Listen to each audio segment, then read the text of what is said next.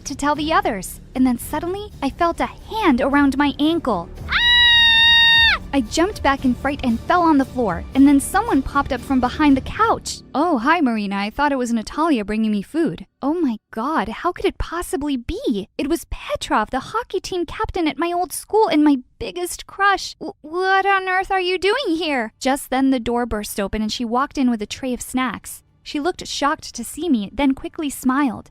Oh, I see you've met my boyfriend. We were really missing each other, so he decided to pay me a visit. I couldn't believe my own sister would do this to me. She knew how much I liked him, and she'd been dating him behind my back. Just then, Tanya came running in, saying she'd heard my screams. She didn't even look surprised to see Petrov. You knew he was here too? Yeah, I saw Natalia sneaking him in a few nights ago. Petrov, it's really uncool to eat someone's chocolates without asking, man. Petrov stared at her like she was crazy. What are you talking about? I didn't eat your stuff. Well, one of you is lying then because they were in the fridge this morning. Who ate them, ghosts? Just then, the study door behind us slammed shut and we all turned around startled. And then we heard a key turn in the lock. I ran towards the door and pulled the handle, but it wouldn't budge. Who could possibly have locked us inside? Petrov started banging on the door and screaming like a maniac. Help! This house is haunted! I don't want to die here! Jeez, Petrov, you're gonna wake up all the ghosts. He looked even more horrified, and Natalia kicked Tanya before taking him aside and calming him down. Just seeing the two of them sitting so close made my blood boil. And now we were just stuck here and would have to wait for Uncle to let us out. As we all sat there sulking quietly, Natalia suggested that we could play a game to pass the time. Oh, I have a great game in mind. It's called Reflection. I picked the antique mirror from Uncle's desk and shoved it in her face.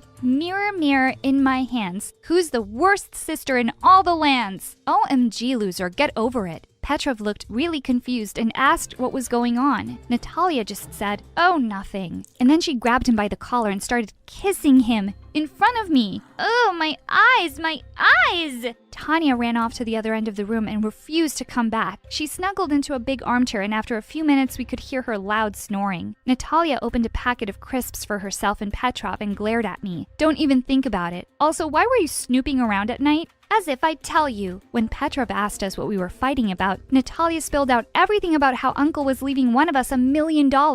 If you're keeping any secrets from me, Marina, I'll find out. Come on, babe, I'm so tired. And with that, she took Petrov's hands and they both snuggled onto the couch. I put my fingers in my ears to stop hearing their kissing and giggling sounds. This was just the worst night ever. Finally, after ages, it seemed like they'd fallen asleep. I was still wide awake and my stomach rumbled loudly. A few minutes later, someone shook me by the shoulder. I turned around to see it was Petrov, and he'd brought me some food. We stayed up for hours talking, and I was having the best time. You know something, Marina? I think you're the smartest, and you'll win the money. His face was really close to mine, and he was leaning in to kiss me. Just then, we heard Natalia stir, and he quickly ran off to her. A little while later, I crawled over to the Mona Lisa painting on the floor and found a key on the back. I clutched it tight and fell asleep. I woke up the next morning, and to my shock, the door was unlocked and wide open. I woke the others up, and everyone was so excited we were free. Just as I was walking out, I heard Natalia say, "Hey, why is this painting on the floor?" "Oh, I saw Marina take it off last night. There was something behind it."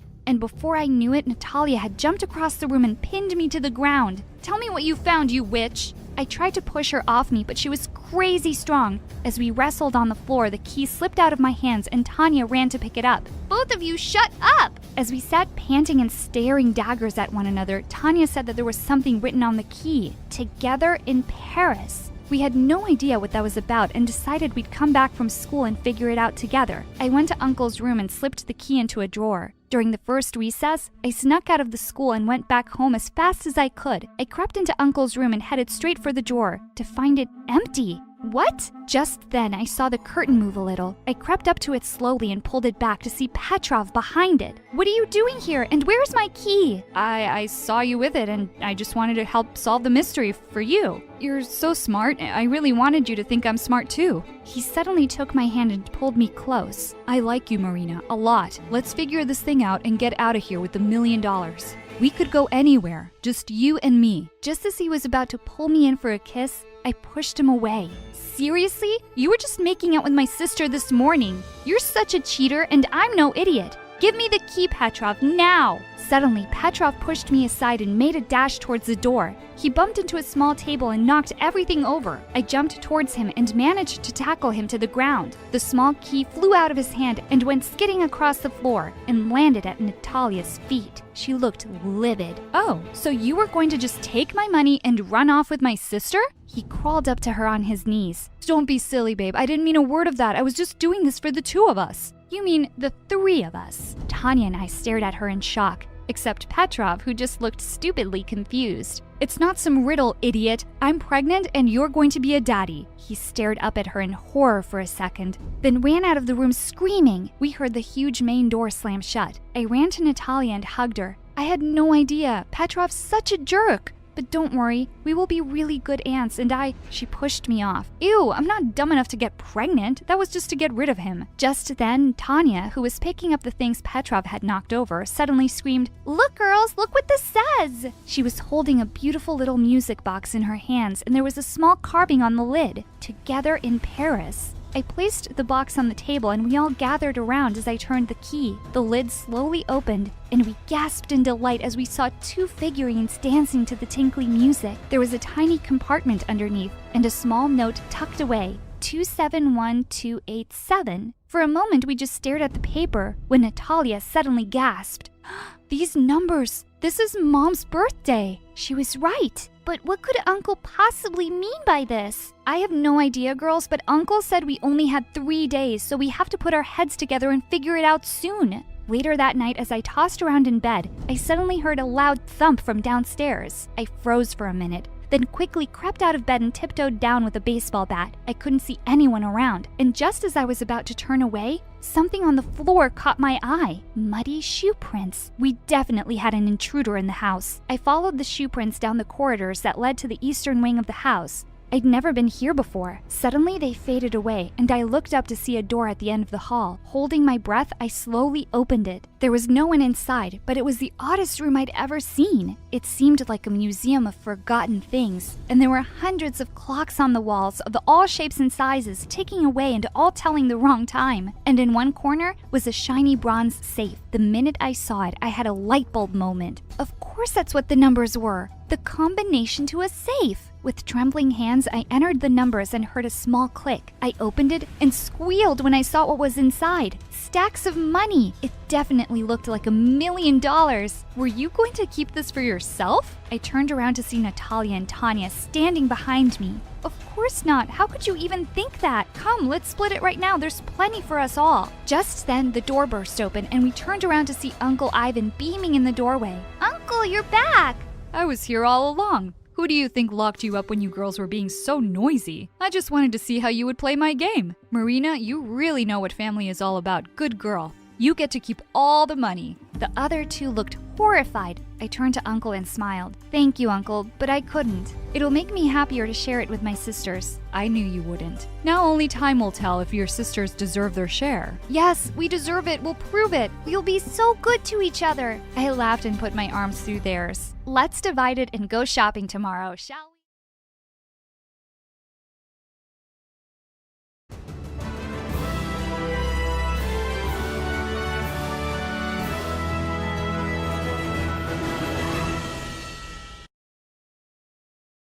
Hi, I'm Lena from Poland. I grew up in a family of models. My mom and my 3 sisters were always spending time wearing makeup, but that made me nothing close to being a girly girl. They used to call me tomboy because I cared about cars and mechanics more than stupid makeup. But that's because my dad's a mechanic and I didn't care about their stupid opinions. One day when I was 5, on Christmas, my parents brought us some gifts. When it was my turn to open mine, it was a boy's underwear. Ew, Mommy, what is this? She and my sisters laughed like maniacs, and Mom said, "Oh, aren't you happy about it? It's boys' clothes since you're a boy, you know." I found tears flooding down my face, and I said, But Mommy, I'm a girl." I wish. Just then, my dad held my hand and gave me another present. "Don't cry, sweetie. Take this." I opened up the box and felt thrilled. It was a toy car and a mechanic's toolkit. "Oh, Daddy, you're the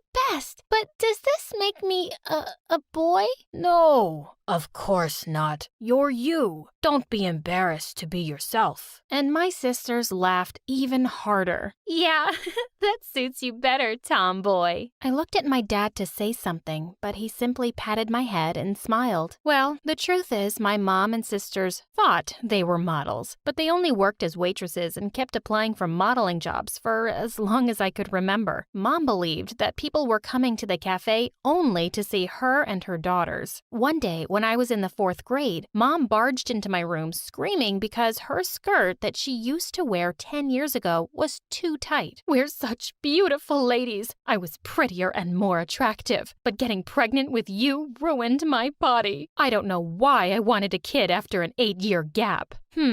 Maybe because I wanted a boy. Well, God listened and here you are. Mom, I have no idea what you're talking about because, honestly, you're not even that pretty yourself. Mom got red in the face and yelled, "Go to your room, and I hope you never come out." Is that meant to be a punishment?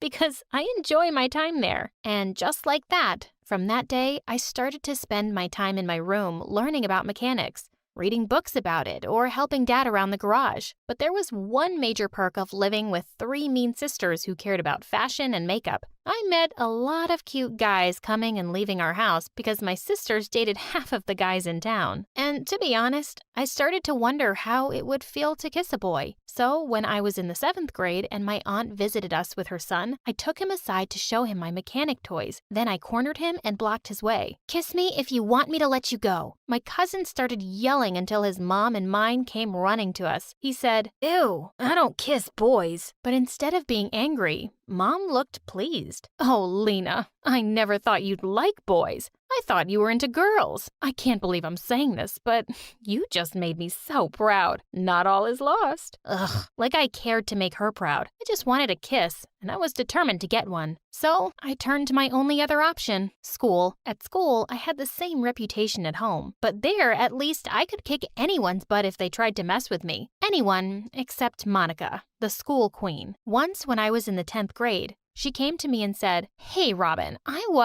I told you 1,000 times, my name isn't Robin. And who even is Robin anyway?" "Oh, he was a boy who attended the same kindergarten as me. He used to pee his pants, and you remind me of him. You're both ugly and have a crush on me. I'm telling you for the last time, I'm not into girls. Now out of my way." Then she pushed me aside and walked away. What a total nut job. That idiot thought I had a crush on her. Well, the person I really had a crush on was her boyfriend, James. But she didn't know something I did. James was cheating on her, like, at least with a different girl every week. Once, he came to my dad's garage with one girl, and the following week he came with a different one. But I didn't care. I still liked him. So one day, I figured out a plan. When he came to my dad's garage again, I offered to help him. The girl with him didn't mind me talking to him and touching his shoulder because she already thought I was a lesbian. I took his number and said I would call him when the car was ready. I was fully prepared to have James fall for me, but that night, everything changed. When Dad and I got home, we found no one. My mom and sisters were gone, leaving a note saying, "We thought it was the right time for us to leave and pursue our careers. Staying with both of you is just keeping us stuck and losers. So goodbye." Honestly, I felt good and thought Dad would feel the same, but when I looked at him, he was crying. Then he collapsed and started sobbing. "I knew I wasn't good enough for your mom. No matter how hard I tried, she would always look down on me." I hugged him and said, "No, Dad, you're amazing. My mom is stupid, and so are my sisters. We're going to be just fine, the 2 of us." But nothing was after that day. Dad went through a severe depression and stopped going to the garage. He never wanted to work there because it reminded him of Mom. I sometimes had to work instead of him to provide for us. So at school, I got so busy working and fixing other kids' cars that I forgot all about James and my crush on him. Until one day, he and his jerk girlfriend came to me. "Hey, Robin, me and James have been arguing since this morning whether this shirt is too revealing and attractive." James, the little cutie, is so jealous because a lot of guys were staring. But I keep telling him that I'm wearing too many clothes here. It's not my problem the guys are crazy about me. So, since you have a crush on me, I thought you can give an honest answer here. Do you think this is too attractive? I looked at her. Why did she even exist? She had gotten me on one of my worst days, so I said, I think it's not attractive enough for your boyfriend because he's cheating on you with half of the girls in school, and they are wearing way less clothes than you. Monica looked at me with her mouth open and said, Ugh, I didn't know you were this helpless. Trying to make me break up with my lovely James so you can have me? That's so lame. I would have punched her face, but then behind her back, I saw the new janitor, and I almost passed out. It was my dad. He smiled shyly at me, and before I could warn him, he introduced himself to Monica as my dad. She grinned at me, and without replying to him, walked away. I couldn't help but groan. To be honest, I wasn't ashamed of my dad or anything, but having him as my school's janitor added more misery to my life, and that witch didn't leave me alone. One day during a class, I dozed off because I was super tired. Apparently, I was talking in my sleep, and I said a few words, and according to Monica, I was mentioning her name. God, this girl. She came to me and pushed my chair away. I fell on the ground and woke up terrified. Can you stop being so obsessed with me? It's freaking me out. I was boiling with anger. I just snapped, and for the first time, I pushed her away. She pushed me back and said, no one touches Monica like this, especially poor people like you, the daughter of a janitor. I slapped her and was about to attack her, but the teacher came in and stopped me. Calm down. Are you a monster? What? She attacked me first. Do you really expect me to believe that? Look at her. She's too gentle to hurt a fly. And look at you. I'm what? Plus, you were sleeping in my class. Yeah, because you're the most boring teacher in the world. And you're the rudest girl in my class. Nuh-uh. Monica is, and you know that, but you're all afraid of her. But not me. Not anymore. I'm not an idiot coward like you. What did you just say? You heard me. To the principal's office. Right now. I walked out of the room without a backwards glance. When I got there, the blonde, rude secretary followed me and pulled me back. Hey, what do you want now? I half expected her to yell something, but she said ever so sweetly, Can I please talk to you, kiddo? I narrowed my eyes. Why? So your dad, he's hot. Ew, he's dad. Yeah, but he is. And since you're my favorite student in this school, I am your favorite student? Since when? Don't be silly. Since, forever. Just listen. Let's get to the point. I don't know why you're here, but if you can get me a chance with your dad, I promise you won't face any problems with anyone here, especially Monica. You can forget she even existed. Well, honestly, that did sound like a good deal. Dad needed a new woman in his life, and I could take my revenge. Deal. And she let me go. And I didn't go to the principal's office that day or any other day in my life. Dad agreed to start dating the secretary after I begged him for the entire week. To my delight, though, he was genuinely happy with her. I couldn't be happier for him. One day, I got to school late. And when I entered the class, the teacher glared at me and told me to go to the principal's office. Then Monica said, Oh no, please let her stay. She's been busy all night working in her dad's garage to help her poor, useless janitor dad. I swear I was going to attack her, but the teacher probably read my mind and dragged me out of the classroom. When I got to the secretary room, she wasn't there. I supposed she was with Dad. I looked at her computer and it was the grade sheet, and I saw Monica's name. So I changed her grades from A's to D's and F's, and also James, and left. They threw the worst tantrums after their grades were posted, but the secretary stood firm, and before long,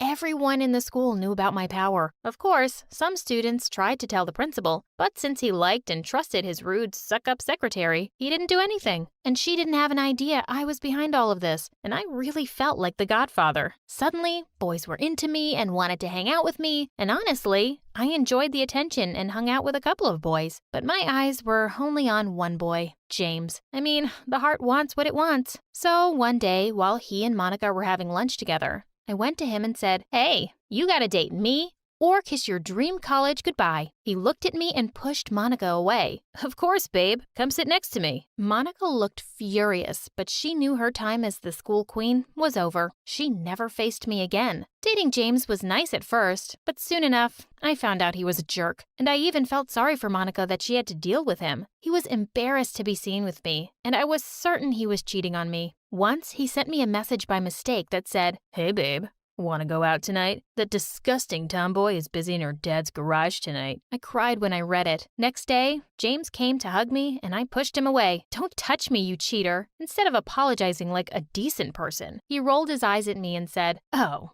but you knew that a long time ago and still wanted me because you're a helpless, ugly loser." Suddenly, I lost it. I had done so much for him and he was being such a pig. I slapped him hard. Whether you slap me or not, you're still the janitor's daughter. Nothing more. Before I could reply, I heard a voice behind me. It was my dad. "Don't you dare talk to my daughter like that, you little mutt." "Dad, don't worry about him. He's a jerk." Then my dad put his arm on my shoulder and said, "I'm sorry I'm embarrassing you, Lena." "No, Dad, you're not. I'm so proud of you. Don't mind these empty-headed ignorants. They know nothing about hard work, about dignity, about being yourself without feeling embarrassed. Dad, we aren't like them. We are free." Dad looked at me with teary eyes and smiled. "Come here, sweetie. Give your old man a hug." We hugged. That night, I had the loveliest dinner with my dad and his girlfriend and felt like the luckiest girl in the world. I couldn't wait for tomorrow to become a better person and to love myself more.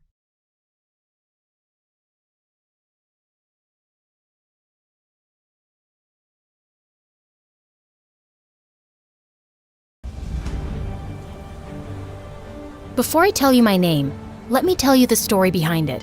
I was born in the Shoshone tribe. My father was the chief. The day I was born, a big eagle flew by near my mom. She had thought the eagle would hurt her, but it didn't. The people of the tribe saw it as an omen of me being special and gave me a name that meant bird woman. But in my tribe, I was called Sacagawea. Since I was born a little before I was meant to, the entire tribe was pretty disappointed seeing how small and fragile I was. "Your child, she is destined to reach great heights, go places, be invincible." "You really think so?" "But she is small and weak." "Don't underestimate her, for when she is older, she will move mountains." Well, she was right. I don't know about moving mountains, but as I grew up, I wasn't weak and fragile anymore. Actually, I was kind of a wild child. I would spend hours playing in the forest, riding horses, and just exploring the outdoors. I was fearless and brave, and I knew one day I'd make my tribe proud of me. But there was one tiny problem. I was afraid of heights. All my friends would be climbing trees and rocks, and it would always scare me. I didn't really mind. I knew I could do so many other things. But a girl, Red Feather, who was from another tribe, always made it a point to tease me about it. I knew why. It was because she had a big fat crush on my best friend Miko and hated that he cared so much for me. "What kind of bird woman are you if you can't even climb a tree? Look, Miko, I can climb so high." "So what? Sacagawea can ride a horse, backwards. She can catch a fish with just her hands, and she's not a show-off like you, Red Feather." "Ugh, what do you even see in her?" "He just told you. Strength, ability, class. Now shoo off before I whoop your butt." "You wouldn't dare." "Oh, but I dared." In seconds, Red Feather and I were tangled like two wrestlers, but I instantly let her go when I saw my dad coming. He had told me so many times not to argue with Red Feather. Her tribe was always looking to get into a fight with ours. Once I was home, I got the lecture of a lifetime. And even though I tried to tell Dad how that witch had started it, he just wouldn't listen. Frustrated, I left the tent and sat near the river. Angry at Dad? No, not at all. I'm angry at myself for not being brave enough to climb a tree. If I could, I would have proved, hey, you don't need to prove anything to anyone. Got it? And who said you aren't brave? My love, you are the bravest girl I know. You can definitely do anything you set your mind to. Here, it's time for you to have this. Mom, why are you giving this to me? It's the most precious thing you have. No, you are my most precious thing. Saying that, she hugged me tight. After that day, I tried to steer clear of Red Feather. The girl was nothing but trouble. But one day, as Miko and I were hanging out near the big waterfall, the witch came and yanked my necklace. Give it back, now. Red Feather, I swear I'll... But before I could even finish my sentence, the witch gave me a smirk and dropped Mom's necklace down into the waterfall. I felt my blood run cold, and even though I was scared of heights, I did the unthinkable. I jumped. I felt like I was flying, and in the water, I managed to reach the necklace. When I got back up, Redfeather, Miko, and everyone else were in awe. Redfeather's dad came and made her apologize to me. From that day forward, I was known as the brave bird woman who could do anything. I had made my mark, and I was so proud of myself. A few years later, my dad announced Miko and my wedding, and I couldn't be happier. Our wedding was going to be the biggest event in the tribe, and everyone was preparing for it. Even Redfeather, who had been surprisingly friendly since the necklace incident, was helping out with the decorations. One night, Redfeather asked me to meet her by the waterfall. I was a little hesitant, but I thought maybe she wanted to apologize for her past behavior. I was wrong. As I approached the waterfall, I saw several men standing in the shadows. Redfeather stepped out of the darkness and smiled at me. What's happening? Who are these people? I can't let you marry Miko. Take her away. Before I could say anything else, the men dragged me away and everything went dark. When I finally opened my eyes, I was in a carriage. Where am I? Where are you taking me? I am the daughter of the Shoshone chief. When my dad finds out about you, he'll have you punished. And who's gonna tell him, princess? You are far away from home. You'll never get back home. Hearing his words made my heart sink, and I clutched onto Mom's necklace. It was the only thing I had from home. We had been on the road for 7 days when one night I heard noises. There were so many people fighting. The caravan was being attacked. I was so scared. I had no idea what was happening. But then I heard a voice that spoke in a different language. It was a Frenchman. He and his soldiers had attacked the caravan and freed me. They kept talking, but I didn't understand a word. And when I spoke, they didn't understand my language either. But even with the language barrier, I knew they meant well. I didn't know how to get back home. So one of the soldiers found a nice family who adopted me and taught me their language. I was so thankful to them and all the help they gave me. Years passed and I missed home terribly. Unfortunately, we had traveled too far in an unknown direction, so I didn't know my way back. When I turned 18, I got married to a Frenchman, and just when I had my son, my husband left me. I was disappointed. As a little girl, I had thought I would go places, have a life filled with adventure, make my tribe proud. But everything had gone so wrong. But things changed when one day, 2 men, Lewis and Clark, came to my town. They had heard about me and wanted to know if I could help them find a new route to the Pacific Ocean. Sacagawea, we heard you used to be from the Shoshone tribe. We need your help to find a new route to the Pacific Ocean. I'm not sure I can help you. I have been away from my home for many years. You don't need to worry. We have maps and guides to help you. We just need your help to navigate the terrain and communicate with the locals. That sounds like a lot of work. Why should I take up the offer? Because we're headed west. This might be your chance to get home. What? All right, I'll do it. I was so excited to be joining the expedition in April of 1805 with my newborn son tied to my back on a sling, ready to set off on the adventure of a lifetime. As we made our way along the river, I helped out in any way I could. I showed the men how to find edible roots and plants, and how to identify which ones were not safe to eat. Everyone was amazed at how much I knew, and some even joked about me being the team's official hunter. It was everything my mom had taught me. We had been traveling for months, and Lewis and Clark were always friendly to me. I realized how important the mission was for them. One day, as we were crossing a river, our boat capsized. Oh my God! Our documents and supplies! All our hard work will be gone! Quickly, I jumped into action and was able to save most of the supplies and important documents. Sacagawea, that was amazing. Oh, thank you so much for saving these. I owe you for life. It's no big deal. I'm here to help, aren't I? That you are. But your bravery needs a reward. I had thought they'd give me some coins as a reward, but when they named the river after me, I was speechless. Wow, I am so honored. Just promise us you're gonna stick around with us till the end, because I know for sure we can't finish this journey without you. I promise, I will. Our journey continued for months, and when it was summer, we stepped into a land that was familiar.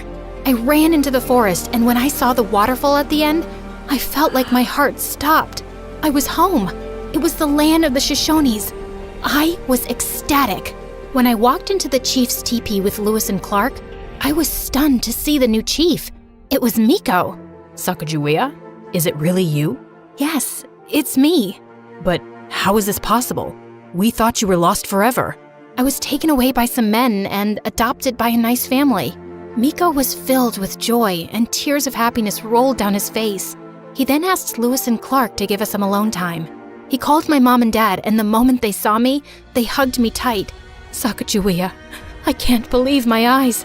I am so happy to see you here. Me too. I missed my family and my tribe so much. We never knew what happened to you. We searched for you for months and months. It was then the hatred I had for Redfeather came back, and I told Miko, Mom, and Dad everything. Miko had his guards bring in Redfeather from her tribe along with her father. The moment Redfeather saw me, her face went pale and she fell on her knees in front of me. You witch! I knew you were jealous of me, but how could you stoop so low? Sacagawea, I am so sorry for all the wrong I have done to you. I am sorry. Please forgive me. I wanted to tell her no, and how could she even ask for me to forgive her? But just then, Miko declared that Redfeather would be kicked out of her tribe, or else the peace pact between our tribe and hers would be broken. To my surprise, Redfeather's father didn't hesitate a bit and agreed. I apologize for what my daughter did to you. I'm ashamed of her. It was her doing. You don't have to apologize for her. Once Redfeather left, Miko and my parents asked me to stay in the tribe, but I just couldn't. I had made a promise to Lewis and Clark. While my parents agreed to let me go, Miko was making it hard. You just came back. You can't leave now. Please, Sacagawea, stay. I will, Miko. I give you my word. Once the journey is finished, I'll come back here, to the tribe, to you. Reluctantly, Miko let me go, and I accompanied Lewis and Clark on the rest of their journey. We continued on our travels, but one day, something horrible happened. As we were passing through a thick forest, an arrow hit a tree just inches from Lewis. I was so scared and desperately wanted to help my group. I quickly grabbed my bow and arrow and ran towards the attackers. I was determined to protect Lewis and Clark, and I started shooting arrows at the attackers. One of the attackers stopped, and seeing a native woman protecting the European men, he called off the attack. You are with them? Yes, I am. They come in peace. Please, let us pass. Everything has a price. Give us something. Perhaps the necklace around your neck. Will you let us pass if I give it to you? Yes. With a heavy heart, I took off my mom's necklace and handed it to the man, and the attackers left, and I ran to Lewis and Clark. I was so relieved that no one got seriously hurt. Sacagawea, why did you give your necklace? I know what it means to you. It was precious to you. For me, my friends are more precious. Your safety means everything to me. I just did what I had to do. No, you did more than that. You saved us all. I felt so proud of myself.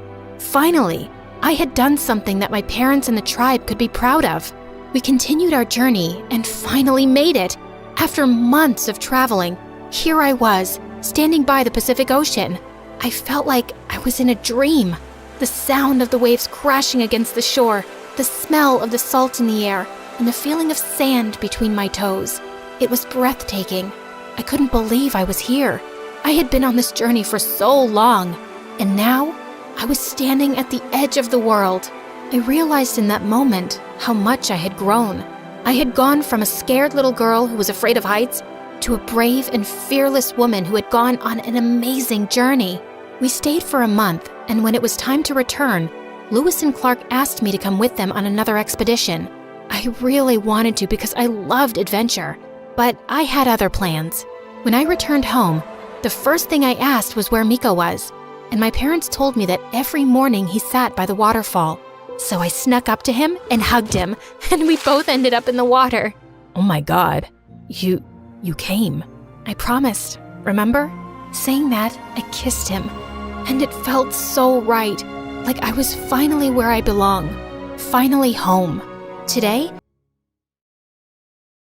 Hi everyone, my name is Danielle, and I'm not your typical teenager. I've always been different. Instead of playing dress-up with the girls, I preferred playing football with the neighborhood boys when I was a little girl. And now that I'm 15, I always play video games with the boys, instead of going to the mall with my mom. I also sing a little, and it is my dream to become a professional singer one day. But before I get into that, please like and subscribe.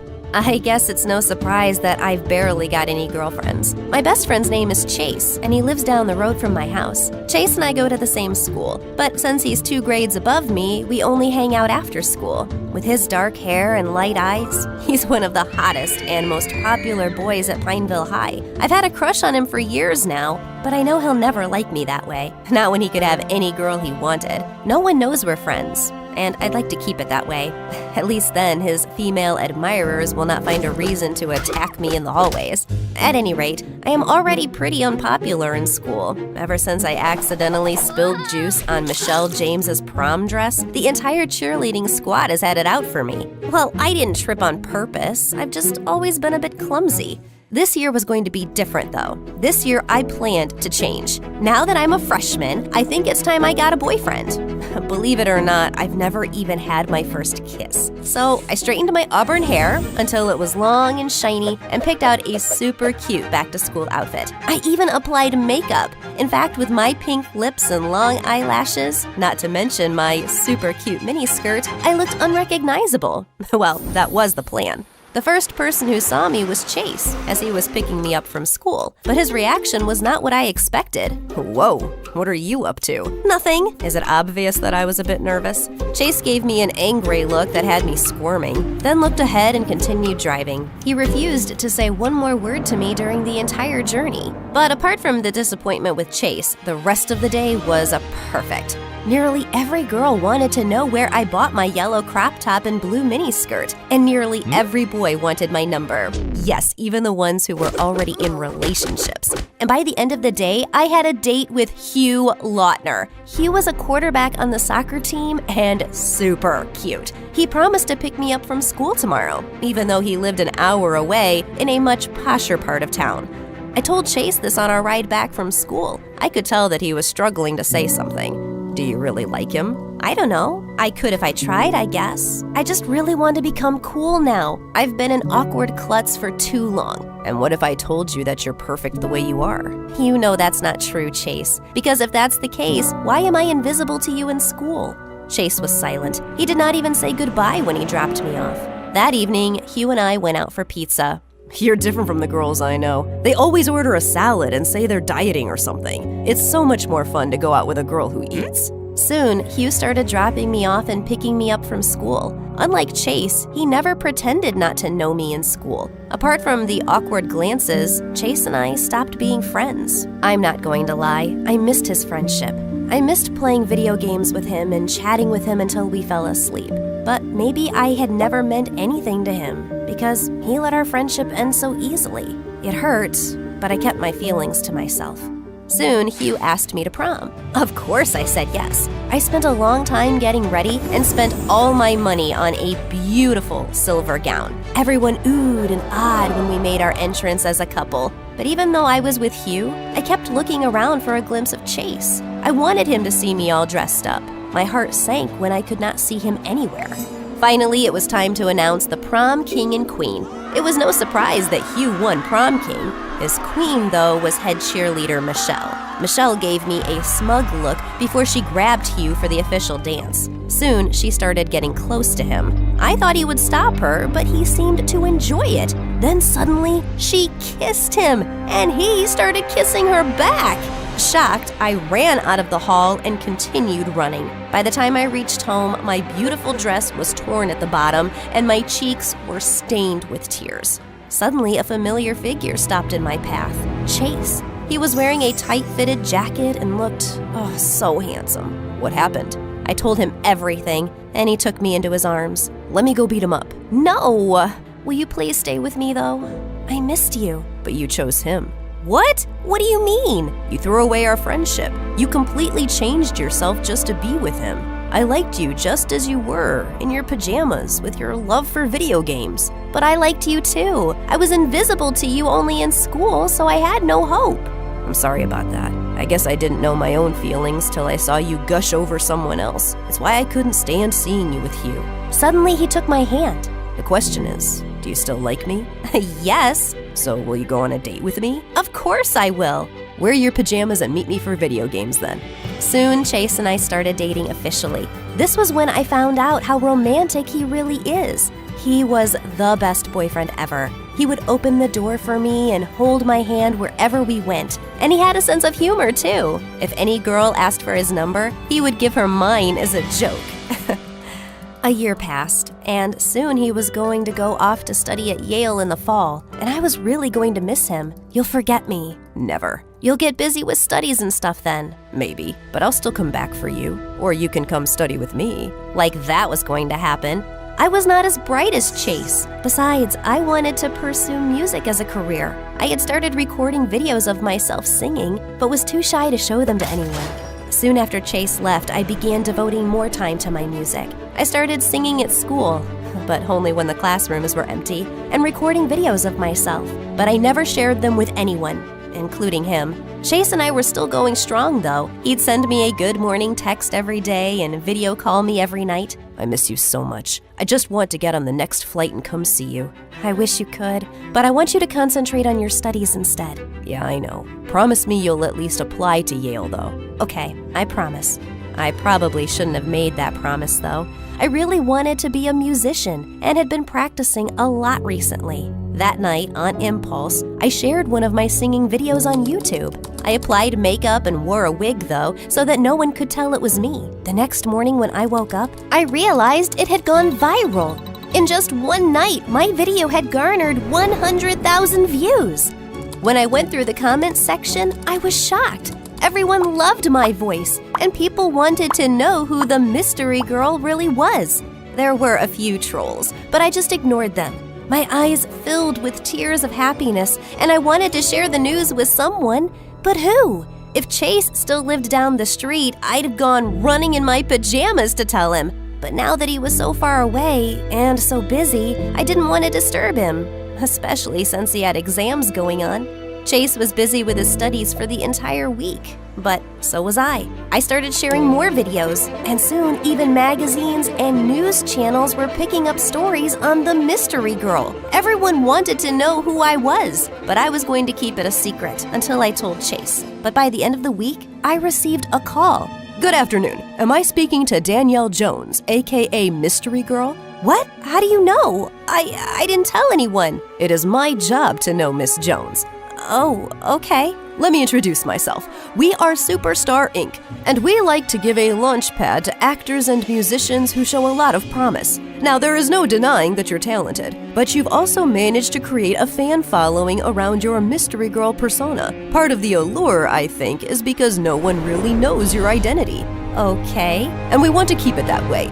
We are offering $1 million for your talent and your silence. This means that you need to keep your double life absolutely secret. And clearly you haven't been doing it well enough because it wasn't that difficult for us to figure out who you were. Does that mean I can't even tell my boyfriend? Of course not. He may be trustworthy now, but what happens if you two break up? You think you'll keep your secret then? I was silent. I knew it was wrong not to tell Chase my secret, but I also didn't want to jeopardize my only chance at fame. So, I agreed to the conditions set by Superstar Inc. Within days, I was whisked off to LA. They gave me the swankiest car and the fanciest apartment, and suddenly I was making more money than I had ever dreamt of. The best fashion labels wanted me to sign as their models walked the ramp, so I was soon flying all over the world, from Milan to Paris to Zurich. Unfortunately, this meant that I was growing distant from Chase. I kept missing his calls and texts because I was always so busy with some concert or tour. I couldn't tell him the truth, so I would just send lame excuses. I slept off early last night, but I could see you were online till 1 a.m. I guess I was sleep texting then. Finally, one day, Chase sent me still broke. I spent many nights crying and poured all my pain into my music. The audience still loved my songs, even though they were sadder now. Male singers and actors would keep asking me out on dates, but I was still nursing a broken heart. I no longer had any ties to my old life, though. Mom and Dad had stopped trying to call me home for a visit, and we only exchanged the occasional text. I guess they still wanted to know that their daughter was doing all right. As time passed by, my heart began to mend. I began dating Hollywood stars, but I could never forget Chase. Even 3 years after he ended things with me, I was still not completely over him. One day, I was doing a live show with Aaron, an up-and-coming Hollywood actor. Everyone told me that you're a cutie, but I had no idea you were this cute. Thanks, I guess. I could marry you right now. On live TV?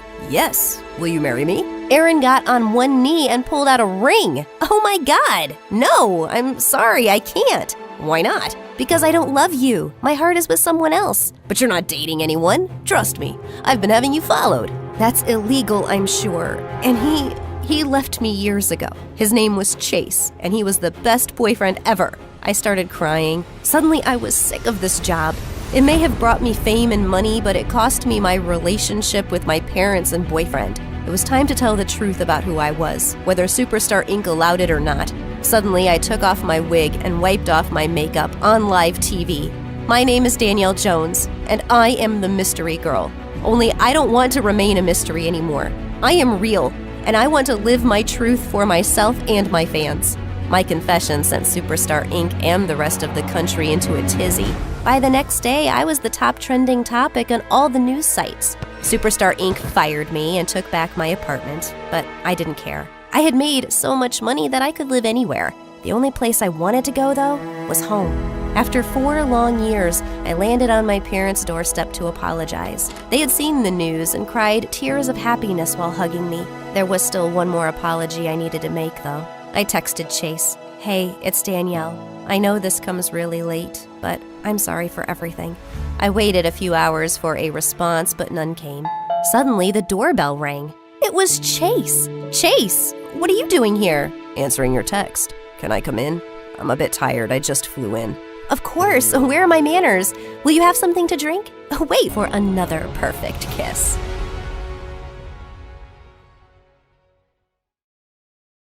You may think your parents are cheap, but believe me, you've got it good. My mom takes saving to the next level. My mom saved up everything, literally everything. Our house had different stations where we recycled plastic, fabric, paper, and so on. But worst of all was the compost bin in the kitchen for recycling food and leftovers, and I can't even describe the horrible smell that came out of it. My mom, of course, refused to put it outside. The squirrels would ruin the compost we've been saving up, is what she claimed. Because of that, every time my friends would come over, they'd complain about the terrible smell. Until the day I was known in school as the girl whose house smells like a pig stable. When I was 7 years old, Mom stopped driving her car and designed her own special rickshaw with 2 seats in the back for my brother Mark and I. She drove us to school in this rickshaw for years. Back then, we thought we were cool. People waved at us and smiled. It was actually like we were the head of a special parade. I thought my mom was very creative. "We always have to be prepared for the worst. Your grandpa has taught me well." He said, "Trisha, this is the best way to take care of your family," she said proudly. When we were very young, Mom bought toys from secondhand stores and then stitched them up for us. We were too young to care where the toys came from. The funny thing is that we didn't know how cheap my mom was until Tracy, one of my friends, came to visit when we were younger.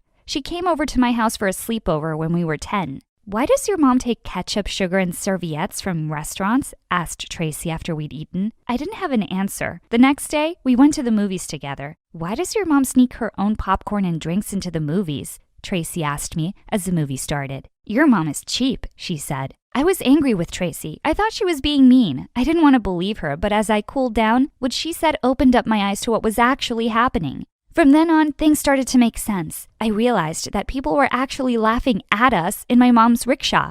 That was when I told my mom that she didn't need to take us to school anymore. "I'll walk Mark to school, Mom. It's good exercise for us." My mom quickly agreed. "It gives me more time to turn our recycling into usable things in the house. Besides, we're going to save lots of money on gas." I got shivers when she said that. Now I had a very different feeling about Mom's creativity. A week later, Mom took out all the showers. She replaced them with a bucket outside in the garden. "You know how much water we're going to save now?" she said, smiling. Luckily, when my dad saw that the neighbors were spying on him showering, he put an end to this. My dad had a lot of patience for my mom. He loved her despite her crazy cheapness. My dad had a great job, and we had money to spend, but my mom didn't want to hear any of that. "We have enough money until the government freezes our accounts," said my mom. "That's when you'll thank me for all that I do for you and your brother." The older we got, the less we saw our dad. His business trips went from being a few days long to a few weeks at a time. Soon it was months before we would see him. I should have known that something was up, but I'll admit that I was too wrapped up in my own problems. When I first got my period, I faced a problem I never expected. I knew at the time that I should start using pads and tampons, but instead, I was shocked to see my mom holding a period cup and saying, "Here you go, sweetie. You will be using this every time you get your period from now on." Not only that, but she also gave me a weird piece of fabric and said, "Spoiled teen girls start wearing a bra as they grow up, but a special girl like you will wear this." She handed me the piece of fabric. I didn't understand what it was supposed to be for. You see, you only need to wrap it around your chest, and there you go, a comfy bra for free. I knew at that point that my mom had gone way too far. My brother Mark hated my mom's cheapness even more than I did.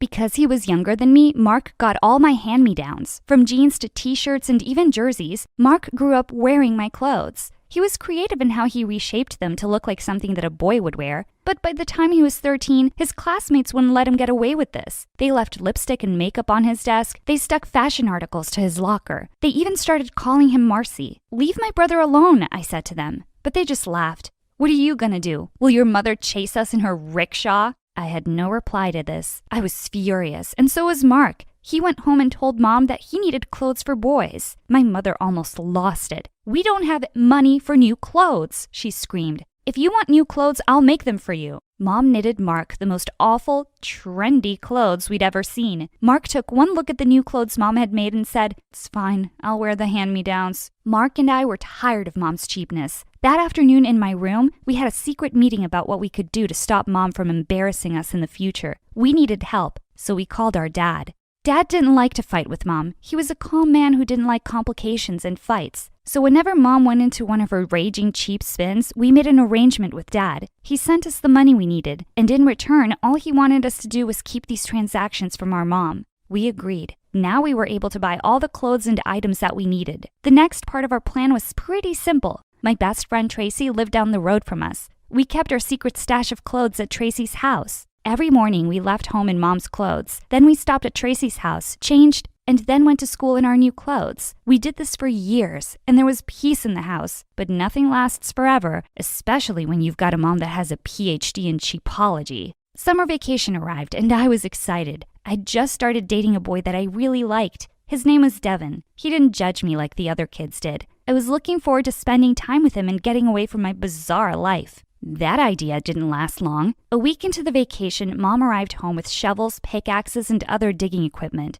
"Mom, what's going on?" I asked. Mom smiled. "We're going to build a bunker. I've borrowed all this equipment from our neighbors so that we can get it done quickly." "We're going to build a bunker? As in, not just you?" "Correct. My hands make light work, and we'd better get this done before your grandpa comes to visit. He's always said that every house must have a bunker." I was surprised to hear about this visit. Grandpa hadn't left his home in 20 years. My grandfather was in the Second World War. It left him paranoid about the future. He turned his home into a doomsday bunker and taught his family to save everything they could. Nothing useful was ever thrown away, and it had to be used at least 3 or 4 times before it was thrown out. Grandpa was the reason Mom was the way she was. Mark and I didn't have a choice in the matter. We were going to build a bunker. I had to cancel plans with Devin. I made as many excuses as I could, but he wouldn't believe any of them. "I'm coming over to see you," he said. Before I could stop him, he hung up. A few minutes later, he arrived at my house. Up until then, I'd managed to keep him outside. I greeted him at the front door, covered in dirt. "What's going on?" he asked. I knew that no excuses were going to make any sense now, so I told him the truth. To my surprise, he didn't run away or even laugh. "Cool, I've never seen a bunker before. Can I check it out?" I let Devin in. I introduced him to my mom. He held out his hand to greet her. She put a shovel in his hand. "If you're going to be here, then you're going to work," she said. At that moment, I could have died, but Devin just smiled and said, "Thank you." We spent the rest of the day digging. How romantic, right? We dug for hours and hours, only resting to have breakfast, lunch, and dinner. Dad was away on yet another business trip and was basically unreachable. We worked like this for a week, with Devin coming over every day. We dug until our hands ached. When our neighbors started seeing what Mom was doing, they became suspicious. They called the police on us. A squad car came around and asked Mom what she was doing. She told them about the bunker. They nodded while she spoke, but we could tell that they wanted to laugh at her. The police left soon enough, asking Mom to make sure that the structure was safe. Mom told them that it would be, but knowing Mom, She'd never hire an architect to design this bunker. It's a waste of money, she said. Anyway, my father taught me how to make a bunker when I was 9 years old. 9? I couldn't believe it. I felt sorry for Mom. She'd had a pretty tough life. Mark and I got back to work. It was becoming easier now, and it would have been fine if the news reporters hadn't arrived. Someone must have contacted the newspapers telling them about what was going on in our backyard. A day later, we had reporters outside the house. Cameras popped over our wall. Some of our classmates came to watch and laugh, too. We live in a town where not much news happens, so when someone starts building a bunker, it gets onto the front page of the newspaper. Mark and I were totally embarrassed the following week when we saw Mom smiling on the front page of the paper. The headline read, "Doomsday Lady Builds a Bunker." I was so grateful that we were on vacation. I was so grateful for Devin. He stayed through the whole ordeal and held me when it became too much. I knew then that he loved me. I also knew that I couldn't live this way much longer. A few weeks later, the bunker was finished. Mom called Grandpa to tell him that she was ready for his visit. He canceled on her, saying that it wasn't safe to leave the house. Mom was upset, but I was furious. I couldn't do this anymore. The day I turned 18, I left home. Mom wasn't happy and neither was Mark, but I wouldn't let them stop me. Devin and I found jobs and made enough to rent a small apartment. A few years later, we got married. A few years after that, we had 2 beautiful children. Being a mother was tough, but I promised myself I'd be nothing like my mom. I kept in touch with Mom, but only through calls and messages. I kept my distance from her. Mark came to visit often. Dad, well, he was so busy with work that we barely heard from him. When my kids were about 5, Mom called me with news. "Your grandpa is coming to visit," she said excitedly, "and I'd like you to come and see him." I didn't want to go, but Devin talked me into it. "Family is important," he said.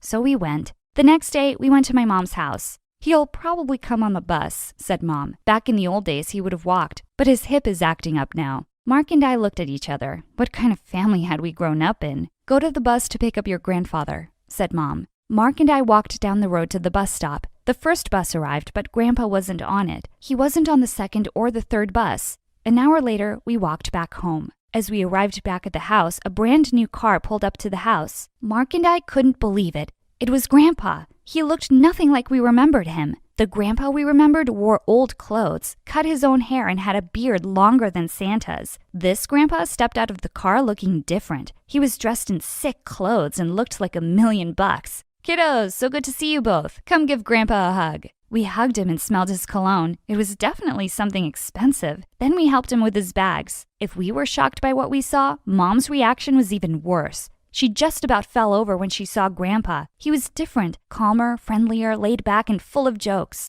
Mom showed him around the house. She went through each room and explained how she had used everything that he had taught her when she was a girl. Grandpa smiled politely, but we could see that he was surprised and a little shocked by Mom's efforts. Finally, Mom showed Grandpa the bunker. We could tell how proud she was of her design. "And we put it together in just over a month," she said, "filled with everything we'll need for 10 years. Grandpa's face went white. "That's great news. Why don't we get some fresh air? And I could use a glass of water." Mom said she'd get it for him. While Mom was away, Grandpa pulled us aside. "What's happened to her?" he asked. "What do you mean?" I said. "She's always been like this? Always?" asked Grandpa. He paused a moment and then dropped his head. "It's my fault. I raised her believing that the end of the world was always just around the corner, although I was rich. But after my wife was gone, I realized I was a lonely man and that I missed out on a lot in my life. I decided to change. I'm sorry, kiddos. But don't worry. I'm going to talk some sense into her." Mark and I could have cried at that point. We were so relieved. We hugged Grandpa and thanked him. That evening after a tinned food dinner, Grandpa sat Mom down and had a heart-to-heart with her. I sent Devin home with the kids.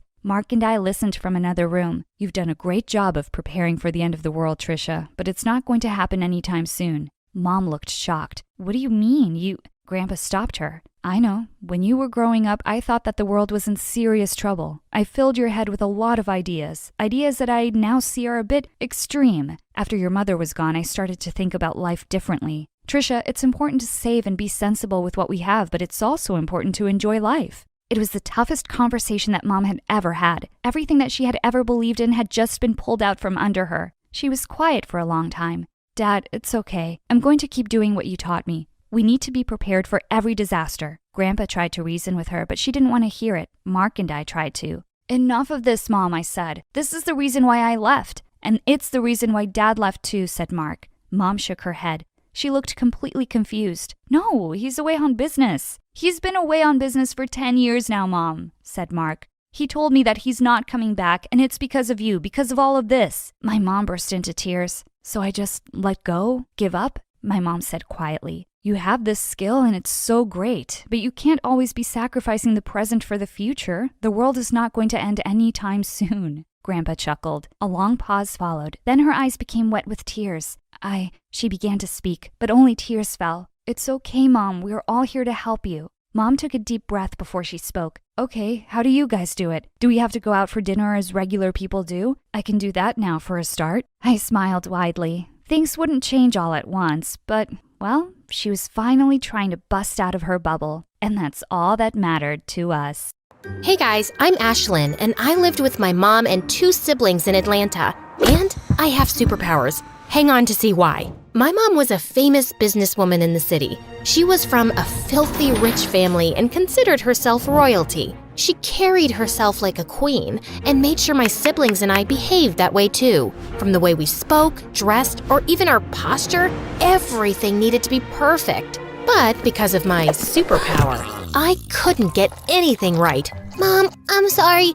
I was just squeezing the ketchup. I didn't know how it ended up in your face. It's not my fault. He threw the ball at me first. He ducked and it shattered the window. Yep, being the clumsiest person on earth was my superpower. Sometimes, I even felt if I was bubble wrapped and kept in a corner, I would still end up breaking things. My siblings used to bet on how many times I'd trip over myself or drop something. Like once at the dinner table, I got the hiccups and they started giggling. Just wait, she'll break the glass. No, I think she'll break the glass and the jug. And sure enough, my sister won. But in the process, Mom was drenched in water. It's okay, Mom. It's just water. Let me help you dry this. I'll bring a fan. Oh, the fan isn't here. Okay, that napkin will work. When I pulled the napkin, it dropped the candle stand on the table mat, and in seconds it started burning. I quickly put out the fire with the curry. Oh, phew. Hiccup's gone and the fire's out. All good now. Oh, gosh, I'm sorry. Oh. Just stop it, Ashlyn. How could you be so careless? Every time you're around, it feels like a disaster is waiting to happen. Always finding ways to ruin everything in my life. Such bad luck. It's like you're a curse in my life. But Mom, it's not like I did it on purpose. Just get out and let me have my dinner in peace. And all of you are fired. Mom's words really hurt me every time. But thank God I had Annie, who was my nanny, but she was so much more to me. She tucked me in bed, told me stories, and hugged me. Things my mom never did. I shared everything with Annie, and when she saw me crying, she asked me what was wrong. Annie, Mom's always angry with me. She doesn't like me. I don't know why things themselves fall even when I don't touch them. Oh dear, don't cry. You know you have superpowers, so things just move around. It's not your fault. And don't worry about your mom. She loves you. Just be a little more careful. Yeah, I know. Annie tried her best to make me happy and told me how Mom was just overworked, but actually loved me loads. But Annie didn't know that years ago, I had found out the reason Mom resented me so much. It was because Dad had left her for a maid working at our place just 2 days after I was born. And since that day, Mom saw me as her bad luck.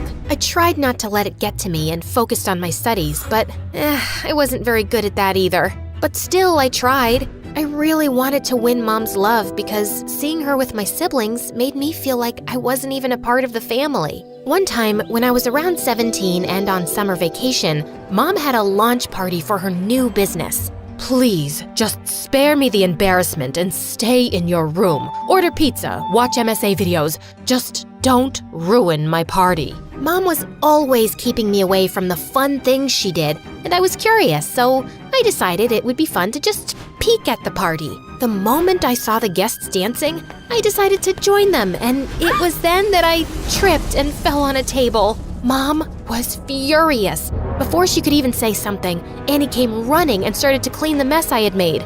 You ruined! Ma'am, I got it. Please, don't be angry at Ashlyn. Mom forced a smile, and I thought she'd let the matter go. But I couldn't have been more wrong. When I woke up the next morning, I learned from the other servants that Annie was fired. Mom could call me bad luck and whatnot all she wanted, but firing Annie? That was the limit. Mom, that's not fair. It was my mistake. Why did you fire Annie? She was the only one that cared about me in this big house of yours. What? She was just a maid. It was her job to take care of the house and you. I can't take it anymore. You're heartless. I won't live here a minute longer. You want to leave? Fine. One day out in the real world, you'll realize how much you take for granted. I want to see you try. You're not serious. In fact, I am.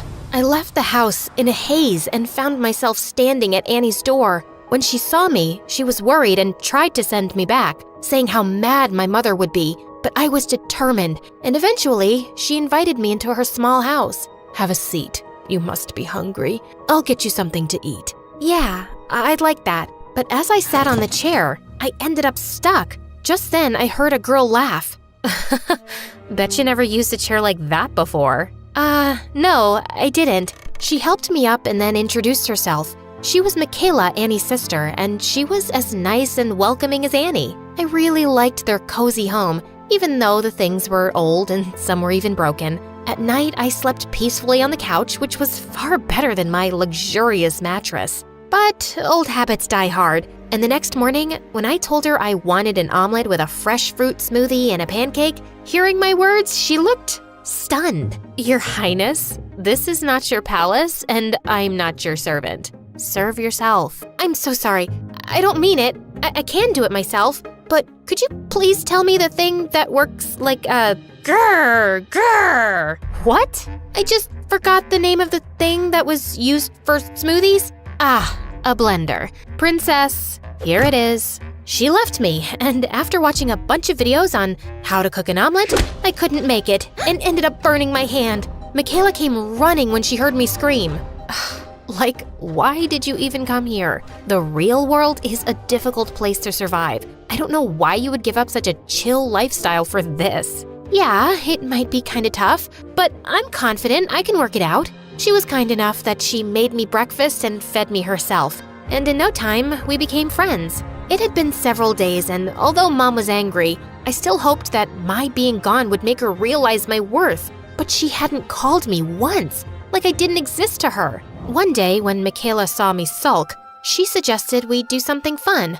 I was totally up for it. We ate popsicles and cotton candy, which had previously been a big no for me, and even rode a bicycle. And it was just one more thing where I ended up with bruises all over my legs that I got by falling several times off the bike. A few days later, the summer vacations were over, and Annie got me into Michaela's school so I could finish my final year of high school, since I didn't want to go to my previous one where I would have to face my siblings and even Mom when she'd come to drop them off. On my first day, everyone looked surprised to see me. I guess I might have overdressed. Ugh. Oh wow, Michaela, who is she? She looks so pretty. I love that fragrance she's wearing. All of them were really sweet, and everyone gathered around to chat with me. You have a Gucci bag?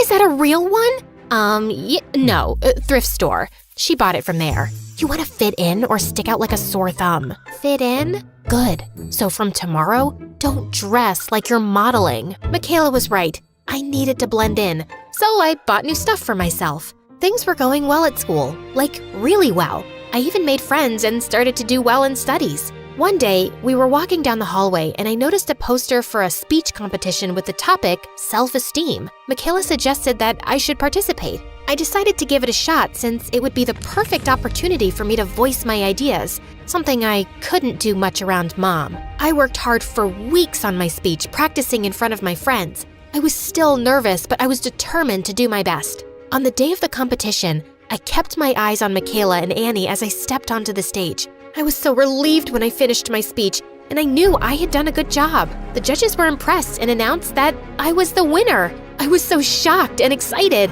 To my surprise, the guest of honor was the mayor, and he took a picture of me with the other winners. My picture was in the newspaper the next day. Just a few days later, as I was lost in the pages of my book, Michaela came running and told me how she'd seen my mom go to the principal's office. My heart raced with excitement as I thought maybe finally my mom was proud of me and had come to my school. But then I heard my mom's voice from down the hall yelling at the principal. I gave you permission to give her admission, but that didn't mean you could use my name to publicize your school. Putting her picture in the paper and mentioning she's my daughter was a publicity stunt, right? This school runs on my donations. Do you have any idea how humiliating that is? Mom, why are you saying this? I thought you'd be happy, but all you care about is your name? My mom just gave me a nasty look and walked away. At that moment, it finally sunk in that I'd never be enough for her. I was done trying to make her happy. I was done trying to be someone I wasn't. I went to school the next day like nothing had happened, like my heart wasn't breaking. Throughout the day, Michaela and my friends tried to cheer me up. She asked if I could come and watch them practice their cheerleading routine. I'm glad I did because she did a backflip and landed smoothly on her feet. It was amazing. OMG, I can't believe it. I did it. Yay, I did it. Oh, Ashlyn, girl, you are like my lucky charm. You know, I've been trying this routine since like forever, and I could never get it right. Today, you came and I nailed it. Awesome. Congratulations, Michaela. Hey, what happened? Why are you crying?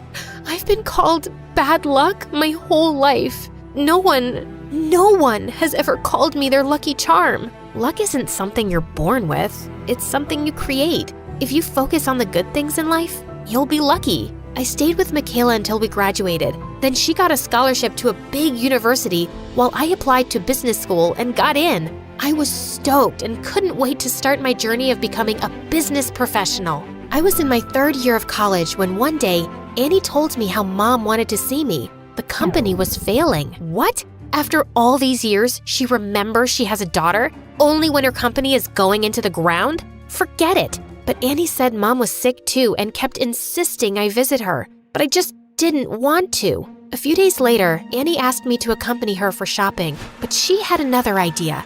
And before I knew it, she had driven me straight to Mom's house, and I was so angry. I get why you're mad, but she's still your mom. I know she was mean to you, but Ashlyn, don't let the anger take over. You are better than her. Please do this. For me. Fine, I'm doing this just for you. When I stepped in the house, I couldn't believe my eyes. Mom was sitting in a chair and she looked so weak. The moment she saw me, she had tears in her eyes. It turned out that my brother and sister had both taken their shares of the company and left Mom. Ashlyn, is it you? I am so sorry. I was so wrong about you. I always treated you wrong, called you bad luck. Please, forgive me. I was such a bad mother to you. Mom, you don't have to say that. Please, let me. I was so wrong to blame everything on you. Can you forgive me? I don't know if I can right now, but I'll try, Mom. I'll really try.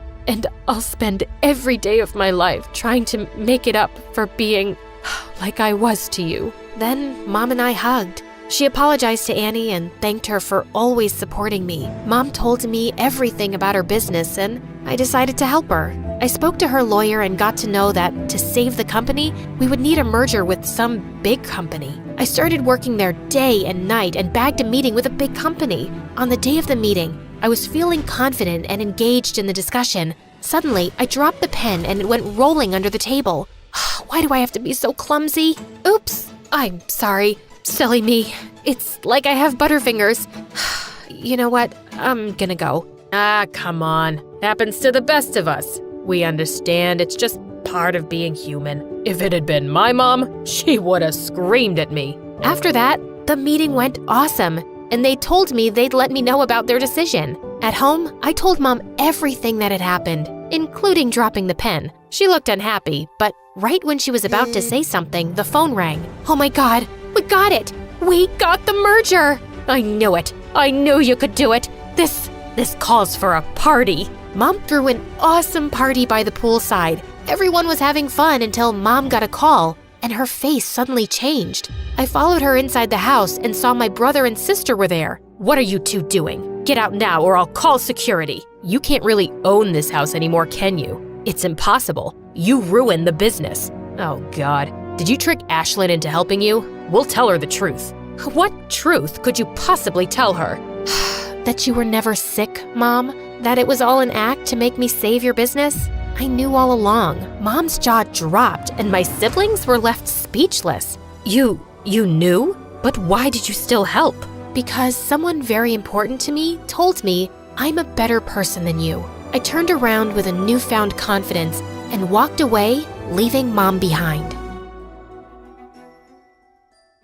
Hi, I'm Bella from Colorado, USA. Please like and subscribe. My mom came from a line of amazing horse riders, and our ranch was filled with trophies collected over generations.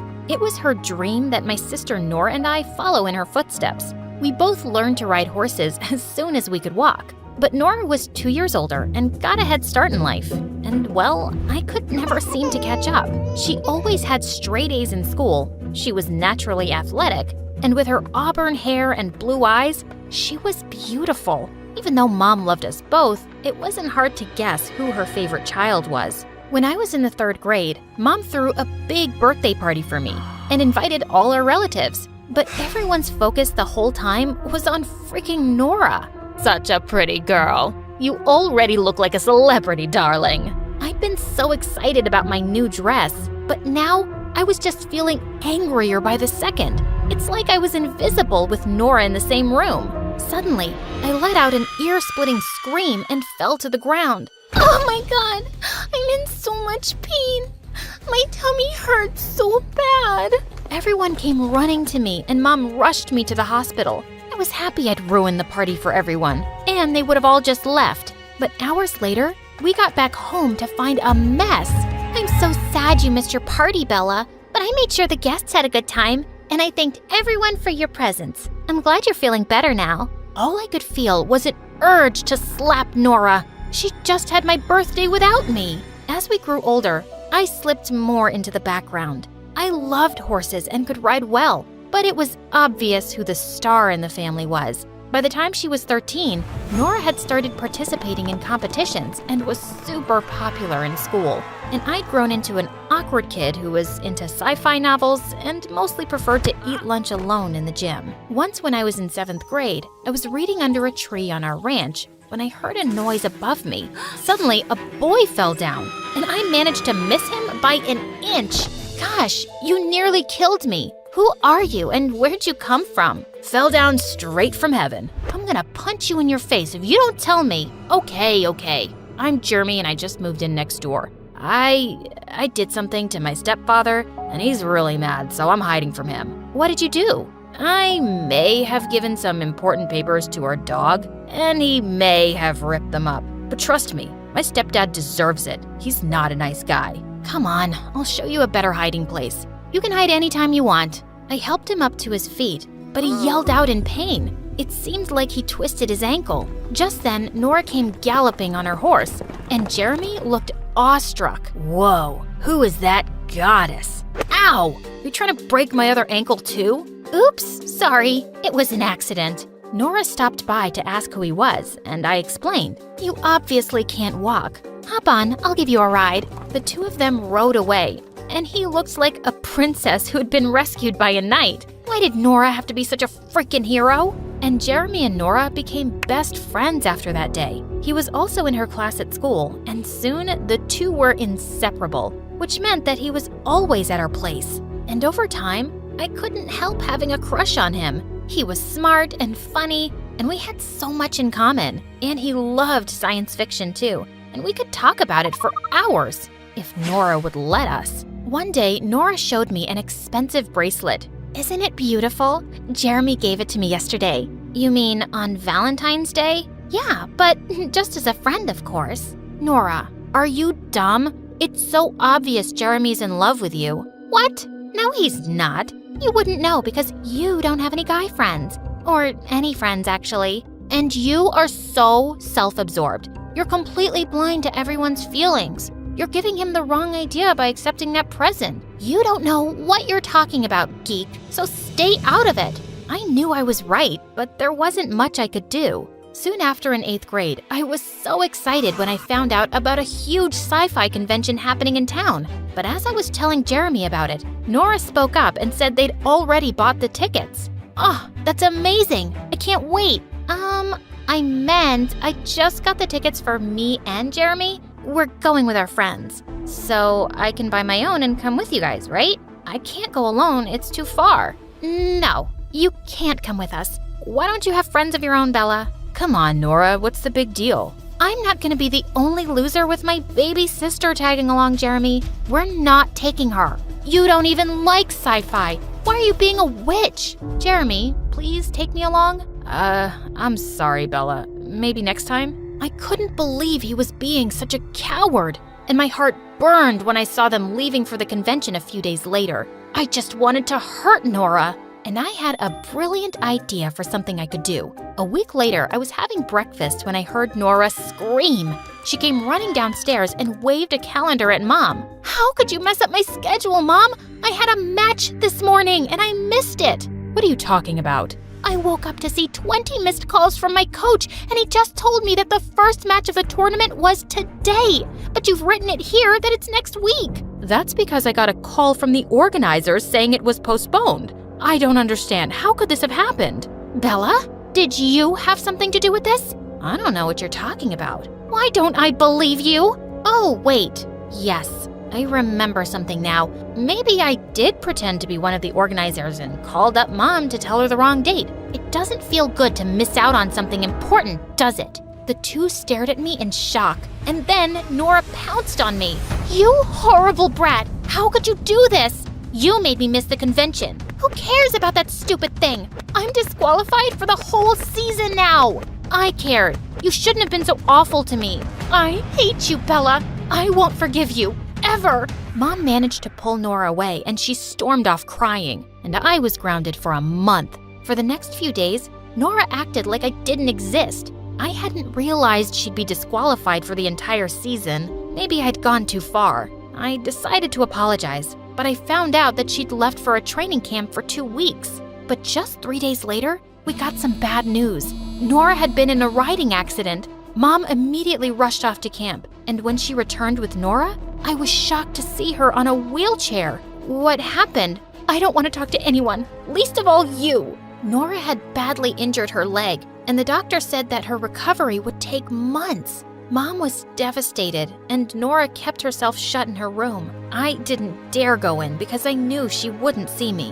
One evening, I just couldn't help crying in my room when suddenly I felt someone's arm around me. Hey, why are you crying? Because Nora hates me and she'll never forgive me. I wanted to hurt her, but I never wished for something bad to happen. Of course you didn't. No one thinks that. Nora's just upset about her injury, and once she's better, she'll be fine with you, I promise. But he was wrong. Just a few days later, Mom called me into Nora's room for a talk. Nora's recovery could take up to a year. We cannot miss all the tournaments during this time. She has some modeling contracts too, and we can't lose this money. Someone from our family has to represent us, and that can only be you, Bella. But Mom, I'm not half as good as Nora. She's right about that. You've been riding a horse since you were a child, Bella. We have 3 months to train before the next match, and I believe you can do it. You have to do it. Before I could protest more, Mom left the room.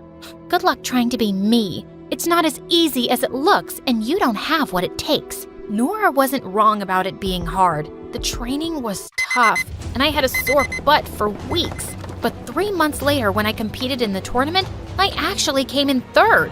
And suddenly, I was the newcomer everyone was noticing. Sure, people just called me Nora's sister at first, but as I kept doing well in matches, more of them knew my name. But I really wasn't looking forward to Nora's modeling contracts. I was awkward, and I didn't have star quality like Nora. After her styling team worked on me, though, I was stunned at the results. I'd never felt so beautiful, and clearly others thought so too. I was receiving a lot of attention on social media, and at school, I was being treated like a completely different person. This is how people saw Nora, and I had to admit, it felt good. Wow, I'm gonna need an appointment soon to talk to you. Yeah, but I'll always make time for you. What do you think of my new look? There wasn't anything wrong with it before, but you do look lovely. For the first time, I felt like he wasn't seeing me as Nora's little sister, and it sent my heart racing. Bella, I've been meaning to ask you something. Yeah? Do you think it's a good time to tell Nora I'm in love with her? I have been for years, but she's never been clear about her feelings, and I just need to know now. My heart suddenly sank. What was I thinking? Of course, you should tell her how you feel. she'd be a moron for not loving you back. Jeremy grinned and kissed me on the cheek and then walked off happily. A few days later, I came home to see Jeremy rushing out of our house, wiping tears on his sleeve. I was a fool to think Nora ever liked me. She said she's never seen me as more than a friend, and she never will. He stormed off, and I felt so mad at Nora for leading him on all this time. I didn't see her till later at dinner, and it looked like she'd been crying, but Mom looked really excited. Bella, I have such amazing news. You've been selected as one of the best newcomers to participate in a tournament in London. This will open international doors for you, darling. I knew it had always been Nora's dream to compete in Europe. As Mom went on and on, Nora suddenly swiped half the dishes off the table. It should have been me, but you've stolen everything from me. Nora, I only started competing because of you and Mom. Oh, shut up. You've always wanted everything I've had. Congratulations. Now you have it. That's not true. Oh, you wanted Jeremy too? I've seen how you look at him with your puppy eyes. It's embarrassing. Well, it looks like he and I aren't friends anymore, so you're welcome to have him too. That's enough. You know what, Nora? Maybe I did want to know what it felt like to be you, but I've realized that I'm just as talented and beautiful. You're just better at getting whatever you want without caring for anyone's feelings. You've misled Jeremy, and you've always made me feel small. And now I will go to London, and I won't feel bad about it because it has nothing to do with you. Only me and my talent. Jeremy didn't turn up to school the next few days, and then I found out that he'd left the city to stay with his real dad. For good. He hadn't even bothered to say goodbye. And a week later, I left for London. I won first prize in the tournament, and it opened so many opportunities for me. Mom decided that I'd finish high school in London while I kept competing for more championships. I heard Nora was back to training, but she and I didn't talk anymore, and I was enjoying my new life away from her. A year later, I was at the subway station when I spotted someone from a distance who looked exactly like Jeremy. I pushed through the crowd and followed him as he climbed onto the train, and I managed to hop on just as the doors closed. He looked shocked to see me, and we both hugged and laughed. It turned out that he'd joined a university in London. I had no idea you were here too. Of course you didn't. You left without a word and never kept in touch. That was wrong, but I just needed to get away. I'm sorry, and I've missed you. Jeremy and I started hanging out really often over the next few months, and I was happy to have him back in my life, but I kept my feelings in check. I didn't want to fall for him again. On New Year's Eve, Jeremy invited me to a party at his friend's place, and we had the most amazing night dancing away. We all counted down to midnight, and he turned to me with a smile. Happy New Year, Bella. And then he kissed me, and the whole world just faded. But then I pulled away suddenly. I started to walk away. Bella, wait. Did I do something wrong? No, nothing. I just have to go. Please, stop. I've been wanting to tell you for a while now. I think I'm in love with you. Nora turned you down, so you thought you'd settle for me now? As a consolation prize? I've always been second best to Nora in everything, but not anymore. I refused to answer Jeremy's calls or texts the next few days. But then one evening, I got the most unexpected call from Nora. She said she was throwing Mom a big party for her birthday that weekend, and she wanted me to attend. Plus, you haven't even seen my new training school yet. What school? I gave up racing, Bella. My leg's not good enough anymore, but I decided I couldn't stay angry forever, and I had to find another dream. I train other riders on our ranch now. Anyway, I hope you come. I felt both sad and happy to hear that, and I decided it was time to go home and see her. 2 days later, as I was leaving with my bags, I bumped into Jeremy right outside my place. Before you say anything, please listen to me. Yes, I loved Nora for years, but being away from her made me realize that we weren't right for each other. We're better off as friends. And you're not second best to anyone, Bella. If you don't love me, I can accept that, but I just had to tell you how I feel. I love you. Jeremy, I love you too, you idiot. As he pulled me close, he suddenly noticed my luggage. Wait, where are you going? To see Nora. I need to fix things with her. I'm coming with you.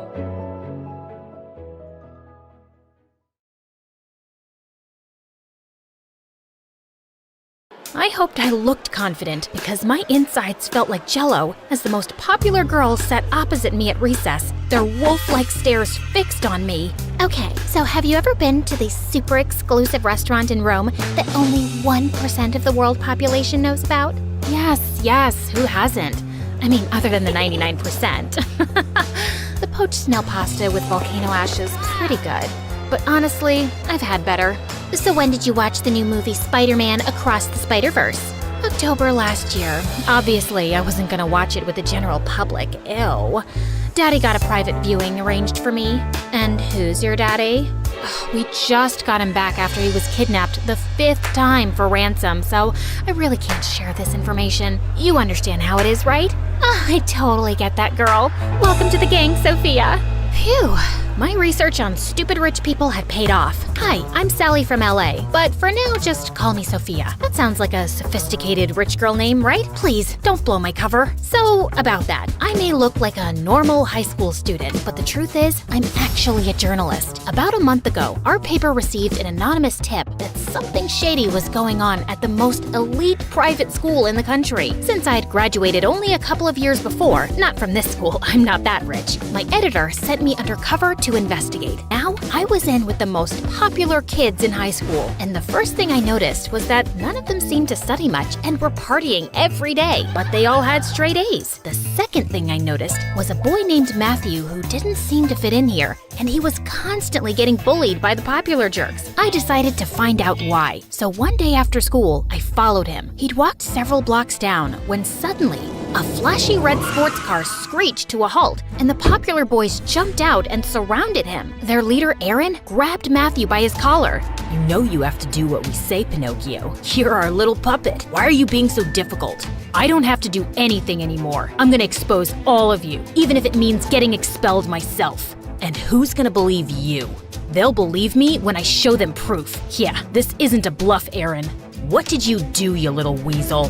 Just then, a policeman came around the corner and Aaron let Matthew go, but then snatched his backpack and threw it on the road. The boys all jumped into the car and sped away. As Matthew was picking up his things, I suddenly saw a bus approaching him at full speed, and he wasn't looking up. Without another thought, I raced toward him and pushed him out of the way. The bus driver pulled over to check on us, but Matthew wasn't moving. We called an ambulance, and I decided to wait at the hospital till his family arrived. And the doctor soon told me that Matthew had hit his head hard and he was in a coma. Gosh, so much for trying to save him. Matthew, please wake up and tell me what's going on with you and those jerks. Can you hear me? Hello? I shook him gently, flashed my phone light in his eyes, tried tickling his toes, but nothing. Then I gave him a passionate kiss on the lips.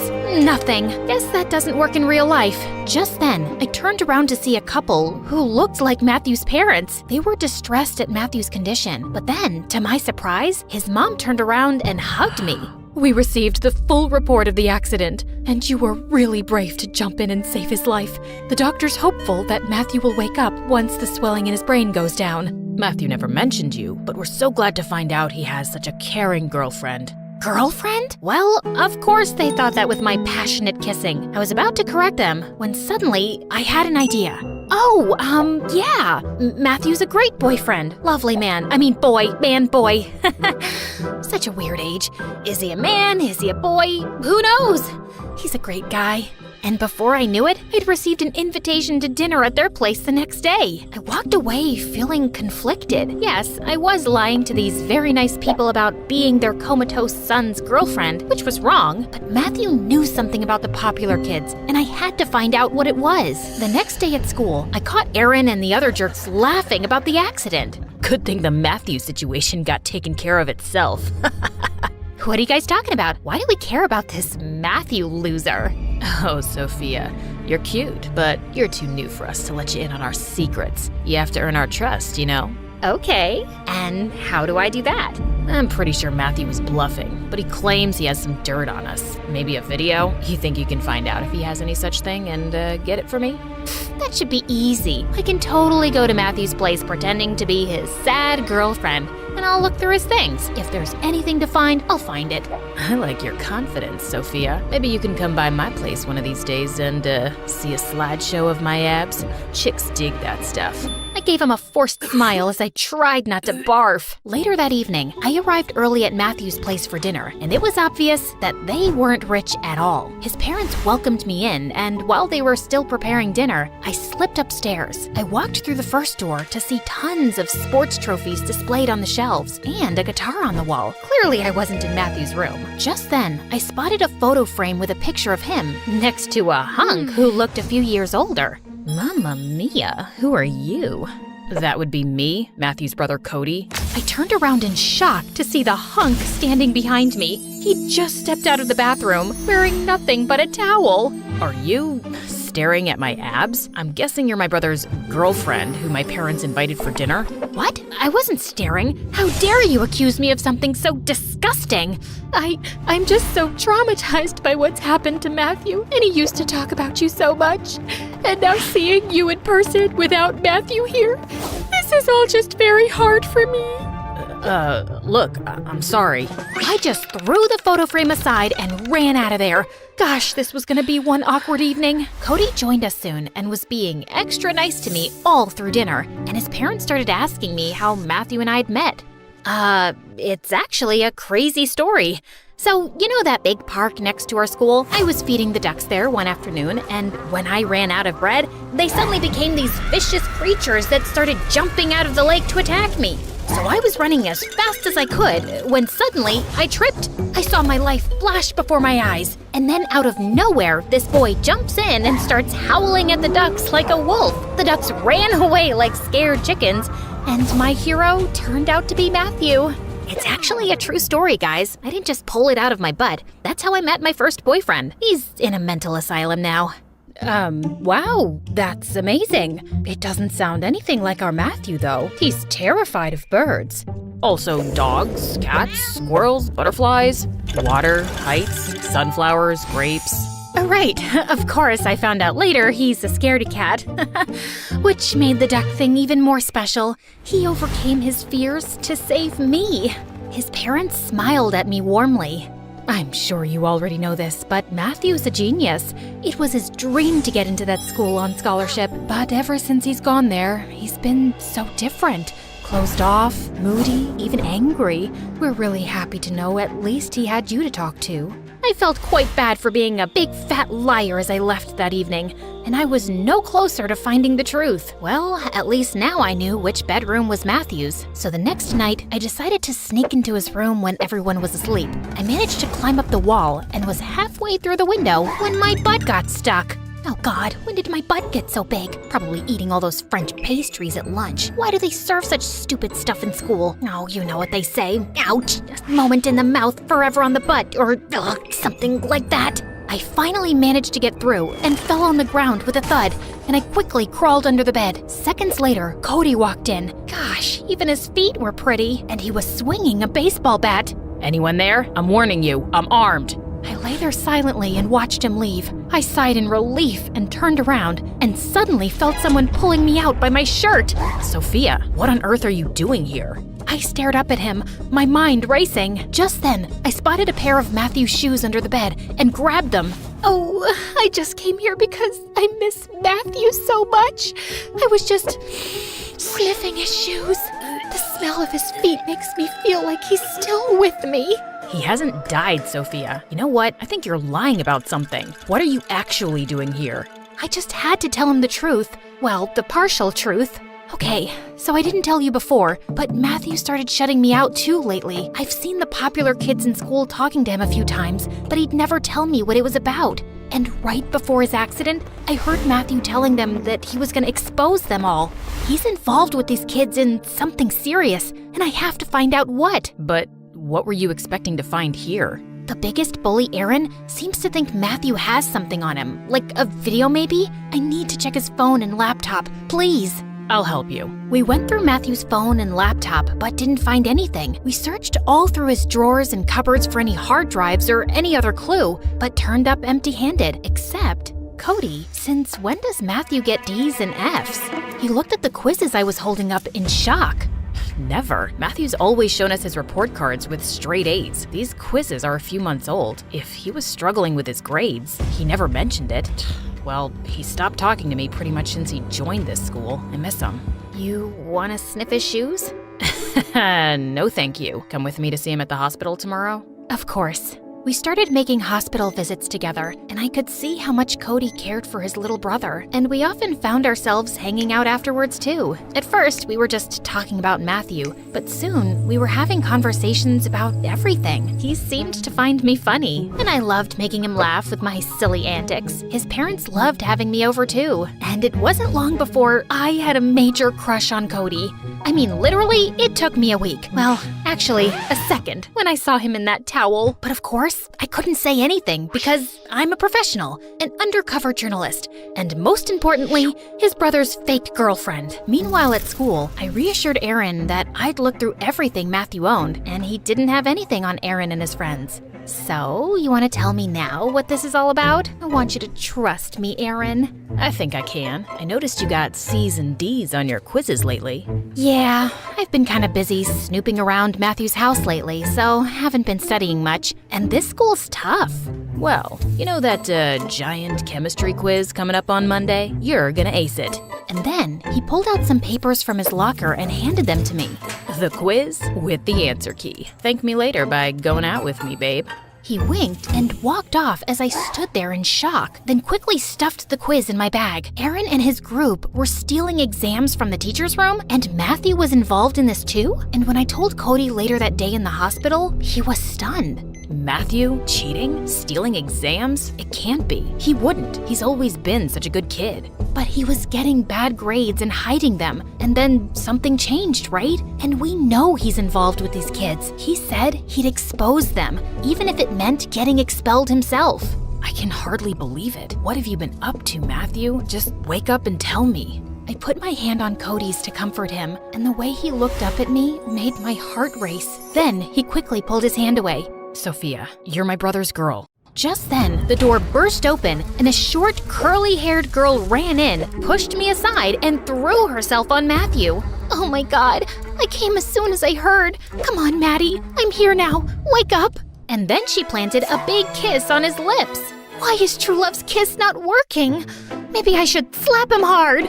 Hold up, who are you? I'm his girlfriend, Penny. Matt and I have been together for 2 years, since his old school. But I'd been away with my family for a month on this camping trip where we had no signals, and I hadn't talked to Matt in weeks. When I returned, a friend told me he was in a coma. You're Cody, right? Oh, my brother-in-law, I'm here for you.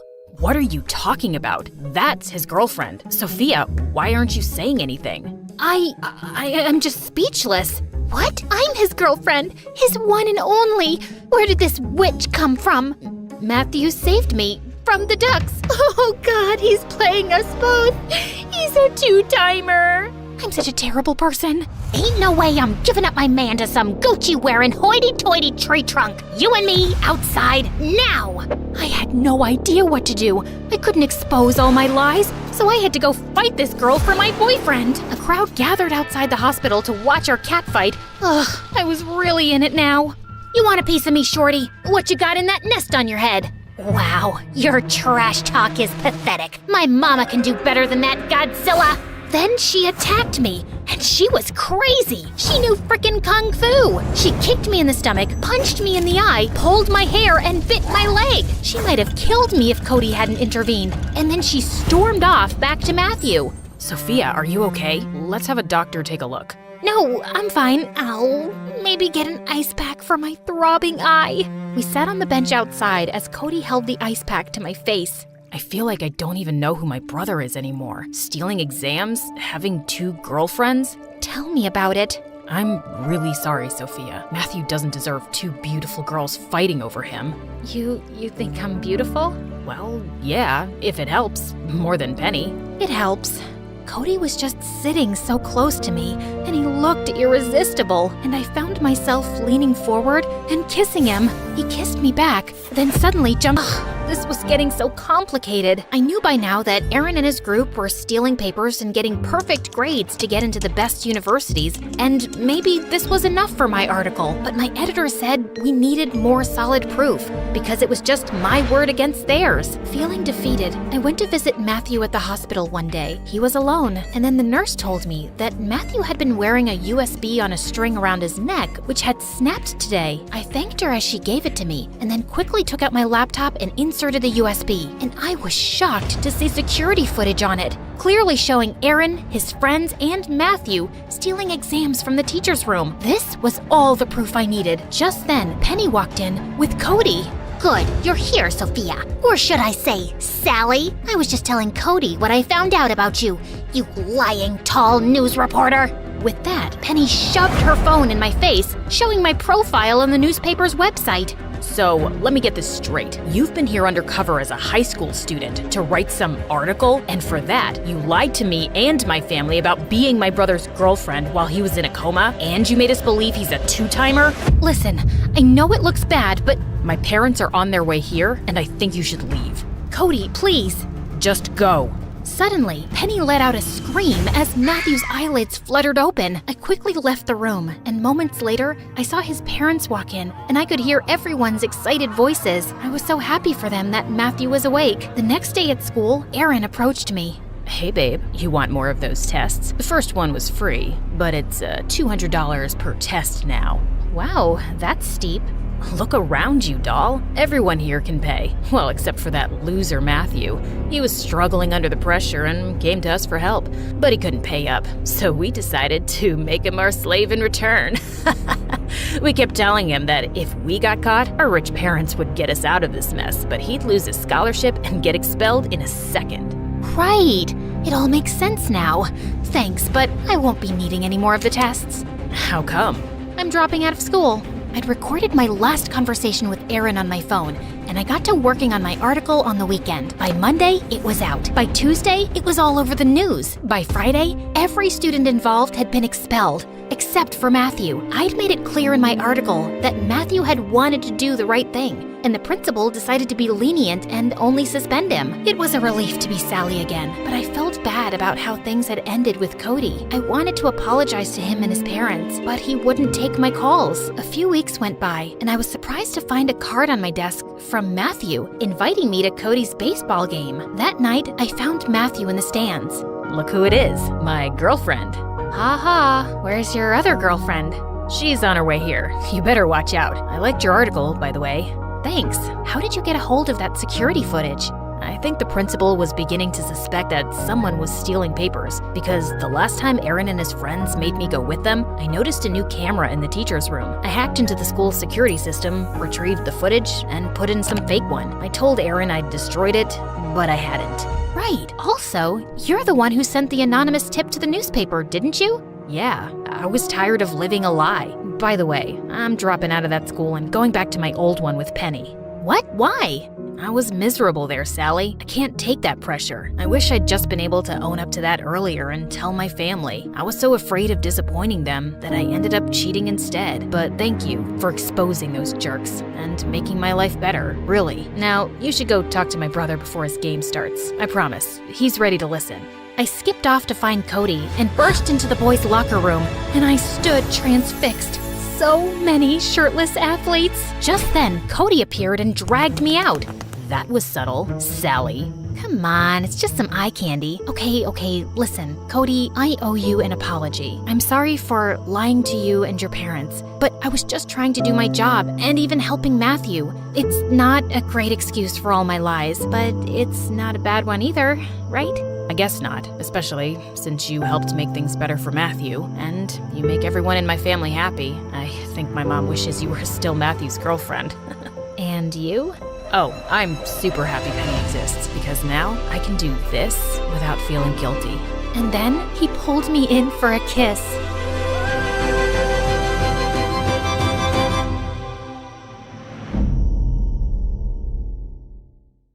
I whispered to myself as I scaled the wall. Just a few more feet. My dad would kill me if he knew what I was up to tonight. I know you're thinking I'm some kind of cat burglar, but it's not that bad. Oh, hi there, Daddy. We need to talk about your behavior, Jessica. I was just out studying with some friends and didn't want to wake you up. I've had it with your made-up stories. I know you've been sneaking off and meeting Armand. Ever since you started dating him, you've been out of control. You need some supervision. I started to laugh at him. It didn't work when I was a kid, and it's not going to work now. My father just looked at me and slammed the door so hard that a picture fell off the wall and broke. The next day, I slept in super late. Oh, it's already 1 p.m. I need to get ready. What the? The shocked boy looked at me with surprise in his eyes. Are you supposed to be Jessica? How old are you? I pushed him down with all my might and ran down the stairs to my dad's office, screaming for help the entire way. The boy chased me all the way. Daddy,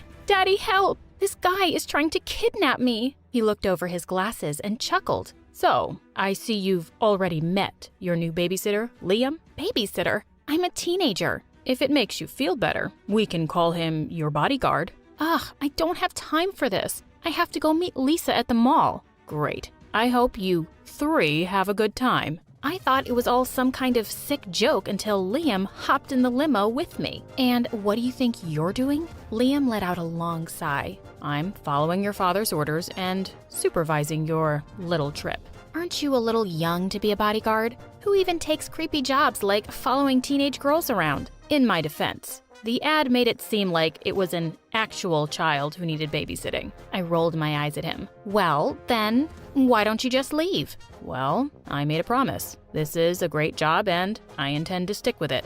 I sank back in my seat. Good luck with that. No babysitter has lasted more than a week with me. Lisa leaned in and whispered to me as she stared up and down at Liam with a judging glare. So, this is your new babysitter? He's my bodyguard, Lisa. Right. Well, I'm not into the whole stalker vibe, so maybe I should just leave. Oh, trust me, Lisa. He won't be around for long if I have anything to say about it. We went into any and every store that guys would find embarrassing. Lisa even held up a pretty pink miniskirt and asked, "Is this your size, Liam?" He was so red in the face, but he never complained. No matter how hard we made fun of him or tried to shake him off by dragging him into girly stores, he stayed. Lisa pulled me in tight and whispered, "I have an idea." "Oh, Liam, we need to make a detour." We rushed to the bathroom, but stopped Liam right outside the entrance. No boys allowed, Liam." He said he would wait for us outside. Well, he's gonna be waiting a long time. As soon as we made it to the bathroom, we crawled through one of the windows and ran across the street to our favorite cafe. We were there for maybe 10 minutes sipping on smoothies when an announcement made Lisa spit it all over me. We'd like to report a missing child. Jessica went missing from the mall across the street. If found, please bring her to the help desk so we can reunite her with her guardian. The announcement went on to describe my appearance and outfit. People started to stare and point at me. Isn't she a little old to have a babysitter? Wow, something must be wrong with her. I'd be so embarrassed if I were her. Maybe we should go walk her to her babysitter? I ran out of there so fast to avoid any more humiliation. I went right up to the help desk where Liam was standing with a huge smile of relief on his face. "That's the girl I'm watching. You can cancel the announcement." The attendant even handed me a balloon, like I was a child, and told me what a smart girl I was to come there. I was about to flip out when Liam rushed over and hugged me. "Your father said I needed to stay with you. I was worried sick. I'm so glad you're okay." It was actually pretty pathetic how worked up he got over a stranger. Maybe losing him was going to be harder than I thought. Needless to say, Lisa said she was done hanging out with me until the Liam fiasco was taken care of. No matter what crazy things I did or how horrible I was, he stayed. One time, I stole a penguin from the local aquarium and let it loose in the gift shop. I mean, I tried everything. I made him come with me to this super sappy rom-com movie night at the local theater. I thought any boy would run straight out. Liam, he just cried. I was about to go crazy from how nice this guy was, until my prayers were answered by a little text from Armand at 2 a.m. I figured everyone was sleeping, so I scaled down the house again when I heard something rustling in the bushes. "Where do you think you're going?" "Don't you sleep?" "It's my job to watch you." An idea crept over me. Your job is to watch me, not stop me from going places. Why don't you just come with me? "I don't know what your father would say about that." please. I begged, and he agreed. What a sucker. I told Armand that Liam had to go. I just meant I wanted him scared off or something. Even I had to admit that what we ended up doing was pretty cruel. We went to a 24-hour diner and ordered a bunch of food. Liam insisted that he just wanted the free water and wasn't hungry. When the time came to pay the bill, Armand and I ran away as fast as we could. We were laughing so hard. Our little outing cost Liam over $100. Armand and I were hanging out in the woods when the diner owners spotted us. They yelled at us to come back and pay for our food or join your friend with the dishes. Armand pushed me toward the owners. It was her idea. I stood there shocked as he scurried away like a bug. Armand just yelled that it was my idea, pushed me over, and ran. Unfortunately, when he pushed me over, he pushed my wallet into the lake too. That meant Liam and I had to do the dishes all night to pay for our meal. Ugh, this is taking forever. Why don't you just pay the tab? You've seen my Lamborghini collection. I promise to pay you back with interest. Liam shifted uncomfortably for a bit before muttering, I can't. What do you mean you can't? I don't have enough money in my bank account right now. I nearly fell over. You're kidding, right? That was like a 10th of my allowance when I was 5. You have a job? Are you that stupid and irresponsible you blow your whole paycheck? He got really quiet and said nothing at all the rest of the night. We got home around 4 a.m. and were greeted by my very angry father. I braced for the lecture of a lifetime, but when he started shouting, he was looking at Liam. What do I even pay you for? You're fired. Mission accomplished, right? It was weird though. I'd tried all that time to get rid of him, but once he was gone, I was super sad to see him go. The house felt so empty without him, especially since I was grounded from seeing Lisa and Armand ghosted me yet again. I decided the least I could do was bring him an apology gift. After all, the guy didn't even have $100 in his bank account. I looked through my dad's pictures and found his address. I nearly fainted when I made it to the house he had listed. It was a dump. I nervously knocked on the door and was greeted by a frail woman with breathing tubes. Phew, I made a mistake. Can I help you? Sorry, ma'am. I was looking for a guy named Liam, but it seems like I had the wrong address. Oh, honey, you have the right house. Liam is my son. He's out picking up my medicine. She invited me in for a cup of tea, and I felt too bad to say no. She told me all about her kind son who got a job babysitting to help her pay her medical bills. The woman coughed. I wouldn't get better if it wasn't for him. I'd never felt more horrible. Liam suddenly walked into the room and looked shocked to see me. Okay, upset to see me might be a better description. He pulled me into the kitchen with him and whispered, Haven't you done enough? Oh, I'm actually here to give you your job back. Are you now? Your father seemed pretty upset. No. Daddy insisted you come back. I'm here because he wanted me to. I don't know. I don't want your pity. Don't say that. It's not pity.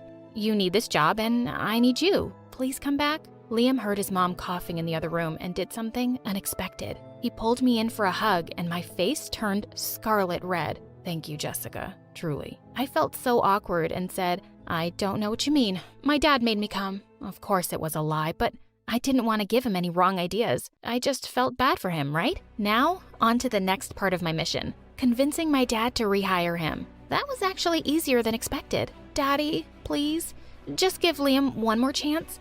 It was all my fault. I'm sorry. An apology? Who are you and what have you done with Jessica? Just please, Daddy?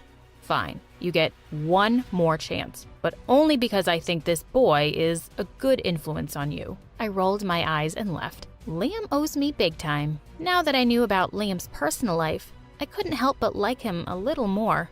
In a sad puppy kind of way. My heart started to flutter every time I saw him sipping his coffee in the morning. Every time I caught him staring, I couldn't help but blush. I wasn't being very good at hiding my girlish stares though. This one time, I was watching Liam carry in some packages and Lisa snapped at me. Earth to Jessica, you can't seriously be pining over that guy. Don't you have your super hot dream boyfriend already? I don't know. Do I? I'm not even sure who's my dream guy anymore. Lisa said Armand and I were just having a rough patch because of the whole dinner thing.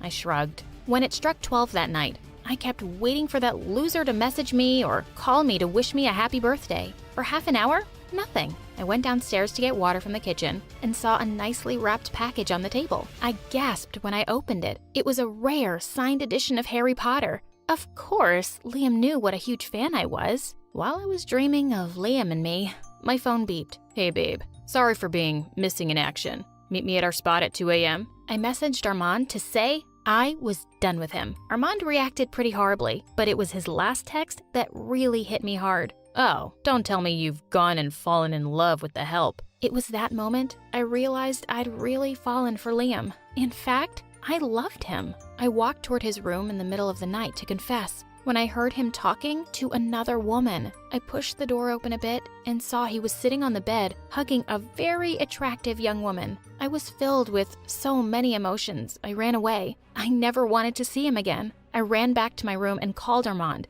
and said I took everything back and wanted to meet him tonight. This time, Liam was too preoccupied to notice me leaving. We hung out at a park and spray painted a wall. Of course, Armand left when the police came, but they caught me. They had to drop me off at my house at 4 a.m. My dad was so mad I thought he was going to explode. He ran over to Liam's room to yell at him and I followed. When he pushed open the door, he saw Liam sleepily getting up off the floor and the surprised woman sleeping in his bed. And you brought a girl here? You are fired. Don't count on getting your last paycheck. I stood there as the young girl screamed, "What are we gonna do about Mom?" before crying and running out. "Oh, does your girlfriend have a sick mom too?" Girlfriend? That's my sister. Our mom is in the hospital right now and she didn't want to stay at home alone. My heart sank. I had jumped to conclusions and possibly ruined everything. Before I could say anything, he ran after his sister. I hesitated a moment and then followed him out the door. He was out of breath, standing on my lawn looking around. I'm really sorry. It's not your fault. It was my job to watch you and I shouldn't have snuck a guest in. If you tell my father it was your sister and not a girlfriend, he'll understand. Why do you all assume I'd have a girlfriend? After how close we got, you really think I would want to be with anyone else? What do you mean? I think I love you. Liam, I think... We locked eyes for a moment when an irritating voice ruined the moment. Hey babe, sorry about ditching you again with the police, but this time I came to apologize in person. Armand looked at Liam and me skeptically. Sorry? Am I interrupting something? No, you're not. I was just leaving. Forever. Wait, Liam. Stop. You don't have to feel bad for me. It was stupid of me to think someone like you could ever like a loser like me. He ran off crying before I could stop him. Wow. What a pathetic guy. Armand leaned in for a kiss when I slapped him. The only pathetic person here is me for sticking around with someone like you for this long. Babe, is this about the cops? I said I was sorry. He continued to apologize as I went into my house and slammed the door behind me. I ran up to my room and texted Liam to say we had to talk. I hoped Liam would show up the next day to work something out, but he didn't. I stood by my phone anxiously waiting for a response. When my phone started buzzing, I excitedly picked up. I knew you'd answer, babe. Great. I don't want to talk to you. Just hear me out, babe. When you love someone, you need to swallow your pride and go to them. Do you get what I'm saying? Actually, Armand, I think I do. Great. So that means you'll come and meet me tonight? Not in a million years. I hung up, hopped in my limo, and told the driver to take me to Liam. When I knocked on the door, he answered this time in total shock. I told you, I don't need your pity. My family is fine. Before he could say another word, I interrupted him. Liam, would you be my boyfriend? What? I don't understand. I don't understand either, Liam, but I love you. I love the way you help your family and work hard no matter how horrible I'm being. I love the way you cry at movies and always have my best interests at heart. Now, I'll only ask one more time. Will you be my boyfriend? Nothing would make me happier. We smiled at each other and he got closer when his sister suddenly said, "So, your babysitter is now your boyfriend? We should send this story to My Story Animated. I'm pretty sure people would love it." Hey, I'm Celine, but my dad calls me Cece. My parents were always super rich. They had it all. Huge mansions, fancy cars, even their own helicopter. Mom really believed in keeping away bad luck, so she did all the crazy, superstitious stuff, like avoiding the number 13 and hating black cats. The day I was born, though, Mom almost dropped me when the nurse handed me to her. What is that? Look at her eyes. She's Satan. Get this devil away from me. Well, yeah, my eyes were a little different than others. One was blue and the other was green. But for some reason, my stupid mom thought it was the devil and meant bad luck. Growing up, Mom never really cared about me. Once, when I was 4, I gave my mom an invitation to the party that our teacher was having to celebrate Mother's Day. And Mom said, "To celebrate what? Giving birth to the devil? My life was way better before you. Your teacher is stupid and doesn't know what it's like to raise an enemy. Yes, you're my enemy. Just get lost." I went crying, and Dad hugged me and said he would attend the party himself, and we had a great time. When I was in the 3rd grade, Dad got me a puppy, and I was super happy. But the moment Mom saw her, she took her immediately. "This puppy is mine. I need someone to make me feel like a mom since I don't see you as a daughter." She kept the puppy for herself, but a week later, the puppy died. Mom went ballistic and said it was my fault. I got mad and threw my ball at her, but it hit the TV and broke it. Oh God, I told you, this girl is trouble for me. She's cursed. When I was in the 7th grade, she started taking me to shamans to have my curse lifted. I was sick of her nonsense, so I decided to get back at Mom. Before the shaman could start her chants, I climbed on her table and went all Tarzan, screaming something in Latin. Mom got super scared and the shaman ran out of her own freaking house. It was hilarious. But Mom was more convinced than ever that I was evil. She even told my teachers at a parent-teacher meeting, and my classmates' parents told them not to sit with me. I was alone there. When I was in the 10th grade, my parents had set up a new office in LA, so they decided to move there for a couple of years. I was super excited because I wanted a fresh start at school where no one would call me a freak. So the first thing I did was get myself some cool blue contact lenses. LA was so big and lively. I loved it there. On my first day of school, I received a warm welcome and even compliments on my eyes. A couple of days later, I saw the poster for cheerleading auditions and I decided to try my luck. And to my amazement, I got in. The captain of the cheerleading team, Tiffany, was super friendly to me. "I want you on the squad, girl." And just like that, I joined the group of the most popular girls in the school. I couldn't believe it. My life was getting better and better over the weeks. That is, until Tiffany offered to drive me home one day, and I happily said yes. But when we got home, we saw Mom outside, and she looked scary. She started calling out to me nonstop. I turned to Tiffany. "That's our maid, but Mom fired her because she's a thief. She keeps coming here like a crazy person. Ew." "It's okay, Tiffany. You can go now. I'll deal with her." Mwah, mwah. When Tiffany drove off, I walked to Mom. "What now, Mom?" "Did you say to your dad that you liked my new car?" "You did?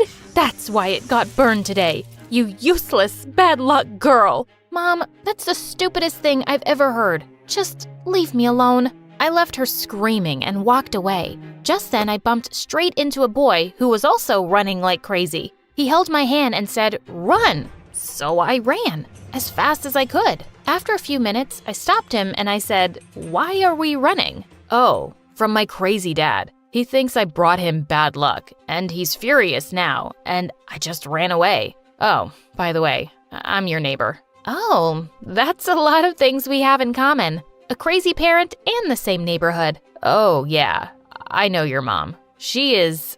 Oh, wow, your eyes. They're so beautiful. I've never met someone with odd eyes before." And then it hit me. My lens must have fallen out. "Oh, geez, you don't have to be nice. I know I look like a freak." "What? No, you look unique." He then came close to me and gently kissed me on the cheek. "Don't worry, I won't tell anyone. It's our secret." I felt butterflies in my stomach hearing his words. And from that day on, Sean and I started to hang out in school too. I found out later that Sean was Tiffany's cousin.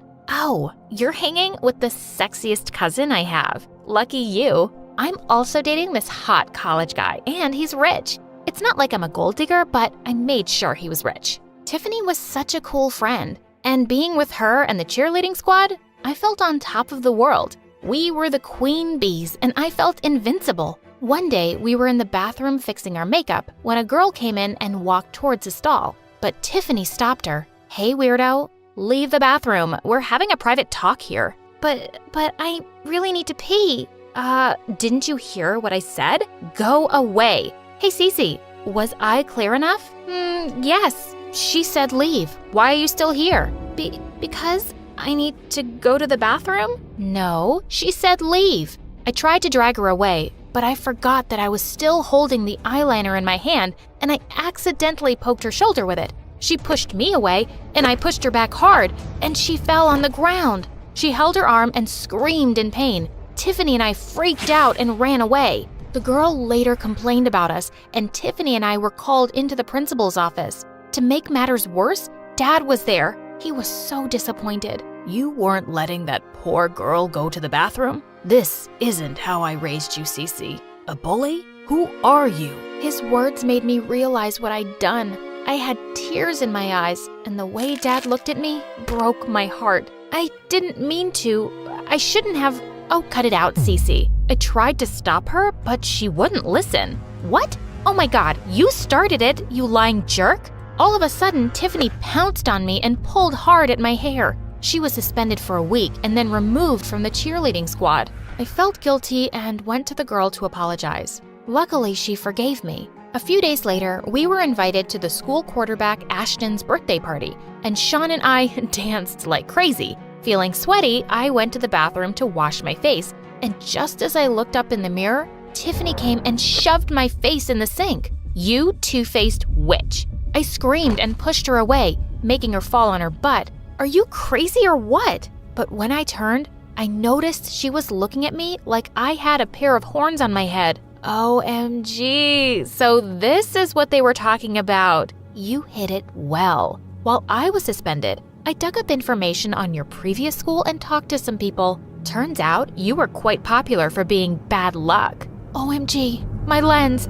they must have fallen out in the sink. Okay, so here's the deal. Leave Sean and I'll keep your secret. He already knows which, and you have a boyfriend. Why can't a girl have two? He's your cousin. So what? And he knows about the weird eyes, but the rest don't. I talked to your old classmates and they all think you're a freak. It won't be much different here, trust me. I had no choice but to agree. I didn't want things to be like they were at my old school. After that, I quietly left the party. Sean kept calling me on my cell phone, but I didn't pick up. The next couple of weeks were awkward. Sean tried everything to talk to me. He was constantly following me and asking if he'd done anything wrong. I told him to just leave me alone. To convince him that I wasn't into him, I kissed Ashton one day when I knew Sean was watching us. Sean looked defeated. I knew his heart was broken, but so was I. Tiffany was by his side and held his hand with a wicked smirk on her face. I hated her. The very next day, I was sitting in the cafeteria when Tiffany suddenly came and knocked my sandwich out of my hand and then squished it with her foot. I just heard. You were made head of the cheerleading team. I think you should turn down the position. Don't you agree? 'Cause otherwise, you know what happens. OMG! Now she was blackmailing me to leave the squad? That was it. I was done with that bully. I stood up and shoved her away. What will you do if I don't? Tell everyone my secret? Wait, let me help you. And then I climbed onto the cafeteria table. May I have your attention, please? I want to tell something about myself that I've been hiding from all of you. And then I removed my blue lens and threw them at Tiffany. Yup, I've got odd eyes. I'm freaky. Want to come and take a closer look? Go ahead. But the reaction from my schoolmates was not what I expected at all. OMG, I always wanted to see someone with odd eyes. Cece, that's so awesome. It just makes you look 10 times cooler. Everyone complimented my eyes. I was the center of attention, and Tiffany was screaming with anger as she left the cafeteria. But all I could think about was Sean. I searched for him everywhere, and when I found him, I immediately hugged him and started crying. I'm so sorry I hurt you, Sean.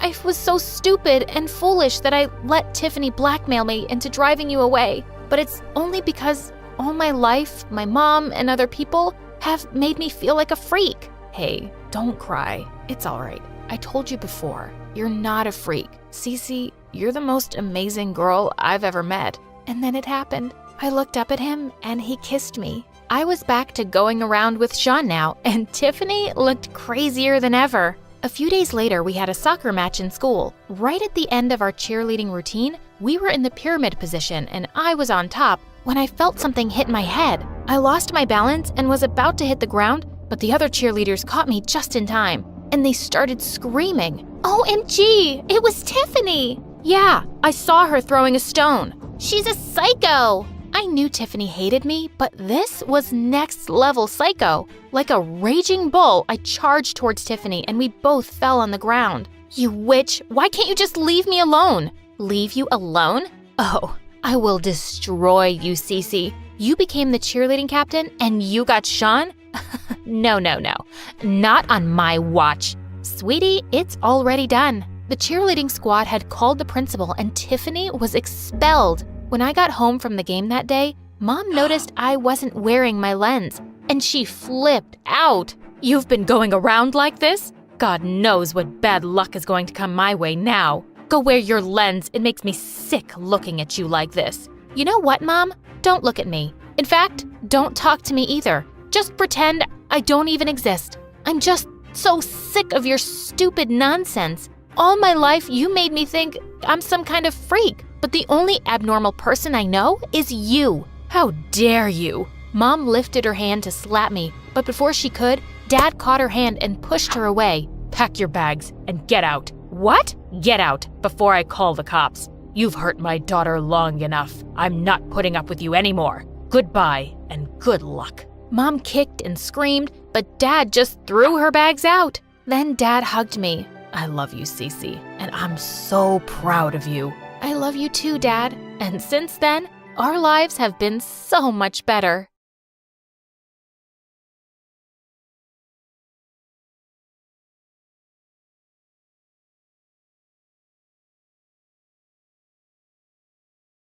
Hi, my name is Ray, and I'm from Virginia. Please like and subscribe. My parents were pretty famous singers back in their time, so when I grew up, I became one too. But Mom and Dad had an accident when I was only 6, and ever since then my uncle and aunt took care of me. Both of them spoiled me to bits and always supported me in everything, especially in my singing career. By the time I was 14, I was already doing huge shows and concerts, and it kept me so busy that I always wondered what normal stuff like making friends and going to school would be like. But suddenly, my life took a wild turn on my 15th birthday. Just as I entered my room, I saw my auntie going through Mom's stuff. What are you doing in here? Hey, honey, happy birthday. I was just missing your mom so much today. Came to see these pictures and stuff that belonged to her. I hope you don't mind. Aw, thanks, auntie. And of course not. This belongs to you as much as it belongs to me. After that, she got me to sign some papers for my upcoming show and hugged me tight. We have the greatest surprise party for you, sweetie. You're gonna love it. And it was actually awesome. It was my biggest concert ever, and I was gonna sing in front of my biggest live audience. I was jumping with excitement backstage, and that's when I heard the most shocking thing of my life. Now that we have my cunning sister's real will, and we got that orphan brat to sign the property papers, everything will be ours, honey. Yeah, and all that money she's gonna make, we'll bite on that too. We're gonna be so rich. OMG, who were these people? I pushed the curtain aside and confronted them. You blood-sucking mosquitoes! I can't believe you'd be so greedy and evil. You're gonna what? There's nothing you can do now. We are the freaking owners of everything. Your money, your life, and your soul. Yes, sir, and now you're gonna make more money for us, so get your butt on that stage and do what you trained for. No, there's no way. I'm not gonna do anything you guys say. That's enough. I'm not asking. I'm giving you an order. Security, watch over this room and don't let her out until the show starts. Oh, God, no. I tried to kick her with all my might, but that witch got away. And now I was gonna be trapped in this room with 2 Hulks standing outside keeping an eye on me. I had to do something. I looked out the window in the room, and without a thought, I climbed out of it. I had to run away from these evil people at all costs. But just as I was climbing down, my hand slipped and I fell on something. Ah, my back. I'm so sorry. The guy looked at me super stunned, but he finally spoke. Oh my God. I'm sorry. I'm Noah, super crazy fan. I've heard all of your songs 1,000 times. Suddenly the guards heard me and they were running down to catch me. I didn't have any time for the introduction, but he had a bike. Get me out of here, now! What? He looked shocked, and I didn't have time to explain, so I just kissed him and told him to get me out of here. He went into shock for a few seconds, but then he held me and got me on his bike, and we rode off. In no time, we were far away from my evil aunt and her potato head husband. After some time, he stopped, and he turned around to me. Is everything okay? Why did you run? Should I call someone? His name was Noah, and he was actually a year younger than me. I told him everything that had happened, and then he offered me his place to stay. What? Are you sure? Yeah, I live with my mom, and you can stay with me. Us, as long as you want. Honestly, I had no other place to go, and I ran from a freaking concert. I didn't want the media or my aunt to find me, so I said yes, and Noah took me to his house. We climbed into his room through the window so his mom wouldn't see us. Once inside, he got me all the food in the house and kept looking at me like I was some kind of alien. What's wrong? Do I have something on my face? I just can't believe you're here. In my room. This is like... I pinched him hard and he squealed loudly. Now do you believe me? Ouch! Okay, okay, I do. And we both burst out laughing. Later, when it was time to sleep, Noah offered me his bed and went to sleep on the floor. Oh God, he was so cute. But the next morning when I woke up, I was startled to see Noah staring at me. What the heck, dude? Oh, I'm so sorry. I didn't mean to scare you. I was just leaving for school, and Mom will go to work. She's a lawyer, so you have the home to yourself. Make yourself comfy, okay? He then got me breakfast and a pair of clothes which were obviously his and left. But the next morning, as Noah was getting ready for school, I had a crazy idea. I want to go to school and see what a normal school life looks like. Will you take me? And he straight away denied. No. What if someone sees you? It's too dangerous for you to step out like this. What? So I was again a prisoner? No way! After he went downstairs, I sneaked into his mom's room and borrowed some wigs and some makeup, and then I followed him to school. And public school was nothing like I had imagined. The kids were coming in on buses or bicycles, and everyone minded their own business. That was so freaking awesome. But then I saw a bunch of guys surrounding Noah, and one of them was holding him by his collar. I thought you'd stay at home after the butt kicking I gave you yesterday, nerd. Next time when I ask you to do my homework, don't you dare refuse. Leave me alone. I don't want to talk to you. Sure, I'll do that, but before that, you'll have to lick my shoes. Seriously? I couldn't hold it back anymore. I marched up to him and punched him hard in the face. Oh my God, what are you doing here? Oh, and who is this you got with you, Noah? Your sister? 'Cause I didn't think a scaredy cat like you can get a girl. Ha! He sure can, and here I am. 'Cause you see, he ain't a giant crybaby who has to pick on others to satisfy his tiny ego, and that's why I love him. And then I kissed him again.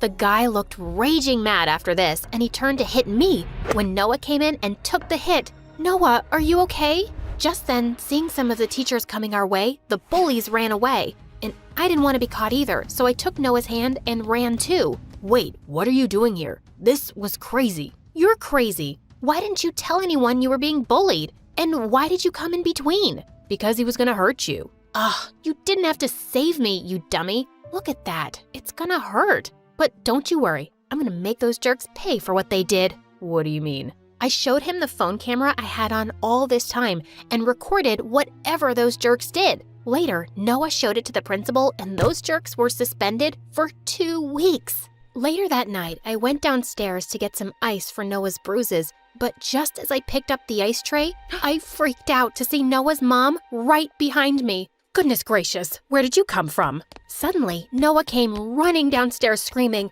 Mom, listen to me. I can explain. You better. I didn't want to complicate things, so I told her everything and begged her to let me stay. Just a few more days, and then I'll go back, I promise. She melted and agreed, but Noah had to sleep in the living room, which he was totally fine with.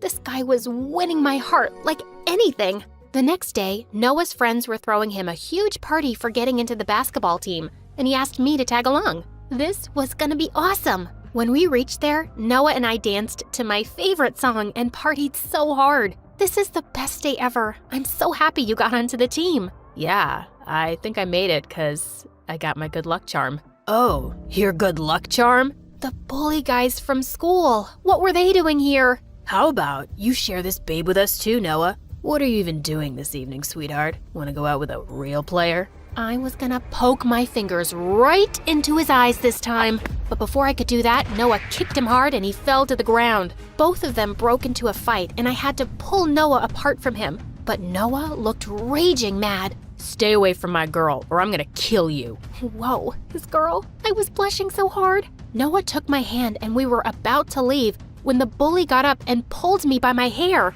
my wig. It came off and everyone gasped as they saw me. Ray! It's Ray, the music superstar! Within seconds, everyone had their phones up and were taking pictures of me.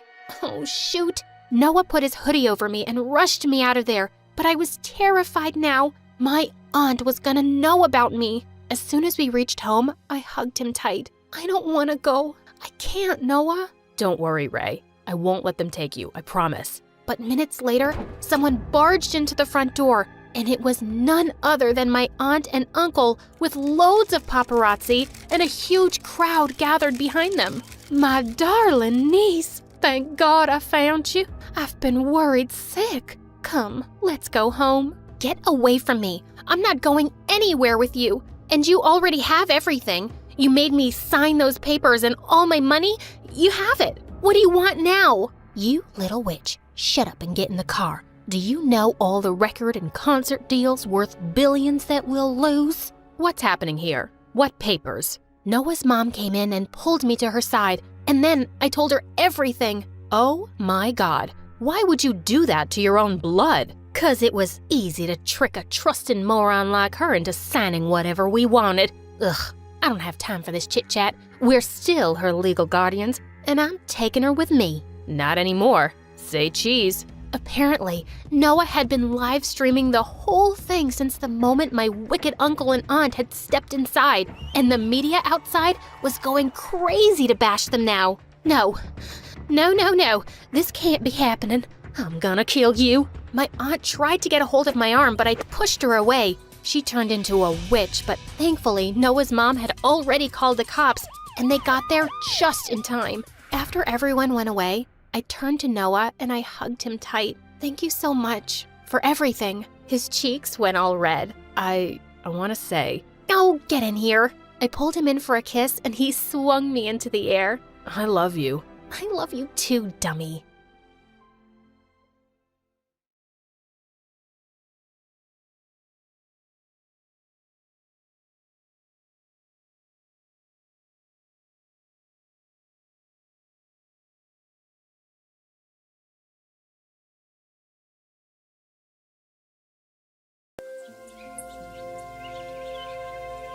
Hello, I'm Lily from Canada. Please like and subscribe to MSA. Growing up, I was a healthy and strong kid who wasn't afraid to jump from high walls or do anything extreme, but I could only imagine all that because my parents were so overprotective. Once when I was 4 and Mom took me to the park, I started doing handstands and cartwheels with another child, and all the moms were cheering us on. But my mom started to panic. Lily, where did you learn to do those dangerous stunts? From TV. There's this cool dance program and... Enough. We need to go home. From that day onwards, Mom and Dad stopped watching anything with dance, gymnastics, or any physical activities. When I was in 3rd grade and wanted to be part of an extracurricular dance for school, they never allowed me. You guys are so unfair. You know how good I am with my feet. Why can't I just dance? Because, hun, we live a very peaceful life right now. What if you become a famous dancer and then there are reporters and the next thing you know you're being published? Do you really want all that attention? Yes? Who doesn't? My parents still refused and their excuse was ridiculous. And then when I went into high school, I started to rebel against them and become friends with the most rebellious girl in school, Zoe. Everyone in school was scared of her because she did the craziest things. Like this one time when we were in the 8th grade, she set the school's rose garden on fire. Oh my gosh, Zoe, we're gonna get in so much trouble. There's no cameras here, so no one will know. This is my payback to the principal for giving us detention for an entire month. I know, that was so unfair. We weren't the only ones who threw food around in the cafeteria. Even though Zoe was crazy wild, she was the most genuine person I'd ever met. And one day when we were in the 11th grade, she finally invited me over to her house for a sleepover. I can't believe this. This is the first time you invited me to your house. Well, you haven't really invited me to your house either. But anyway, my mom only recently got a decent job to take care of us. We struggled for a really long time after my dad left. Oh, I'm sorry. You mentioned us. I assumed that you were an only child. I wish I were an only child. I have a brother, and just because he goes to a special school, my parents give him all the attention. And just then when we entered her house, the most gorgeous-looking guy gazed at me from the living room. Lily, meet my goofball brother, Grant. Hi, Grant. As we walked past him, Grant winked at me and I blushed so red. I was definitely gonna enjoy my sleepover. Zoe's room was exactly what I expected it to be. Creepy and a little scary since she had bats hanging from every corner. And then her mom came into her room limping. I made you girls some cookies. So glad to finally meet you, Lily. Zoe's mom was so sweet, but Lily told me she was sad most of the time. And when I asked why, Lily said she didn't want to talk about it. I was really moved by the story. And then Zoe broke the ice by slamming my face with a pillow. Pillow fight! We had loads of fun pillow fighting, dancing, and just being free until my mom called. Honey, I think you need to come home. But Mom, we spoke about this. I'm sleeping at a friend's house because we're working on a school project. Your father and I are very worried. I'm hanging up now and I'm not coming home tonight. Zoe saw how frustrated I was and I ended up telling her all about my crazy parents. Maybe they're hiding something from you. Because why would any parent not want their kid to participate in any hobbies or activities? Yeah, they're definitely hiding something because my life is not normal. That night, I couldn't sleep, thinking about what secrets my parents had that made them so scared about everything I did. I checked if Zoe was asleep and she was snoring like a bear. I got up to go get some water, and while I was at the kitchen sink, a hand suddenly touched my shoulder and I jumped, feeling freaked out. And before I could scream, Grant held my mouth. Oh my gosh, you gave me such a fright. I'm sorry. I usually wake up to get a glass of milk around this time. I have night eating syndrome. I got it from my dad. You want to join me? Well, I'm struggling to sleep too, so why not? Grant and I sat outside on their swinging chairs on the porch. We spoke for hours and I couldn't believe we had so much in common. I sometimes teach Latin dance to some of the younger kids at the community hall after school. You should come by. Wow, that's so cool. I'll definitely stop by. We continued talking until we lost track of time and fell asleep on the chair. But I woke up to a camera flashing in my face and Zoe looking angrily at me. So, I guess having a sleepover with my brother was much more fun than with me. Zoe, it's not like that. Zoe didn't let me finish and rudely asked me to leave her house. But Grant stood up for me. Why are you being so difficult? I like Lily, and there's nothing you can do about it. Grant took my hand and walked me out. I just felt more and more sparks between us. Zoe started acting weird after that, but at least I had Grant. As time went by, I started going to the community hall after school to watch Grant teach. I was mesmerized by his moves, and one day after his class was over, he called me to dance with him. Grant, I don't know anything about dancing. I'll just watch. He took my hand and held me around my waist, and we almost kissed, until we were interrupted by Zoe. She had her music kit and danced in the hall glaring at me. Oh, don't mind me. I'm just here to practice for the up-and-coming competition. You need a dance partner for the competition. Don't worry about me, brother. You should be concerned with your dance partner, who has 2 left feet. I wasn't planning on taking part in any dance competition, but because of Zoe's new attitude towards me, I took her mockery as a challenge. What if we practice until we shine so bright that Zoe won't be able to open her big mouth anymore? I think I like that plan. After a while, I stood up to Zoe. She tried to make my life a nightmare at school. Once I was reading a book under the school tree during recess, and then suddenly I felt eggs cracking on my head one after the other.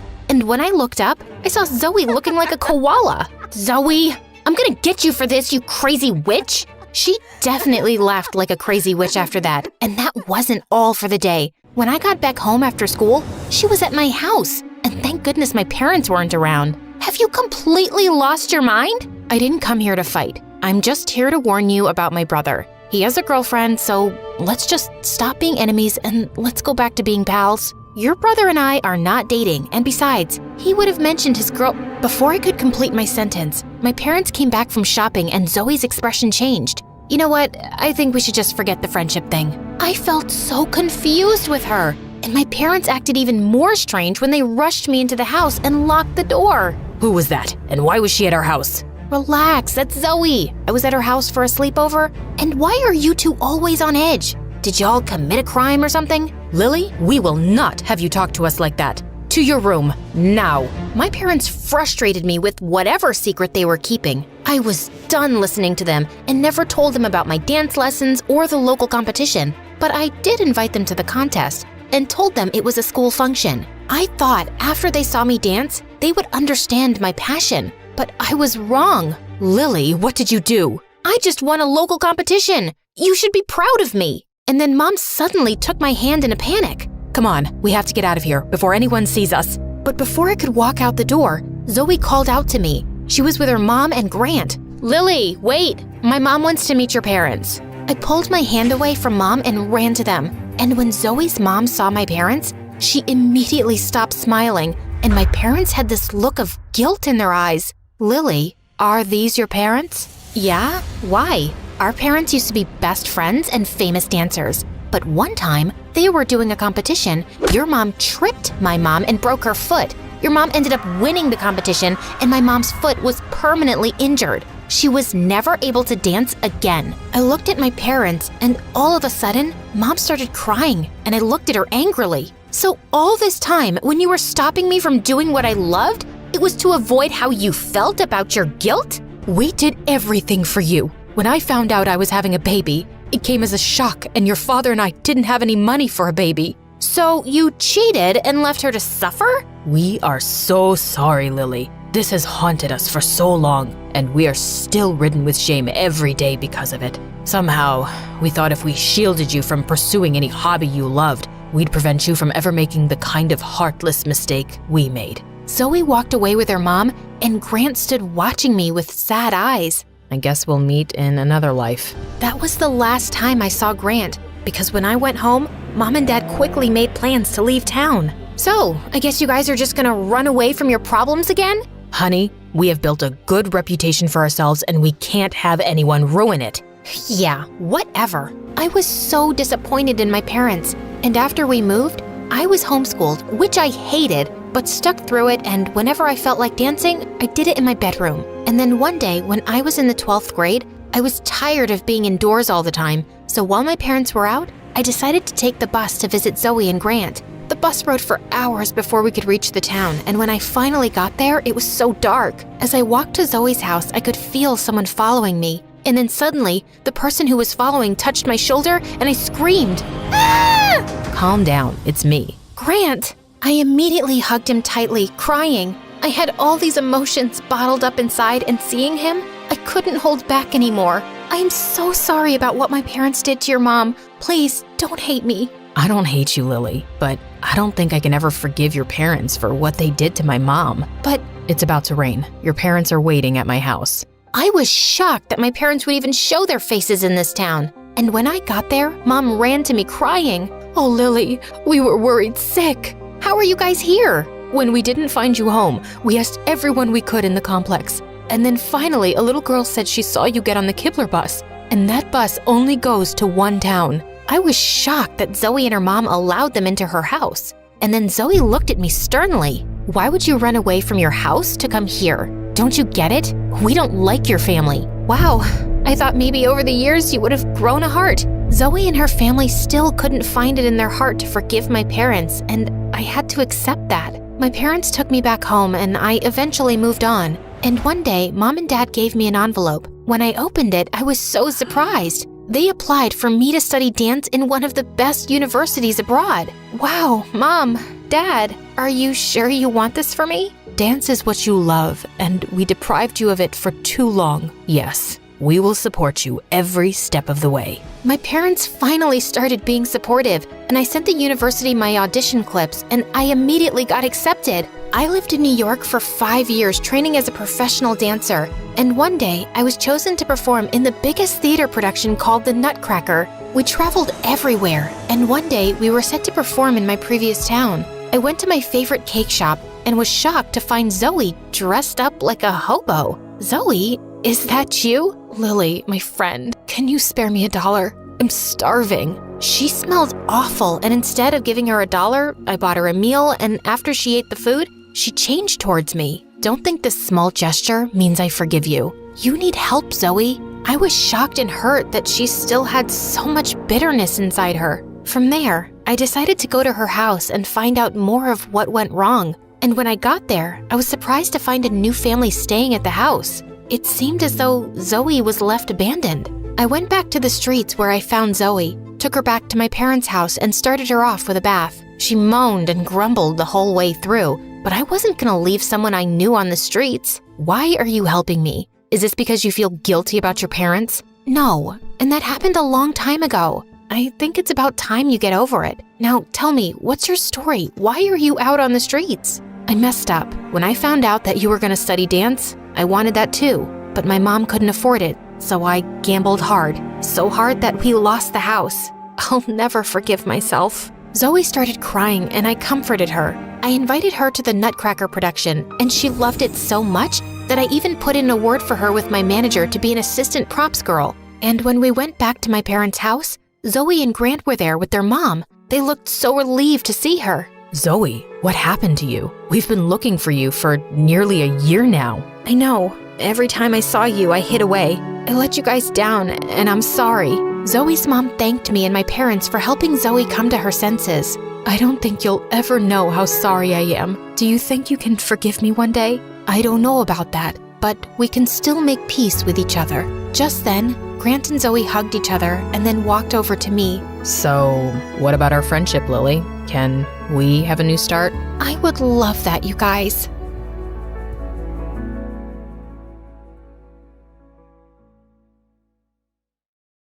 Hi, my name is Ava, also known as the Vampire Girl. And it's all because I had the meanest parents. But before I continue, please like and subscribe. I was born in a small town in Romania, and growing up, I realized that my parents were weirdos. For starters, they were always talking in whispers to each other, which was so annoying. And they never left the house. They wouldn't go out for work or even groceries. A box of supplies just mysteriously arrived every week. Every day, Dad would spend hours reading the newspaper and circling stuff on it with a red marker. Once when I was 4, I kept asking him to pour me cereal, but he kept ignoring me. So I leapt onto the table and put my foot in his bowl, spilling it all over his newspaper. And Dad went bonkers. Oh my God. Do you realize what you've done? You're such a nuisance. Here, take the whole box. Just leave me alone, you idiot. Gosh, I wished I could just leave them forever. They didn't even love me. We never had any visitors. But when I was 5, Grandma came to see us once, and she brought me an adorable cat. I was so happy. But of course, my parents were not. A pet? We already have Ava. It's hard enough to take care of her. No, just take it back, please. No freaking way! I ran up to my room with the cat and slammed the door shut. But when I woke up in the morning, it wasn't anywhere in my room. I looked all over the house. Nothing. I just knew my parents had gotten rid of it. I screamed and cried, but they said they didn't know anything. Liars. Before they could stop me, I just ran out the front door. I was never going back. It was a really sunny day, and as I kept running, my skin suddenly started turning really red and itchy. I looked up at the scorching sun, and my whole body began to burn. Ah! I let out one huge scream and fainted. When I woke up, I was in my bed. Mom told me the doctor had been to see me, and he'd said I was perfectly fine. No, that's not true. I'm not fine. The doctor is dumb. The sun almost killed me. My parents said I was crazy, but I knew they were evil, and I wasn't gonna let them hurt me. So after that, I refused to let a single ray of sunlight touch my body, not even indoors. I covered myself from tip to toe, socks, Trek pants, hoodie, and a face mask. Only my eyes were visible. My parents almost fainted when they first saw me roaming around the house like a little ninja. The only time I removed my costume was when the sun was gone. I'd never go out during the day. I even insisted on being homeschooled. But by the time I was 13, my parents refused to homeschool me anymore. There's nothing wrong with you. Just go to school. It's been years since you last walked under the sun. It's because I'm allergic to the sun. You just want me to die? If you keep behaving this way, I swear I'll send you to your aunt's place in Norway. There's only sunlight there for 6 months. Gosh, they were unbelievable, and they thought I didn't know about their plan. Fine, but don't think I won't wear this costume to school. I will, and when people say you're weirdos for dressing me up like this, just know that you asked for it. I joined school in the 8th grade, and the minute I entered the classroom, everybody started laughing and whispering things like weirdo and freak. I ignored all of them and sat down quietly on the first empty seat. During lunch break, I stayed back in the classroom while everybody left, except for this one girl, Jessie. Ava, right? I'm just curious. Why are you dressed like a garbage bag? I'm allergic to the sun. It burns my skin. She started laughing and just left. Soon enough, I discovered she was the meanest girl around, and she'd pick on me every chance she got. Once she put a fart bag on my seat just as I was sitting down, and the farting sound had everyone howling with laughter. Another day, I solved a math problem on the board, and as I was returning to my seat, I slipped on some water and fell on the floor. That's where your place is anyway, weirdo. I ignored Jessie's stupid pranks, but one day, she went too far. I was standing under some shade and enjoying a baseball match when suddenly, Jessie came out of nowhere and dragged me into the sun. She started to pull my hoodie off, and I bit her hand really hard and ran away as she screamed. You crazy freak! Are you a vampire? And that's how I got my name, Vampire Girl. I could hear people calling me a monster, but I didn't care. At least the bullies were a little scared of me now. A few days later, the teacher introduced a new kid, Nick, to our class.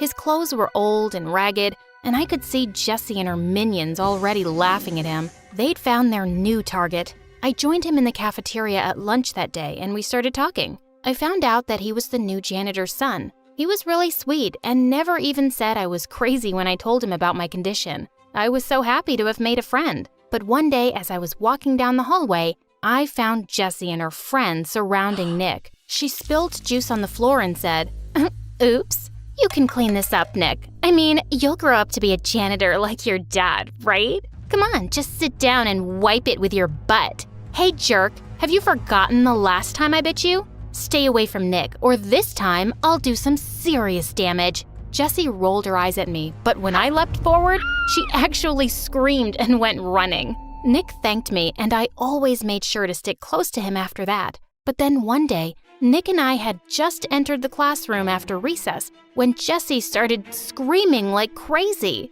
OMG! My brand new iPhone! It's gone!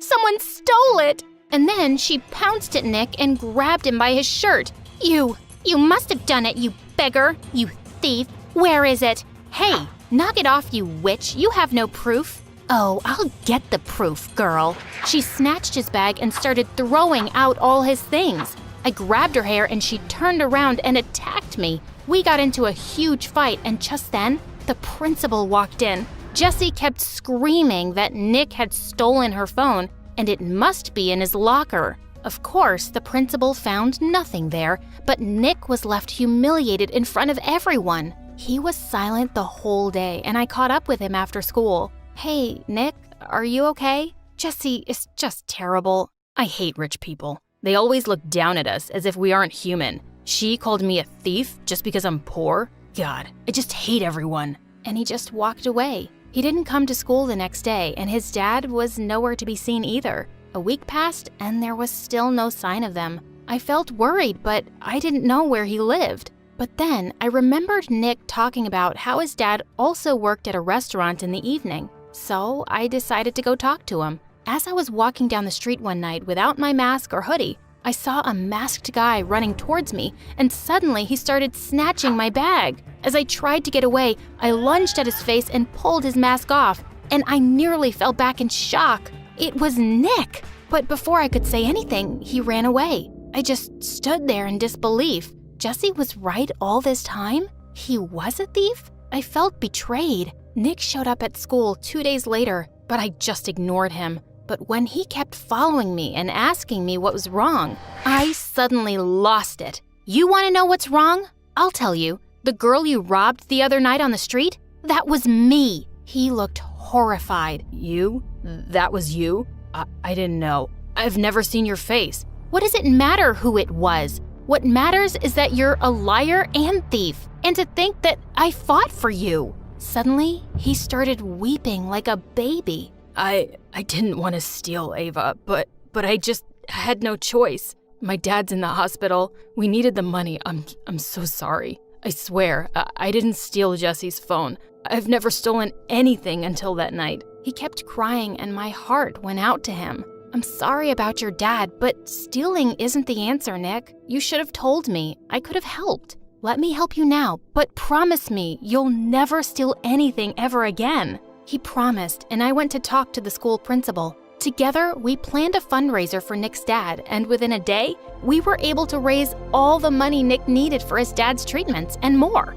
And the biggest donors were Jesse's parents. They kept praising me at the fundraiser for arranging the event, and this made Jesse even angrier. Don't let it get to your head, Ava. You're still a freak, and you could never be me. As if I want to be. What's so special about you anyway? Other than being super dumb. Excuse you? I've been prom queen for the last 2 years. You could never. Oh, Is that so? We'll see this year. Seriously? It's the prom, not some freak show. You'll never win against me, loser. Nick whispered into my ear. says the girl who's never seen your face. I bought a beautiful red dress for prom. Since it was at night, it was the first time anyone in school would be seeing me without my mask and hoodie. As soon as I entered the hall, I saw people turning around and asking each other who I was. Just then, Nick came to me and took my arm. Ava, you look beautiful. That's Ava, the vampire girl? I can't believe it was that face behind that mask all this time. She's gorgeous. Jessie looked furious when she saw everyone's attention was on me. And to my shock, I was actually voted as that year's prom queen. As I was being crowned, suddenly Jessie came charging at me on the stage, trying to rip the crown off my head. But then something strange happened. The bullies who used to pick on me saved me. They all stopped Jessie and took her away. Don't lay a finger on our prom queen. That was amazing. Things at school started getting better. Everyone was super nice to me now. Nick was tutoring kids after school, and his dad came back to work soon. Nobody paid any attention to Jessie and her gang anymore, and all they could do was give me death glares. But one day after gym class, I was quickly changing in the dark locker room when suddenly Jessie and her minions barged in. One of them quickly grabbed my hoodie, while the others grabbed me by my hands and legs and started carrying me outside. Oh my God, no! They dragged me out into the sun and pinned me to the ground. This is for stealing my limelight, you witch. Now, let's see what happens to you in the sun. I hope you melt and disappear. Suddenly, someone pushed the girls away. It was a teacher, and Nick. While the teacher dragged the bullies off to the principal, Nick quickly took me inside as I cried like crazy. Hey, you're okay now. And your skin? It looks totally fine. It's not even red, Ava. Does it hurt or burn? I looked all over my arms and realized he was right. There were no rashes, and it didn't itch or burn at all. Was my condition gone for good? Or had it just been all in my head? When I went back home that day, my parents were shocked to see me. Ava, where's your hoodie and your mask? Mom, Dad, I was out in the sun, and nothing happened to me. Was I just crazy all this time? They hugged me tight and actually started to cry. Sweetheart, we tried to tell you it wasn't real. You just got a bad sunburn as a kid, and you let that fear get so big in your head. I just never believed you guys because, well, I always thought you hated me, and you wanted to be rid of me. You got rid of my cat. No, we didn't, honey. It just ran away. And we never hated you. When you were growing up, your mother and I were working as undercover government agents. It was a really stressful time for us, and I'm sorry we made you feel ignored. What? My parents were secret agents? That was the last thing I'd ever expected. But suddenly, their weird behavior made sense. I wish you'd told me sooner. All this time, I've been believing things that just weren't true. We're sorry, Ava. We should have been better parents to you. We love you so much. I love you too, guys.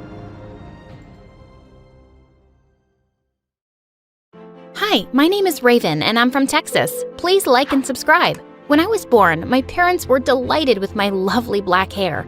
She's our little raven-haired beauty. That's what we should call her, Raven. My twin sister Megan was born minutes later with blonde hair just like Dad's. No one ever believed we were twins because we did not look alike. In fact, we were complete opposites in every way. We had a farm and I loved our simple life and I never complained a day.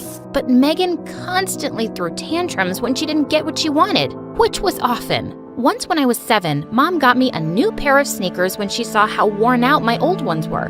But when Megan saw them, she went bananas. I want a pair of sneakers right now. The ones I'm wearing are ugly and useless. I told you I needed new shoes every 3 weeks. Do you understand that? You're such a brat, Megan. You have so many pairs already. You're such a brat. Me. I'm not talking to you.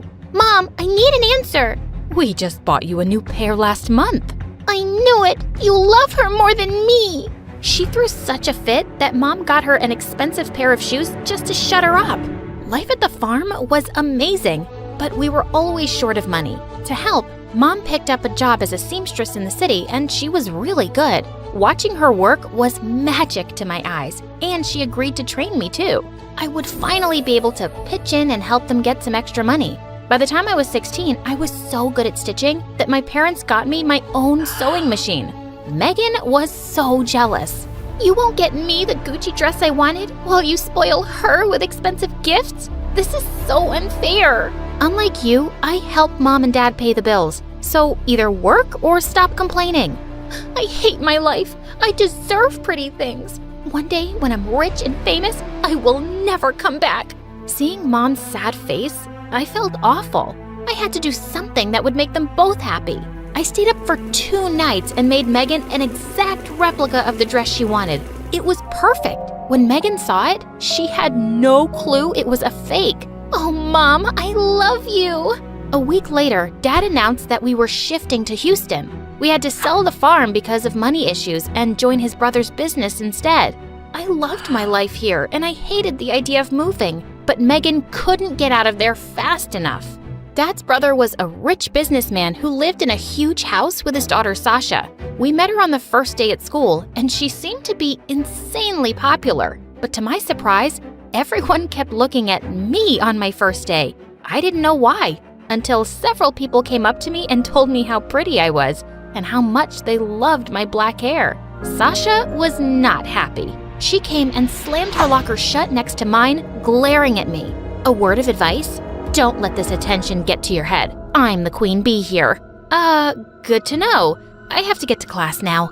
I turned around and left, but a few steps later, Megan stopped me. What do you think you're doing?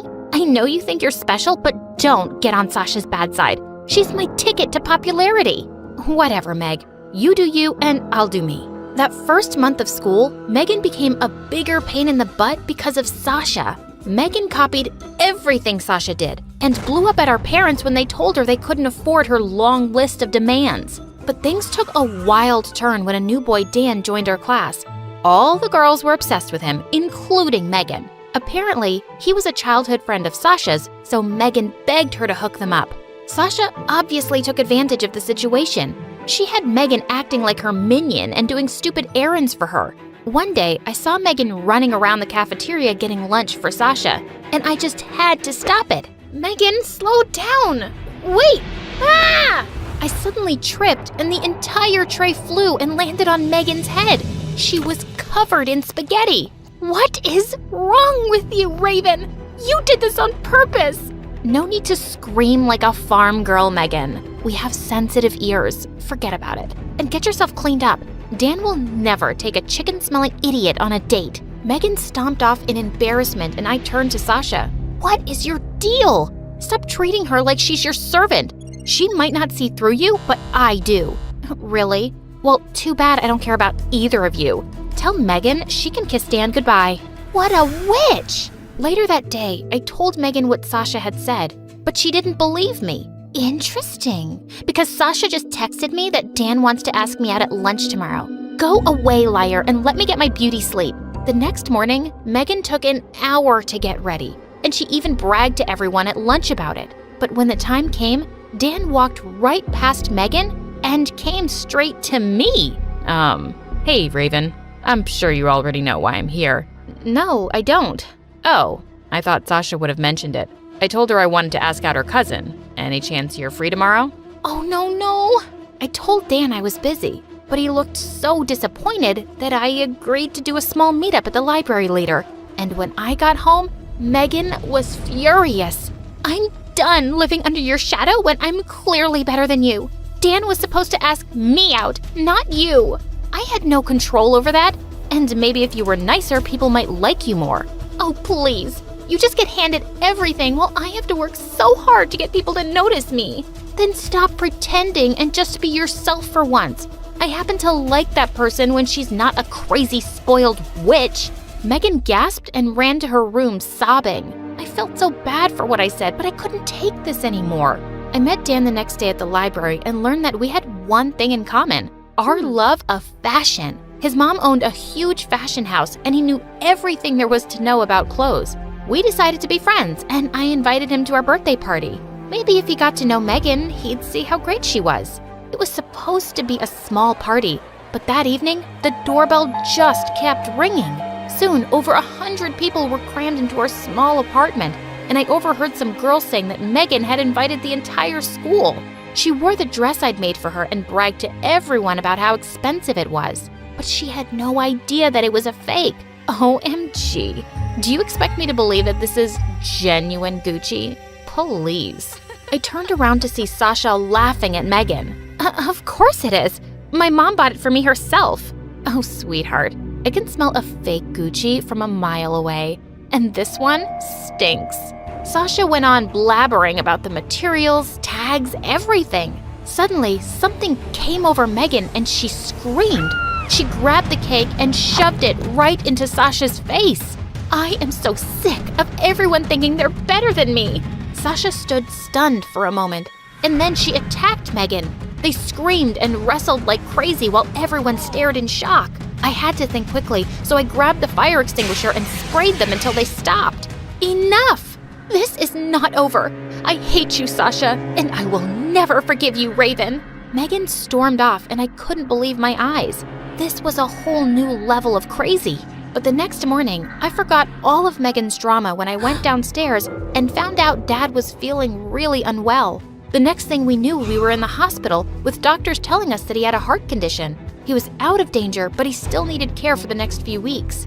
I helped Mom do house chores and take care of Dad, while Megan never even moved a finger, like always. Later that week, I was just getting back home after some errands when I saw Megan with Sasha coming out of a super expensive store and carrying shopping bags. And they seemed as close as ever, like the fight never happened. But the next day at school, I was walking down the hallway when Sasha suddenly pulled me into an empty classroom. Hey, what? Just listen to me, okay? I'm worried about Megan. She's been really weird lately. Yesterday at the mall, we almost got busted because Megan stole an expensive top and threw a huge tantrum when she got caught.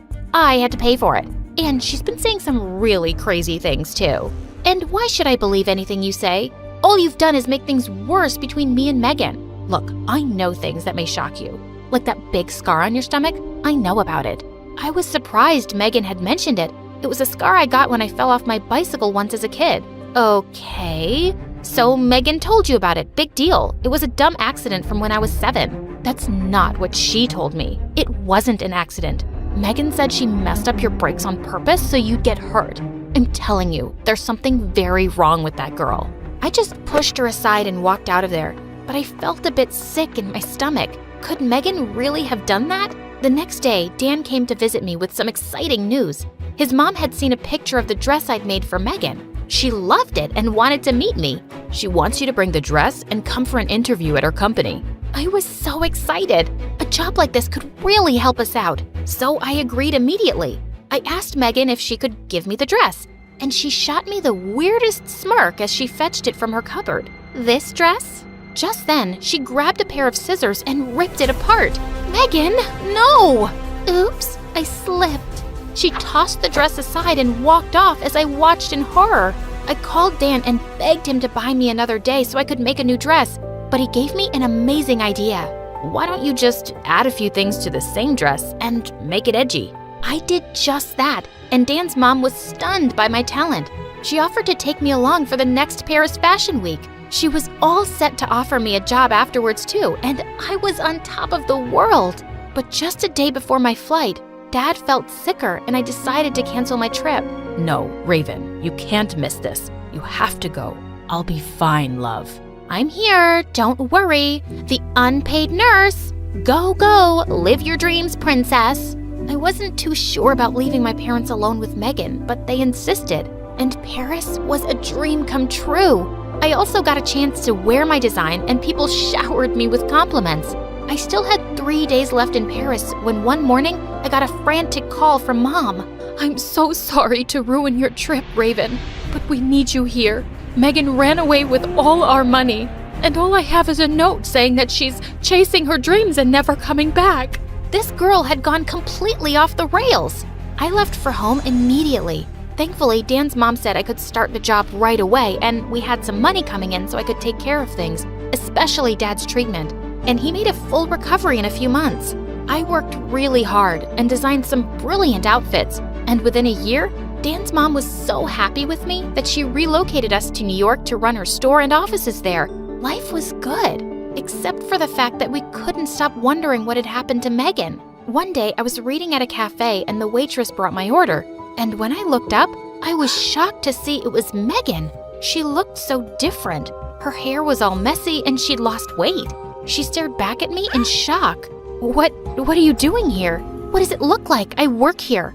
I know you're some big shot designer now, so please don't rub it in my face. Wow, I see you haven't changed much. That's all you have to say to me? Typical. What else should I say, Megan? You're meeting me after so long and you don't feel a tiny bit of shame for hurting your sister, for robbing our parents, for breaking their hearts? You're still just as awful as ever. I got up and started walking away, but suddenly she grabbed my arm and started sobbing. No, please, wait. I made a lot of mistakes, and I was jealous and selfish, and I'm miserable now, Raven. I need you, please. I'll do anything. I'll be better, I promise. It has to be more than just empty words, and you need to earn my trust. I'll offer you a job on 2 conditions. You will start at the bottom and you'll work your way up, just like everyone else. And you'll get therapy. Got it? Yes. Good, then you can start tomorrow. Now come home. Mom and Dad miss you.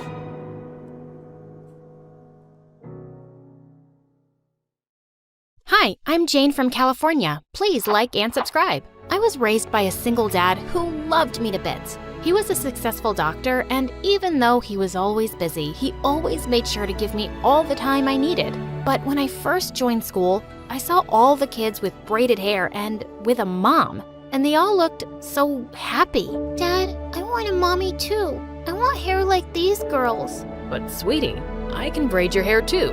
And then later at home, he went through a few YouTube videos and totally nailed a French braid on me. He was just awesome. Once when I was 8, we were playing hide and seek, and I sneaked into the basement and found some beautiful paintings. I asked Dad who they belonged to, and he said, They're your mom's, sweetie. She was an amazing painter. Those are the last few paintings she made, so I kept them here.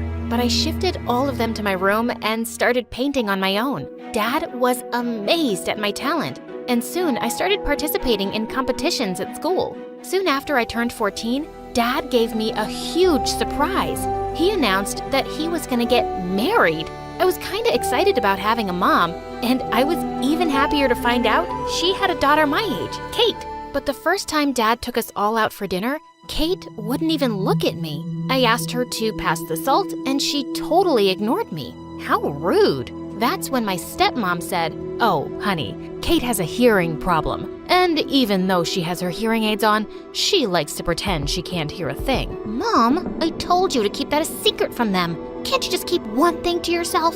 Hey, it's nothing to be embarrassed about, and we're gonna be a family soon, so we don't need to keep secrets. Oh, Jane, honey, you're so mature for your age. I'm so excited that we're gonna be a family. But Kate looked at me with red, blazing eyes. Jesus, she was scary. On the day of the wedding, when we were posing for a family photo, she suddenly stomped on my foot and I let out a scream. The photo turned out with me looking like a screaming chimpanzee, and Kate made sure she showed it to everyone who came to visit us.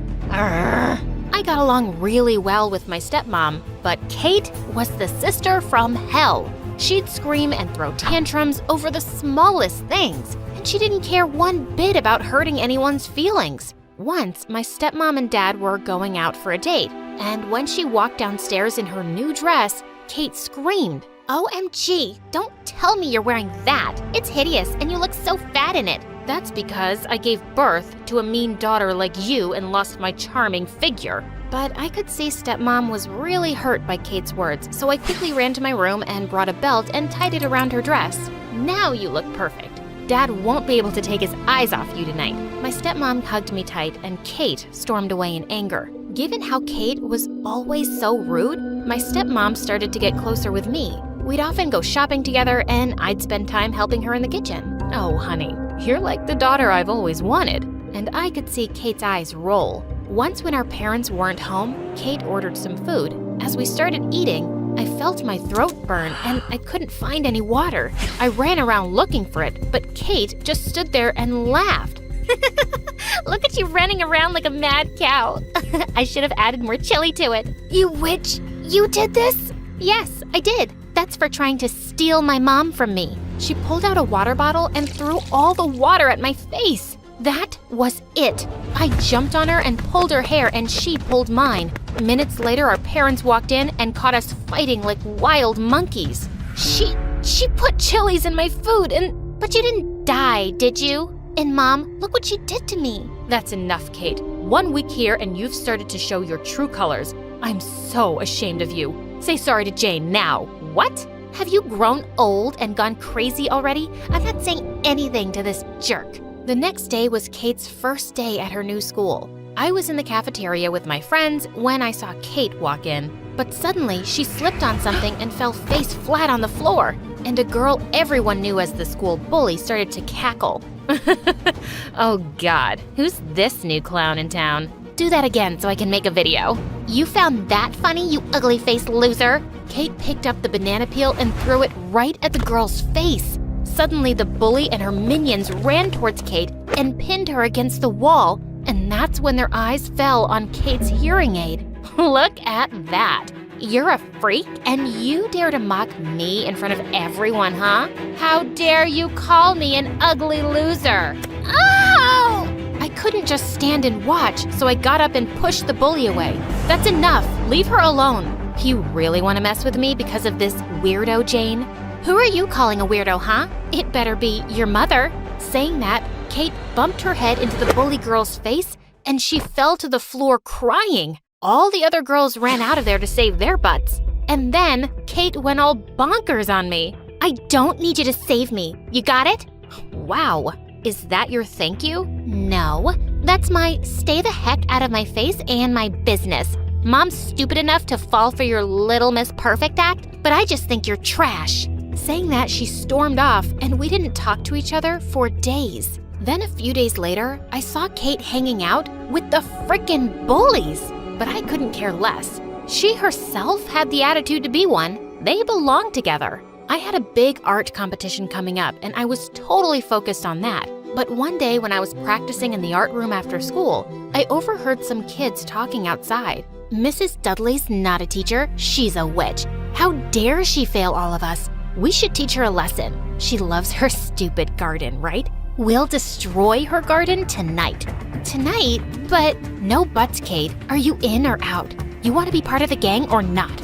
Cool, let's do this. That was Kate's voice. God, this girl was really asking for trouble now. Dad and stepmom were out of town, and I kind of felt responsible for this idiot. I had to try knocking some sense into her. Later that night, when she was sneaking out, I walked into her room. Kate, I heard what you guys are planning to do. Don't do this. Those people are bad, and they're no one's friends. Why can't you keep your stupid nose out of my business? You're just jealous that I hang out with the cool kids, and you've only got your stupid paintings to keep you company. Just buzz off. And she slammed the door right in my face. Ugh, I was so done with her now. But a lot of time passed by, and she didn't come home. I'd almost fallen asleep when suddenly I got a call from Kate.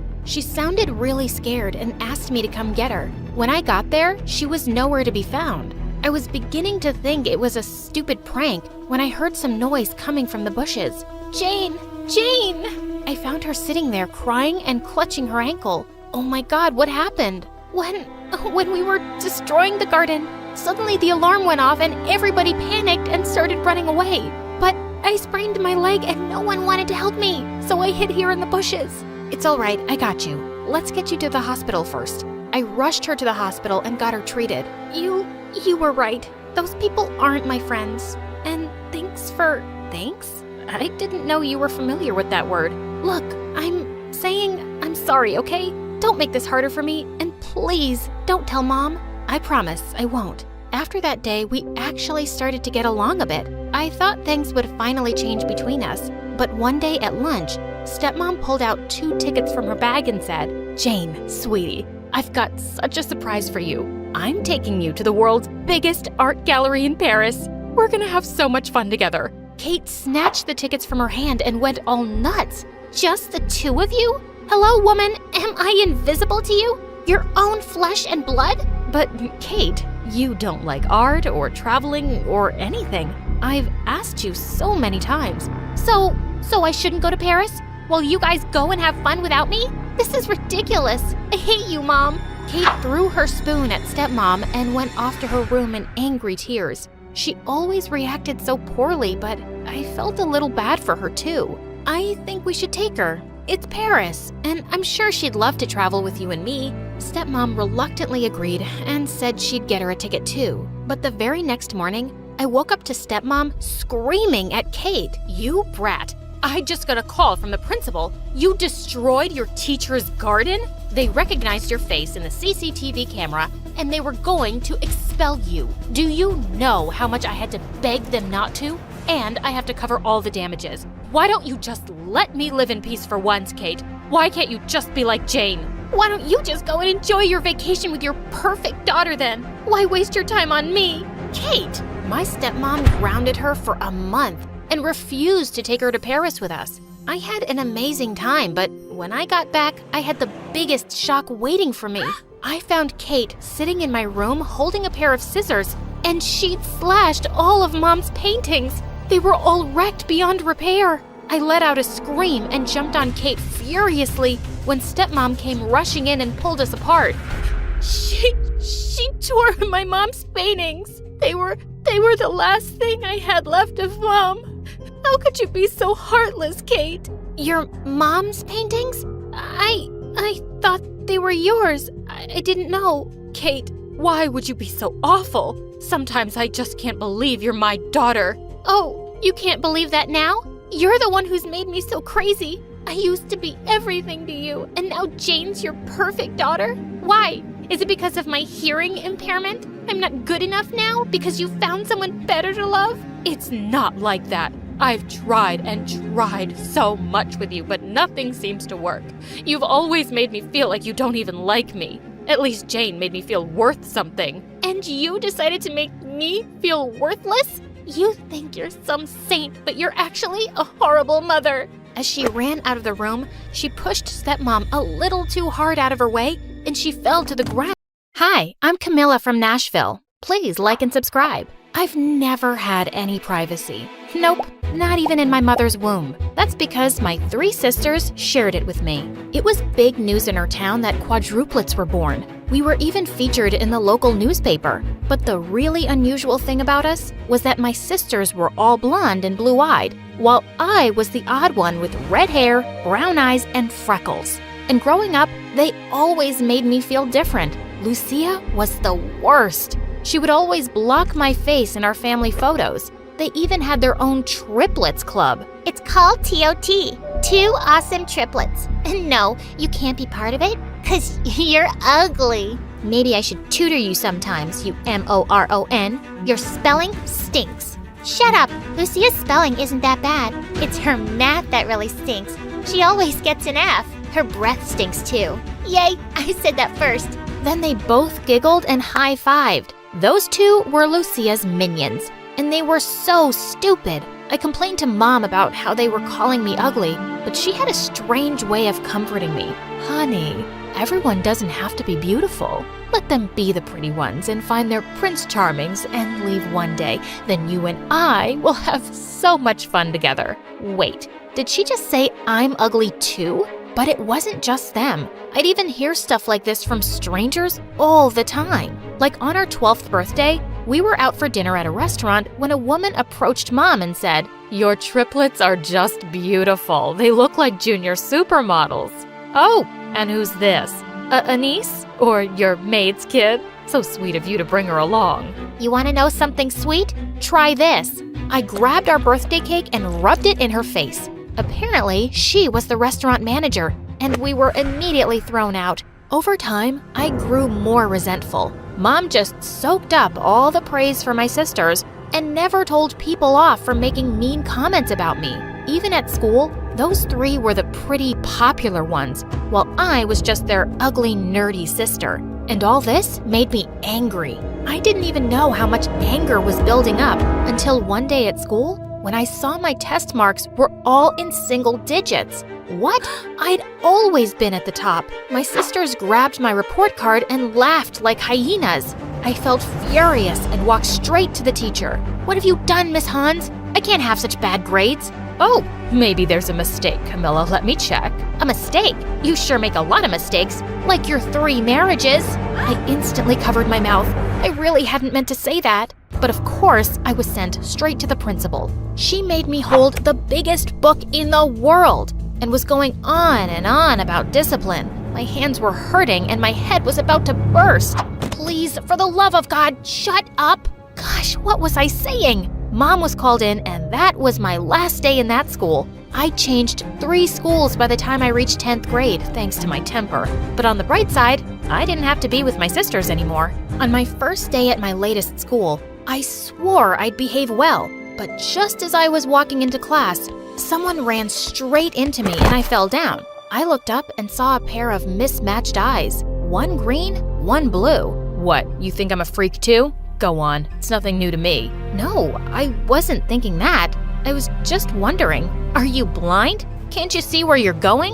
Whoa, whoa, whoa. You're gonna talk rude to me? I'm not letting you inside the class today. And he stretched both his hands and legs and blocked the doorway. I tried pushing past him, but I couldn't. So I pulled his leg and brought him down and then jumped on him. We were fighting like cats when suddenly the noisy class became quiet and I saw the teacher standing near us. We were both given a week's detention, and there I found out that he was Victor, a foreign exchange student from Georgia. That incident on the first day made the whole class fear me. They barely even talked to me. It felt good at first, but then I started feeling lonely. Hey, I see you're always sitting alone at lunch. And well, I do too. Care to join me? Oh, poor you. Not many friends, huh? I'll think about it. Fine, I've decided. Since you're begging. Okay, let's meet at lunch. And after that, we did, every day. We became good friends as time passed, and people would even call us the weirdo couple. But we weren't a couple, because I always had my eyes on the school's popular jock, Peter. I even took up French for him, but he just never seemed to notice me. One day when Victor and I were at lunch, Peter stopped by our table. OMG, was this really happening? Hey, Cabello, right? Here's your pen. It fell from your table when you left. Oh, okay, thanks. Peter, right? You're a lifesaver. I mean, a pen saver. I just, so you know, it's Camilla. I mean, I'm Camilla, but it's fine. You can call me Cabello. It's just a confusing name. He gave a short smile and left. What was that? You looked like a tomato and sounded like an idiot. Don't laugh at me like you have a million girlfriends. I admit, I have a huge crush on him. And I'm really trying, man. In French class, I stand up and answer every question, but he doesn't even look at me. You think he'll see you as a total nerd and then ask you out? Not a chance. Why not? Don't guys like smart girls? Clearly, you know nothing. You badly need some lessons from me. I know how to impress a guy. I didn't know you were gay. That actually explains a lot. Oh, shut up. Meet me at the bleachers, 5 p.m. sharp. Well, after all my failed efforts, maybe I could try some of Victor's tips. And so our classes began. But some things he were teaching me were nonsense. And they kinda worked. Peter came over and talked to me one day. Hey, someone was telling me you're really good in math, and I was wondering, could you tutor me? I really need some help. This was perfect. We hung out every day in the library for the next 2 weeks, and he was so happy when he finally got a B. And then he asked me out.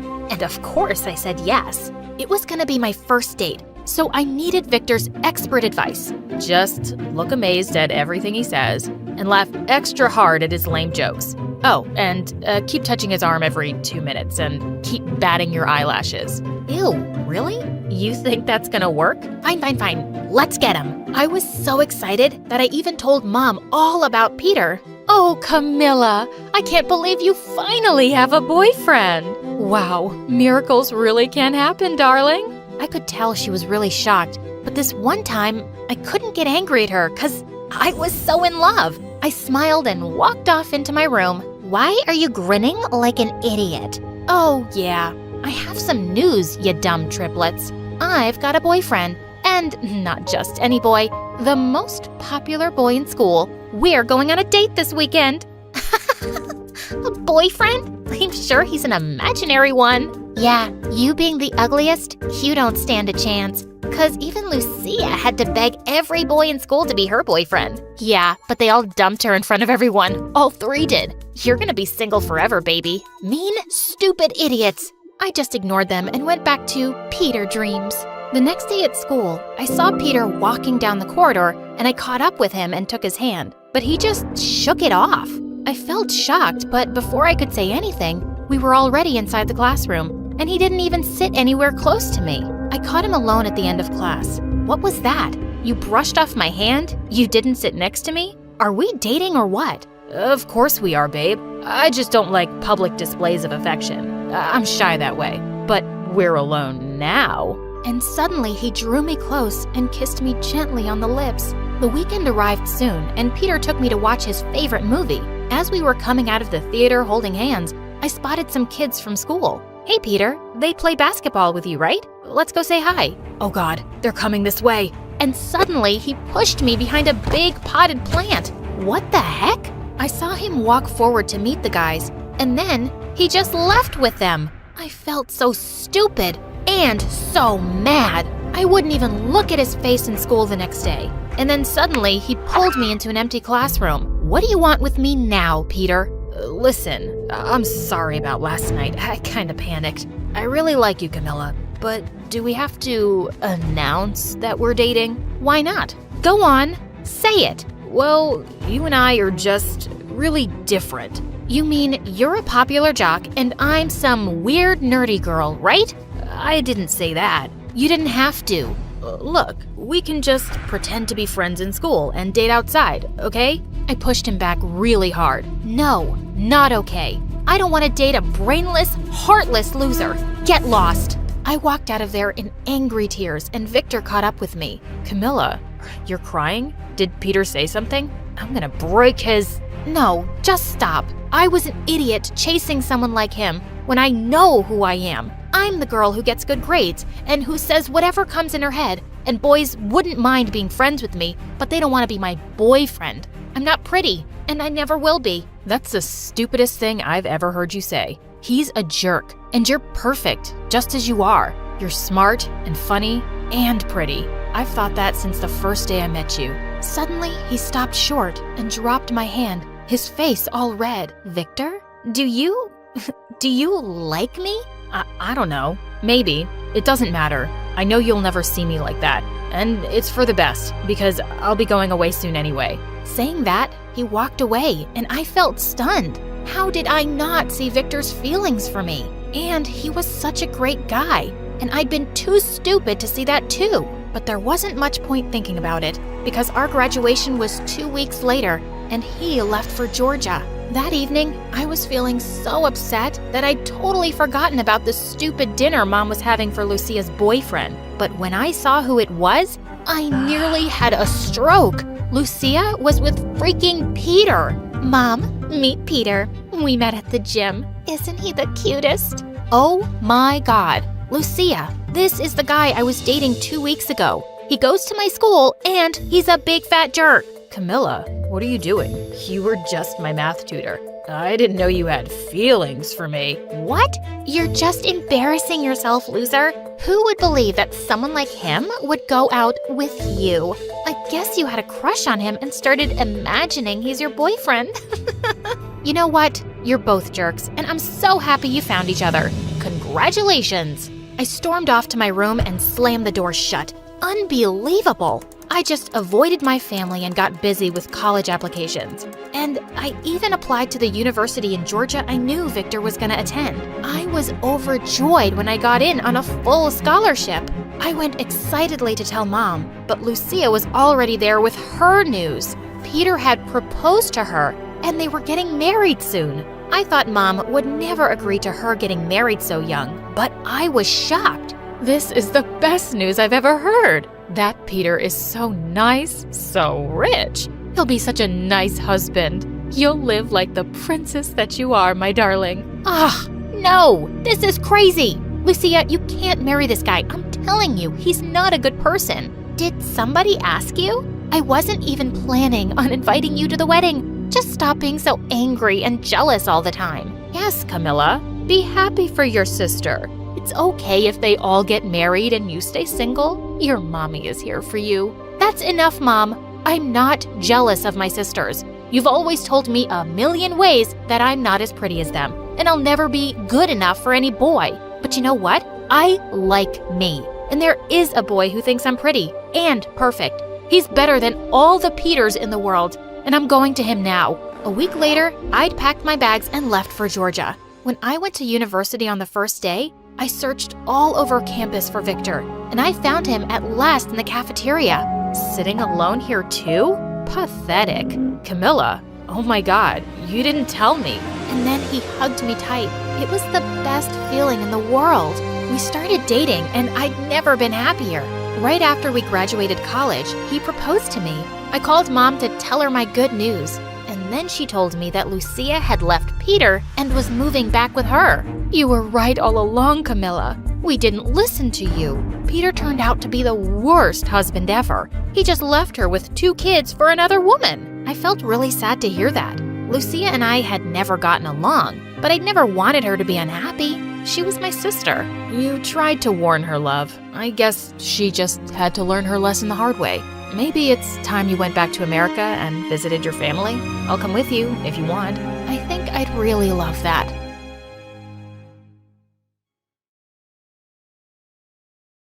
You know when your life is dreamy and amazing and just perfect? I'm mopping up ice cream a kid threw up, and someone left teeth in the tip jar. What do you think? You're lucky you're used to bad things. Would you rather be me, having everything and losing it all? I feel like you want to tell me your story. How long is this gonna take? Not that long. Okay, so it all started 17 years ago when I arrived in this world as a beautiful baby girl. Of course you came as a baby girl. With eyes as blue as cornflowers. Why are you stating the obvious? My mother wrapped me up in a cashmere blanket, which was the perfect shade of lavender. Interestingly, lavender is my favorite color. That's not interesting. Come on, get to the part where your life gets bad. And if you tell me you tripped on a cornflower and broke your lavender shoe. I really liked that shoe. And I tripped on a sunflower. Okay. I swear, you're gonna love how much worse my life gets. Do you guys want to hear the long version or the short one? Fine, the short one then. My name is Olivia, and before I continue, please like and subscribe. My dad was the owner of a tech startup. Don't ask me what the startup is about. I have no idea. I tried finding out many times, but the conversation always goes something like this. Daddy, can you tell me more about your tech startup? Of course, sweetheart. Basically, we're using cutting-edge algorithms to optimize data. What a pretty butterfly on that rose. I need to send my rose pink dress to the dry cleaners. Our platform synergizes complex neural networks with cloud-based infrastructures. But I don't have the right shoes with that dress. Maybe I need new shoes, or maybe I need a new dress. With our blockchain architecture, we're able to establish an ecosystem that... Daddy has wrinkles on his forehead. I should give him night cream on his birthday. In short, we are revolutionizing the industry. That's amazing, Daddy. I don't know, man. your guess is as good as mine. The important part is that his startup made us very, very rich. Like, take a private jet to your private island kind of rich. We lived in a huge mansion where Mom and I had closets as big as rooms and clothes and shoes for days. My life was a whirlwind of glamorous parties, fancy vacations, and global shopping sprees. I went to a great private school, had tons of friends who adored me, and the cherry on top of my sweet life was Dad's friend's son, my dreamboat boyfriend, Chad. I really had everything. Then it all went to hell one day when I tripped on a sunflower and broke the heel of my fourth favorite lavender shoe. Are you kidding me? It's about to get worse, I promise. I was meeting Chad in the park. My heel broke, so I had to walk barefoot. I was crossing the track when this stupid kid on roller skates ran right over my toes. I screamed and fell back on my butt, and then out of nowhere, a crow started attacking me. It was the most bizarre day. By the time I reached our usual spot, I was in a foul mood. But suddenly, seeing the golden hour light hitting Chad's perfect face, everything else melted away. I could take all the ups and downs of life with Chad by my side. I think we should break up, Livy. Break up what, babe? Us. We should break up. I've accepted an offer at a university across the country, and I don't think we can make long distance work. I don't understand. Like stars departing at dawn's first light, our destinies ascend separate horizons. What? Our hearts, like birds in migration, must seek divergent skies to find our true selves. I am so confused right now. I love you, Livy, but we're too young to tie ourselves down. It's best to part ways, and if we're meant to be, we'll find each other again. Then he kissed me on the cheek and just left me there. Oof, that's rough. The story's finally getting good. You're such a sadist. I was depressed for days and just sobbed in bed as I watched MSA love stories. I always thought Chad and I would be up there one day with our own little video. I mean, look at me. My face is a dream for any animator to work with. Anyway, just when I thought the worst thing in my life had already happened, the police showed up one night and arrested Dad for embezzlement. He was charged for stealing money from his investors. And before I knew it, my life really turned upside down. Most of our assets were seized by the government, and we had to leave our house only with things we could carry. I managed to put on 14 dresses, 9 shirts, 4 pants, 5 coats, 6 pairs of shoes, and 2 bags. Mom and I moved into a tiny apartment on the poor side of town, and we got a lawyer. But it looked like an open and shut case with too much evidence against Dad, and he was sentenced to prison for a decade. I swear I'm innocent. I've been framed. I need you to believe that I'm not a crook. Of course we believe you, Daddy. We'll get your name cleared, I promise. Naturally, my first course of action was reaching out to Dad's friends for help. You need to leave. I can't be seen with you. My girlfriend is a very suspicious woman. Aren't you married? Exactly. I wasn't running away from you. I was just getting some exercise. Oh look, what an unusual bird. Where? I recently hit my head and I have amnesia. I don't know who your dad is or why he made me your godfather. You're my godfather? Gotta go. I need to poop. Chad's father was out of town, and I was so relieved when he returned. He was Dad's BFF. If anyone would help, he would. I'm sorry, but Sir is still away on business. His car just passed me as I was walking here. You must be mistaken. He's not home. I can literally see him in his study from that window. Let me put this another way, miss. He clearly stated that whenever you show up here, I have to say he's not home. That just made my heart break. No one wanted anything to do with Dad because they all thought he was a crook. Next, I turned to my own friends, and I only met more closed doors. Wow, really, Penelope? Remember the only person who could look you in the face when you went through your hideous acne phase? And remember whose shoulder you cried on when the plastic surgeon botched your nose job? And remember who took the blame for your smelly fart when we were hanging out with your crush? You know it, me! Mom had the same luck with everyone she knew. She soon took up a job in a grocery store and enrolled me in the nearby public school. I thought I might feel better with the distraction, but I was a fish out of water here. The kids smirked at my clothes. They smirked when they asked me if my dad was the rich guy who went to prison, and they smirked as they walked past me at lunch. Mom got her first paycheck soon, and she took me out for a manicure to cheer me up. As I stared down at my perfect lavender nails the next day at school, I felt more positive than I had in weeks. I wouldn't sit alone at lunch anymore. I would get to know these kids, and they'd get to know me, and they'd see how lovable I was, and I went flying forward with my food tray and fell flat on my face. As I got up, feeling hideously embarrassed, I suddenly noticed it. 2 of my nails were chipped. My perfect nails, not so perfect anymore. Who is the idiotic pea-brained buffoon who crashed into me? Oh, come on, we were just playing ball. In the cafeteria? Did the football field catch fire? Did an earthquake split it open? Did a tsunami wash it away? Hey, calm down, weirdo. What's the matter with you? You want to know what's the matter with me? I had a perfect life. I had the perfect parents, and the perfect friends, and the perfect house, and the perfect boyfriend.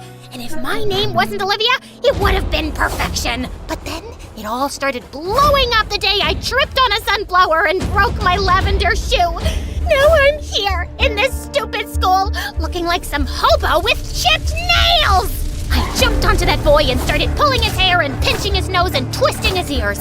It took several people to get me off of him. And then I started crying uncontrollably. I could barely breathe.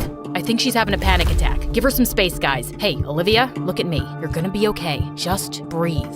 So yeah, I lost my mind. You helped me calm down and brought me to your workplace. I had to. You were in shock and clinging to my arm like a python. And now you know my whole story. You're probably thinking, look at this whiny rich girl who lost some money and can't handle it. But it's not just that. I never realized before that my entire life was so fragile. I just never saw this coming. Jackson reached over and put his hand on mine. I wasn't thinking that. You've been through a lot, and I'm sorry. Thanks. By the way, how tall are you? 6 feet 4 inches. No wonder I've been feeling so tiny all day. My life still sucked, but it sucked a little less now that I had a friend. Jackson was so different from any of the guys I'd known. He didn't talk about sports cars or the newest smartphones or the best companies to invest in, but he taught me how I could cut out grocery coupons from newspapers, what the cheapest bus route was, and how to ride a bicycle. He even got me a waitressing job at the cafe and covered up for my mistakes. He lived in a tiny, rundown house with his mom and 3 younger sisters, and even though they didn't have much, I was always made to feel welcome. One day at the park, while Jackson was feeding the ducks with his sisters, I accidentally knocked over his backpack and a sketchbook fell out. I opened it to find the most amazing comic drawings. I leafed through the pages and found a sketch of me. And then another, and then another. What do you think you're doing? I'm sorry, it just fell out. Jackson, you're so talented. It's just a silly hobby. It's not silly. Are you going to apply to an art school? In case you haven't noticed, I'm poor. I have to work right out of high school. But you're too good to not take this seriously. You have to... Can we please not talk about this? Okay. And I didn't make your sketches because I have a crush on you or something. You're just a new, interesting face. Does interesting mean the same as pretty? Not necessarily. So you don't think I'm pretty? You're not pretty. And what is pretty anyway? There's no set standard. Shut up, Jackson. You said Olivia's the prettiest girl you've ever met.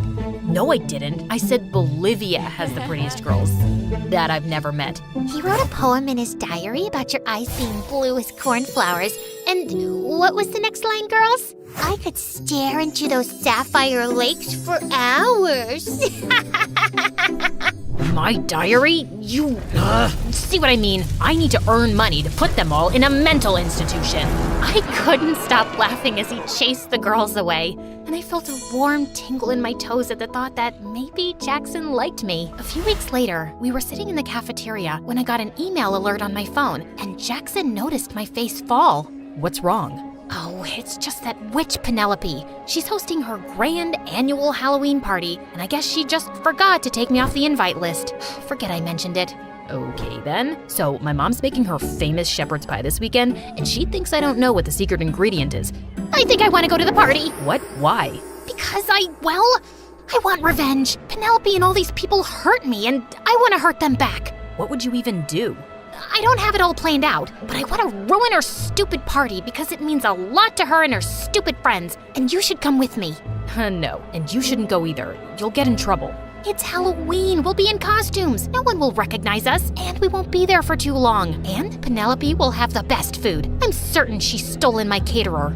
I don't know. Please, I need this, and I don't want to go alone. All right, the food better be good. On the night of Penelope's Halloween party, Jackson and I took the bus to the rich part of town and walked the last few blocks to Penelope's house. No one's gonna recognize me, right? You're dressed like an evil eggplant. It's very unlikely. You look good as a tree, very tall and leafy. Now you remember the plan, right? Right, make as many things go wrong as possible. Am I forgetting anything? Nope, that's the whole plan. Let's go.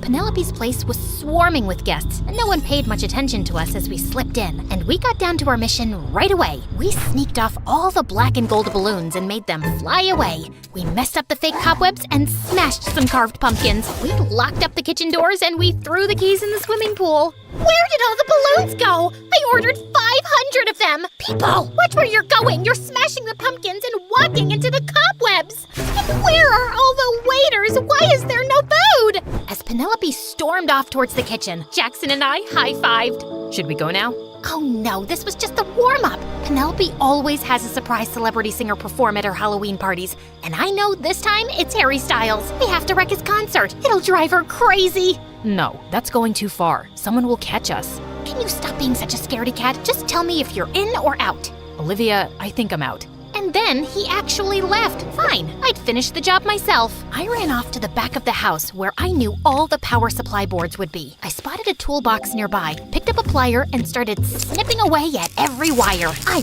wouldn't let this concert happen. I'd ruin the whole party. Everyone would remember it as the worst Halloween ever. Just then, I saw a figure emerge from the shadows. Hey, what do you think you're doing? I flung the pliers to one side and started running for my life across the garden. But my stupid eggplant costume was slowing me down. And suddenly, I found myself being pushed forward and pinned to the ground. When the person chasing me turned me over, I saw that it was Chad? How do you know oh my god, Livy, is that you? Why are you an eggplant? Actually, what are you doing here? I could ask you the same question. My whole life blew up and you couldn't send a text, but you made sure you didn't miss Penelope's party? Listen. Just then, a pretty girl I'd never seen before came running behind us. Babe, are you okay? Who's this creep? I'll call security. No, don't. There's been a misunderstanding. Babe? Is that what she just called you?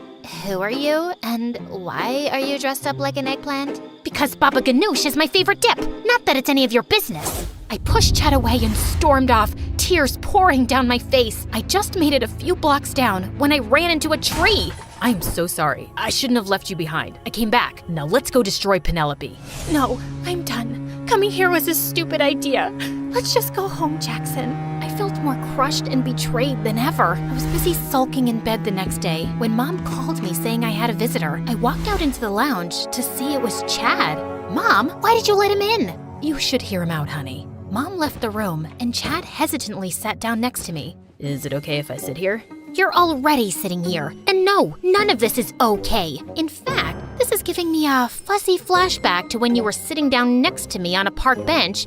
Wait, it's all coming back to me now. Yes, there I am with my bleeding toes and broken shoe. And yep, that's you, walking away after breaking my heart. You have every right to be mad. I was such a fool, Livy. I thought I was doing the right thing. Long-distance relationships are so hard. I just panicked. I know what I did was awful, but I swear, I never stopped thinking about you. Just long enough to meet that blonde twig who called you babe?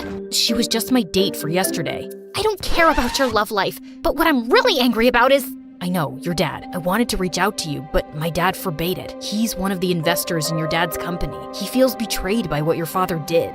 Dad is innocent, okay? I expected his friends to believe that. The evidence against him is too strong. You've got to face facts. He committed a crime, but I'm sorry you're also paying the price. I asked around about you after we met yesterday, and I couldn't believe you're living in this neighborhood now. For the first time, the thought crossed my mind that maybe Dad was the one who was wrong, and I burst into tears. Chad hugged me. I'm in town for a few weeks, and I'm gonna try to get Dad and the other investors to go easier on your dad with his prison sentence. You'll really try? I can't promise anything, but I'll try my best, Livy. I walked Chad out of the apartment building, and as I was going back in, Jackson suddenly popped up. So, who was that guy with enough gel in his hair to set all the cheesecakes in America? That was Chad. Chad? Like your ex-boyfriend Chad? Like the guy who broke up with you on a park bench Chad? Yes, that Chad. That's such a stupid name. Chad is a country.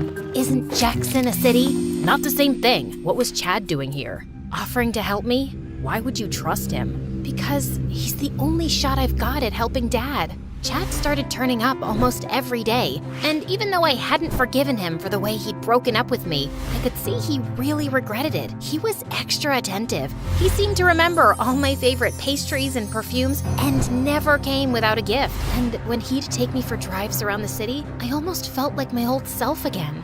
One afternoon as I was leaving school, Jackson caught up with me. Want to go to the park today? Nah, I'm tired.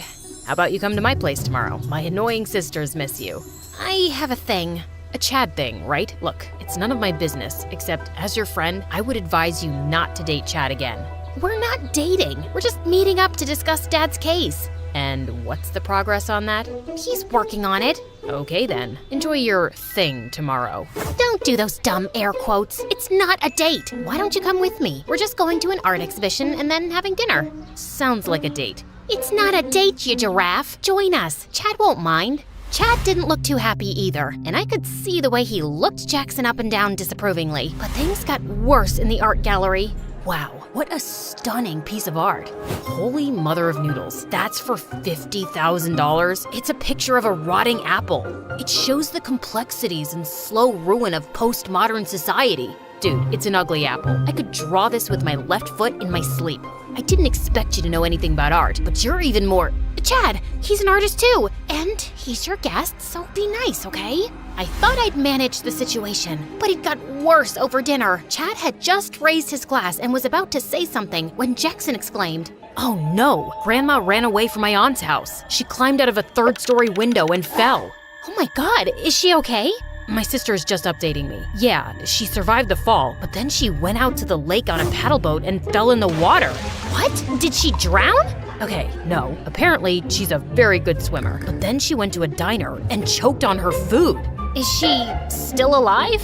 Phew, thankfully, yes. Someone in the diner performed the Heimlich maneuver on her, but she's in the hospital for a mild concussion. Can we leave early so I can see her? Of course. You can leave now. I'll call you an Uber. I can stay for the main course. We'll skip dessert. Anyway, before I was interrupted, I was about to make a toast to us, Livy. Friendship, much like the delicate petals of a rare flower, unfurls its beauty only to those who possess the refined senses to savor its exquisite fragrance amidst the mundane garden of existence. That's lovely. I'm sorry. What does that even mean? Excuse me? Why do you think it's cool to say vague nonsense? Friends don't treat friends the way you've treated Olivia in the past. Can't you be honest about anything? Why don't you start with her and tell her you don't actually have any plans to help her? You want honesty? I think you're a worthless piece of trash. Before I knew it, Chad had attacked Jackson, and they were in a full-scale fight, bumping into waiters and falling onto tables. Several people managed to pull them apart, and I dragged Jackson outside. What were you thinking? He attacked me. You provoked him. Look, Olivia, I don't get mad a lot. It's scary for people when I get mad because I look like a tall, angry windmill. So I keep it in and stay calm mostly. But I'm mad right now. How can you even stand that pretentious windbag? Because he belongs to my world. This is the life I had before. You go to stupid exhibitions and talk about trivial things over food and laugh at dumb jokes. And you didn't even give him a chance. You were determined to hate him just because he's a rich guy. Is that what you really think of me? You know what? I'm the problem here. I don't belong in your world. Jackson walked off, and my heart sank. He wouldn't even reply to any of my texts or calls later, and he avoided me in school entirely. A few days later, Chad asked me to come over to his place to have a talk with his dad, and I arrived early. As I walked towards the study, I suddenly heard raised voices, and I stopped outside. That girl is really coming here right now? Chad, what is the matter with you? Look, Dad, when you told me that you and the other investors were making a fake case against her father to get control of his company, I was totally on board. And I broke up with Livy and left because you didn't want me to be associated with her after her dad got a bad reputation. But I didn't realize Livy and her mom would have everything taken away from them. What else did you think was gonna happen, son? I don't know. I just thought the dad would go to jail and we'd be richer. It's not fair. She lives in a dump now. And how are they supposed to afford shampoo and makeup and all the creams and serums they use? Just lie to her and say you're working on getting her dad out of jail sooner so she feels better. And maybe we can give her some money every month. Fine. My son is such a philanthropist. Don't get serious about her again, though. Dad, I'm 18. I'm not serious about anyone. I'm leaving in 2 weeks anyway. I've just been nice to her because she was never very tough, and I feel sorry for her. I stepped away quietly, blood pounding in my head. I felt fury beyond anything I'd ever felt in my life. I texted Chad that I couldn't come over, and I went home and told Mom everything. We stayed up half the night trying to think about how we could get proof of Dad's innocence. We finally fell asleep exhausted, but the next morning, I woke up to Mom's screams. I rushed to the lounge and saw the TV on with the news that Chad's father and all the other investors in Dad's business had been arrested. How? What are they being arrested for?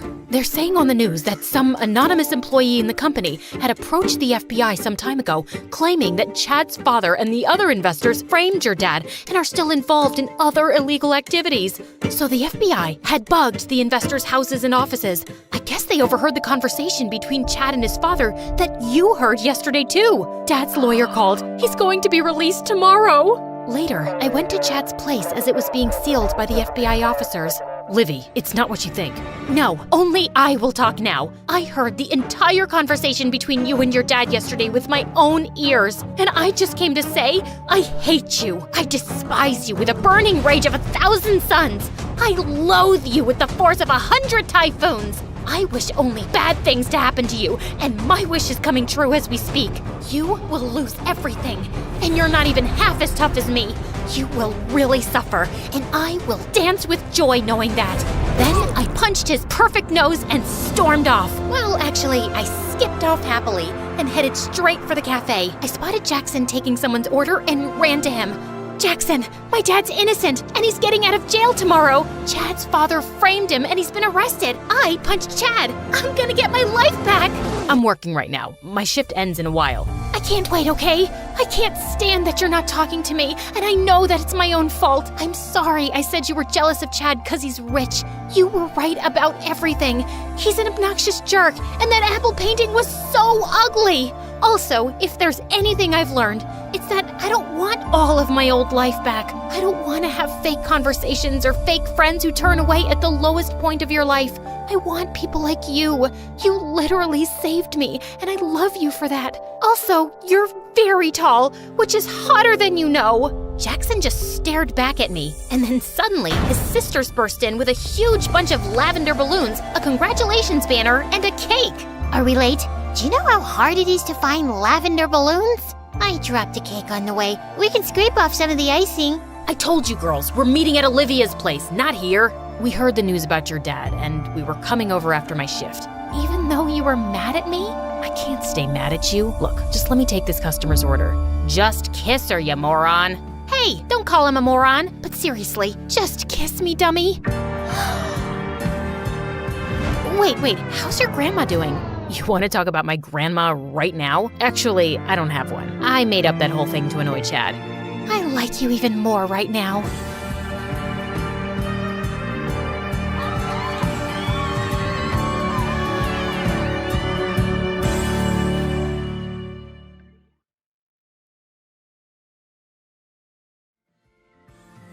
Hi, my name is Misha, and I live in Miami.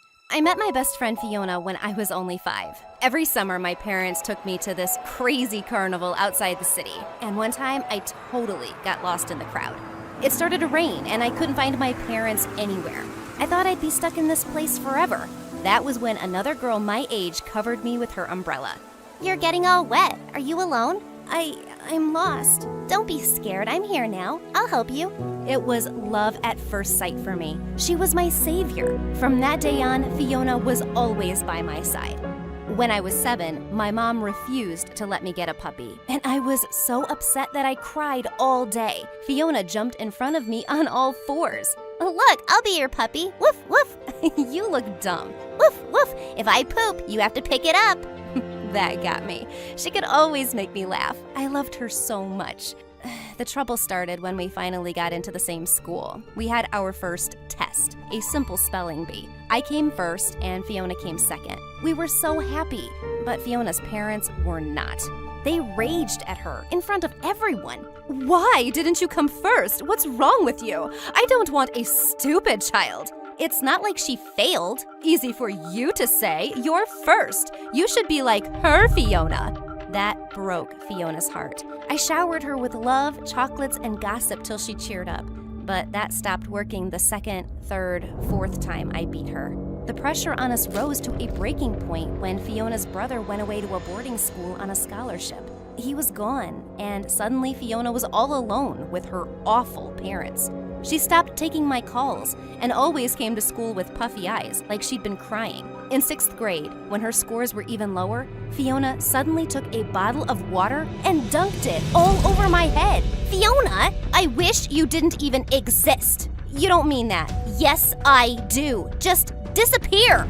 From that day, a never-ending rivalry started between Fiona and I. She started messing with me all the time. She knew my locker combination and she threw out my books. She even spilled the beans to everyone about the guy I had a crush on. He came to me at lunch and publicly rejected me. I was flaming mad. I ran up to Fiona's table and said, "Fiona peed in bed till she was 11, just so you all know." Fiona screeched like a monkey and attacked me. I hate you, Misha. One day, she crossed all her limits. I found her in the schoolyard bullying some other girl. I pulled Fiona away from her and screamed, "Have you gone crazy? I get that your parents are awful, but stop taking it out on everyone. Stop acting like you're better than me." She pushed me and I twisted my ankle so badly.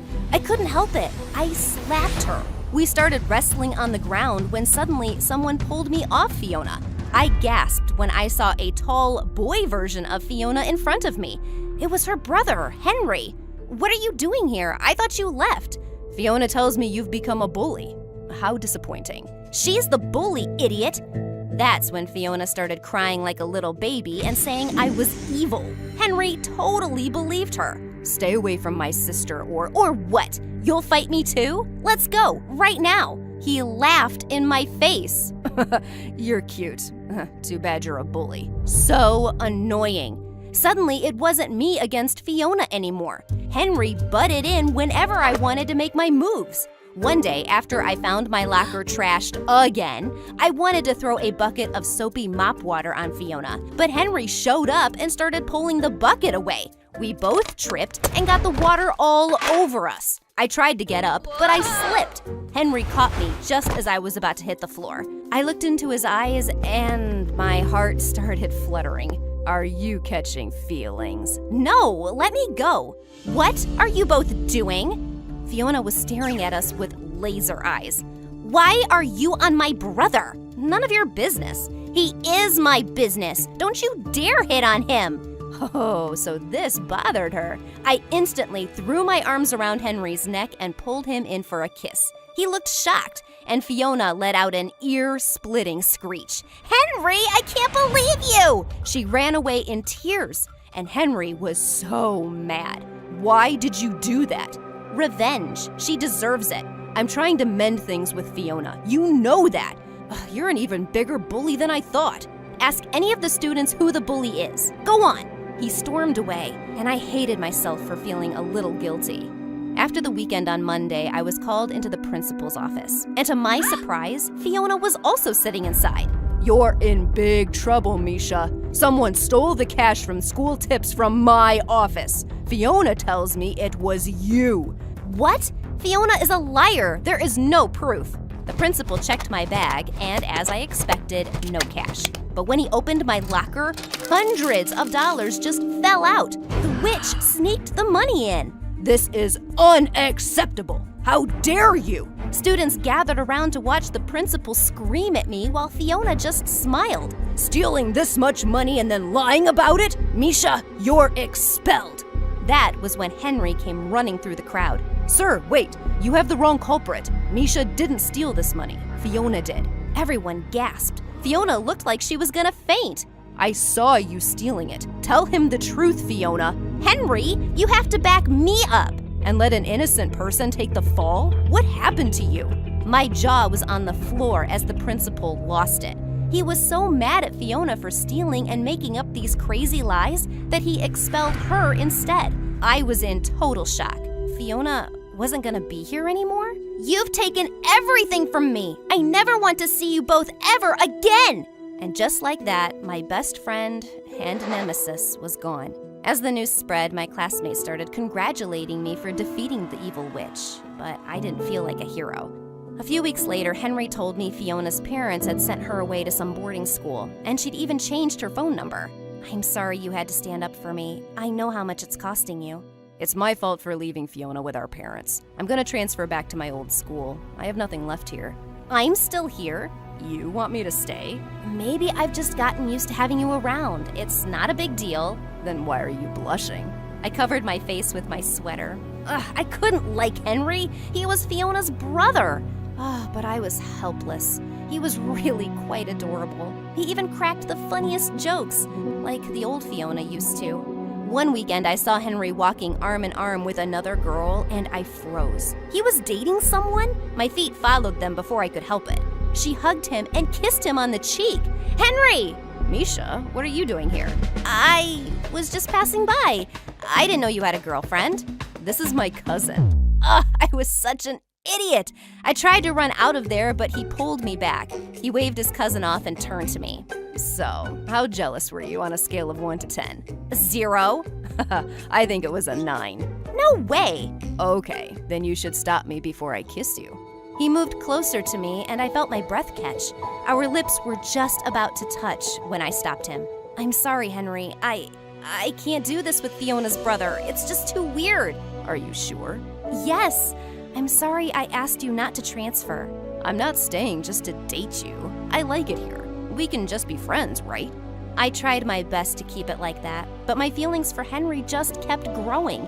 When we got into separate colleges, I thought I might finally get over him. But even when I dated other people, I couldn't forget about him. And then one day, he showed up at my dorm at 2 a.m. and told me he loved me. I can't hide it anymore. I don't care about our past or about Fiona. Misha, I just want to be with you. Soaking wet in the rain. Fiona, I ran away from home. I had to see you both. We were speechless. Please, can I come in? We helped her in, and the first thing she did was fall to the floor and start weeping. I've been so miserable since the day I lost you both. I moved out after college to get away from our parents, but now I just lost my job. I've been living at the homeless shelter for a week, but I just really wanted to see you. You have no job and no place to live? So that's why you're here? No, I can go back to the shelter. I'm only here to say that I'm so sorry for everything I did. Even if you kick me out right now, I'll be sorry to you my whole life, Misha. I was so uneasy. Henry and I put our heads together and decided to let her stay with us if she behaved. And somehow, after years of being apart, Fiona was living with us. She didn't play any crazy pranks, but living with her was annoying. She was messy, moody, and had the appetite of a baby elephant. One time, I'd baked the most beautiful cake for Henry's birthday. But the night before the party, I saw Fiona stuffing her face with it. Sorry, I was starving. Were you saving this? When I told her it was for Henry's birthday, Fiona burst into tears. She even cried at his party about the store-bought cake, and all his friends were so awkward. She's scaring me. She's already got a new job. She'll move out soon, okay? I promise. That was good, because 1 week from that dinner, my doctor told me some amazing news. I was pregnant. Henry went mad with excitement, and Fiona cried for 2 days straight. Your baby is gonna be related to me. I love that. Well, that was sweet. Fiona stayed by me through all my scary and happy moments, and I was almost sorry to see her go when she found her own apartment 3 months before my due date. But when she moved out, she changed again. She never invited us over, and if Henry asked to hang out, she always made up some stupid excuses. Did she use us just to get back on her feet? After I give birth, I'm gonna kick her butt. About 2 weeks before my due date, Henry got a call from the hospital. Hi, you're Fiona's emergency contact. We need you to come to the hospital right away. What happened? Your sister's about to have her baby. Wait, what baby? Henry and I rushed to the hospital where we found out that Fiona was pregnant. She'd been pregnant this whole time. I couldn't believe it. She has high blood pressure, so we're watching her and the baby carefully. She might need surgery. Surgery? Is she going to be okay? How could she lie about this? Oh my God. I was suddenly in total panic, and that was the moment my body decided to go into labor. But after hours, when I finally held my baby girl, I couldn't stop weeping. She had Fiona and Henry's shiny black hair. Bet you my baby's prettier than yours. I looked up to see Fiona standing in front of me. She was okay, and she had a baby girl in her arms. Fiona, oh my God, can you believe it? Our kids will be birthday pals. Why? Why did you hide this from us? I didn't want to guilt you guys into helping some poor pregnant woman. I missed you so much, and I just wanted you to give me a real chance. You fool! What if something had happened to you? You're so stupid. I know. I'm so sorry, Misha. I wish I could take all those years back. I was so horrible to you, and I'll never, ever forgive myself. I can forgive you. I will forgive you. Come here. I gave her a one-armed hug, and we stared at our babies side by side. They're gonna be best friends, aren't they? Better. They're sisters.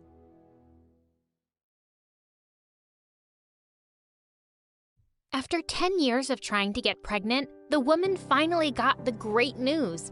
But her happiness was short-lived. The doctor looked straight into her eyes and said, "Ma'am, your baby has Down syndrome." Months later, she delivered the baby, and it was me, born completely normal and 100% healthy. Everyone said it was a miracle, and that's what my name means. Hi, I'm Nasa from Alabama. But before I continue my amazing story, click like and subscribe. My dad had a mechanics workshop, and I hardly saw him because he works so much all the time. Even though Mom came from a rich background, she never helped Dad with money. Isn't that God's will? A man has to sweat and earn his bread and provide for his family. If you want to eat, you better put food on the table. Once when I was 3, Mom and I visited him at the workshop. He was fixing a car and asking me to hand him the plier. I didn't know what it was, so I just picked up the entire toolbox and put it in front of him. He was shocked. How did you do that, Nasa? Just like that, Daddy. It's easy. Oh my God, you're so strong. Oh, my daughter. No, it's like you're my son. Why are you looking so happy, idiot? I don't want a manly daughter. Girls are supposed to be delicate. This is what I get. After 10 years of waiting, I'm taking her to the doctor.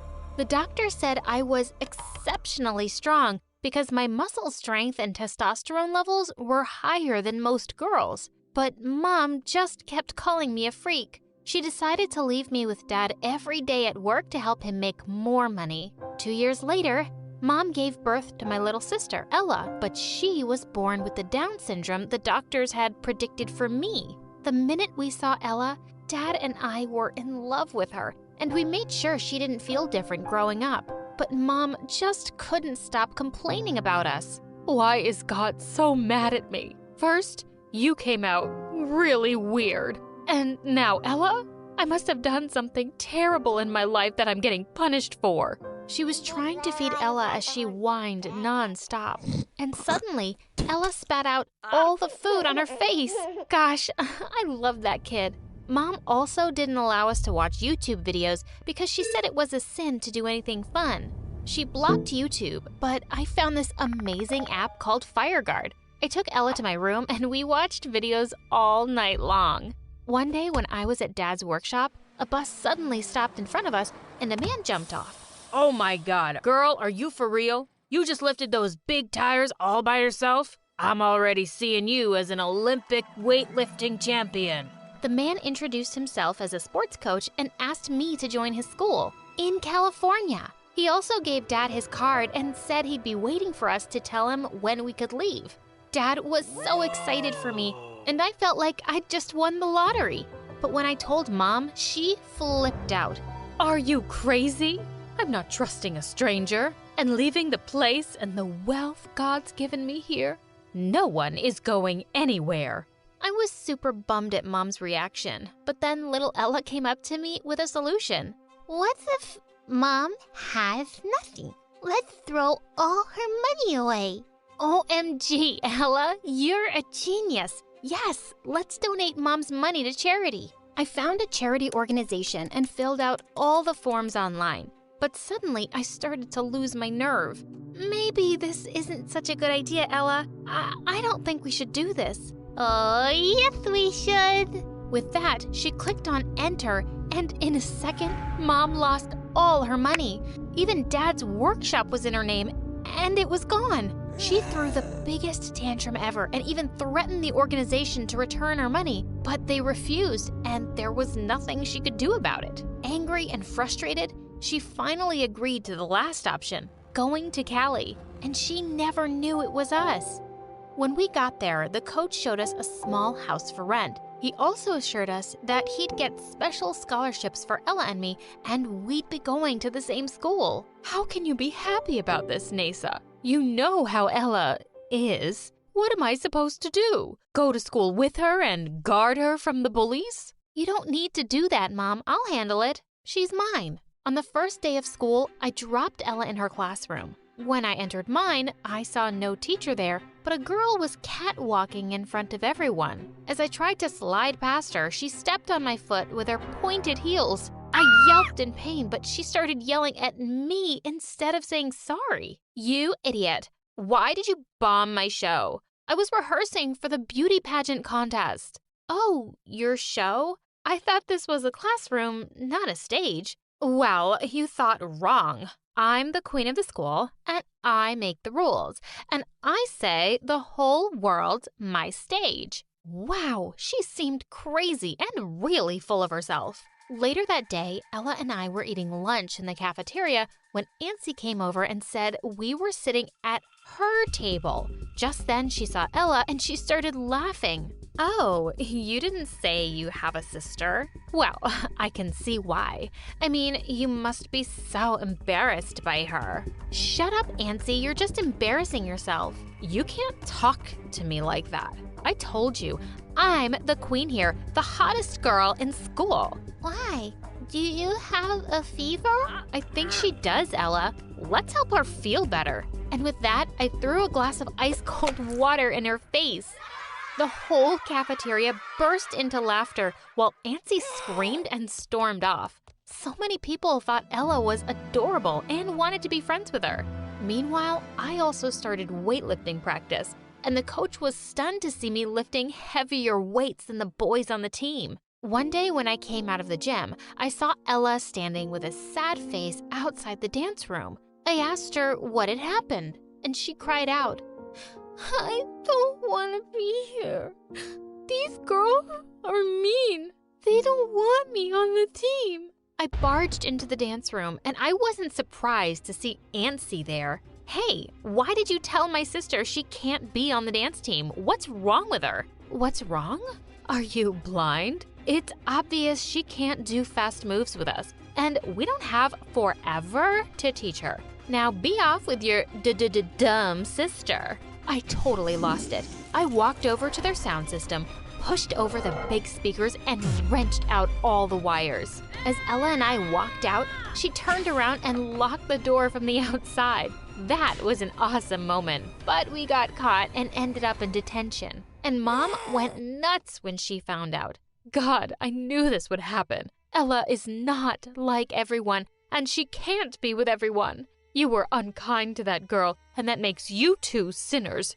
I'm going to go pray now. I don't want to go to hell with you. Our daughters are not unkind. I'm sure there was a good reason. But before he could finish, Mom just pushed him aside and stormed off. Mom is just terrible. The next day at school, I looked for Ella during recess and I couldn't find her anywhere. I was running all over the place, feeling panic rise inside. Where could she be? Just then, I spotted a grand piano in the corridor blocking the janitor's closet. As I stepped closer, I heard Ella crying out for help. Oh my God, Ella, I'm here. I'll get you out, sweetie. With one big push, I swept the piano out of the way and opened the door. Poor Ella came tumbling out in my arms, crying like crazy.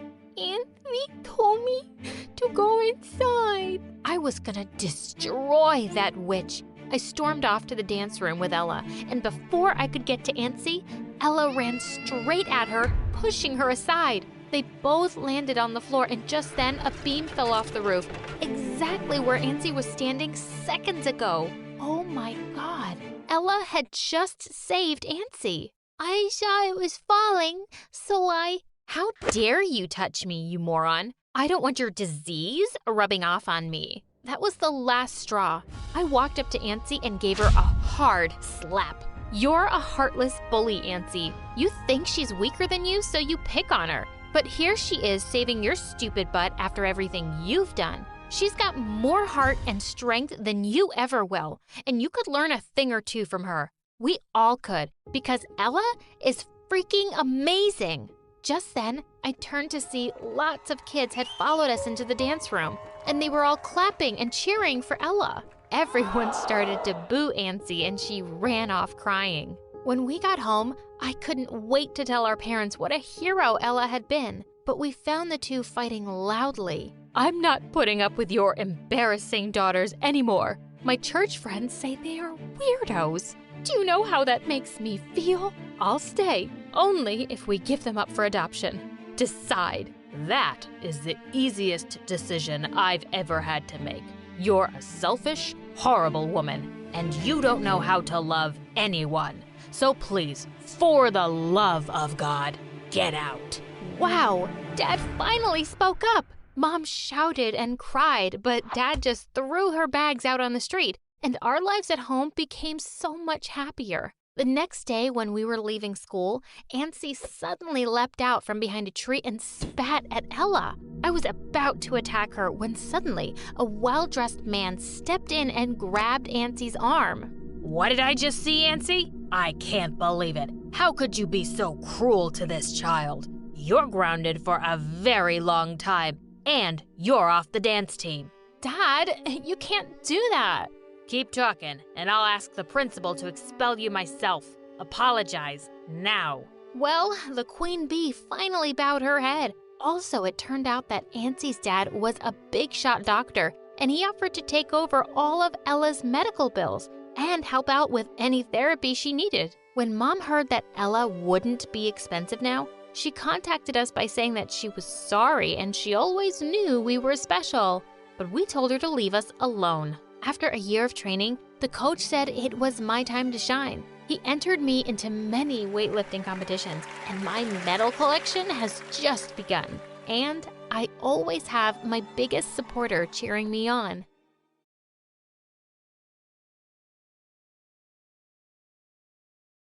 Hi, my name is Charlotte.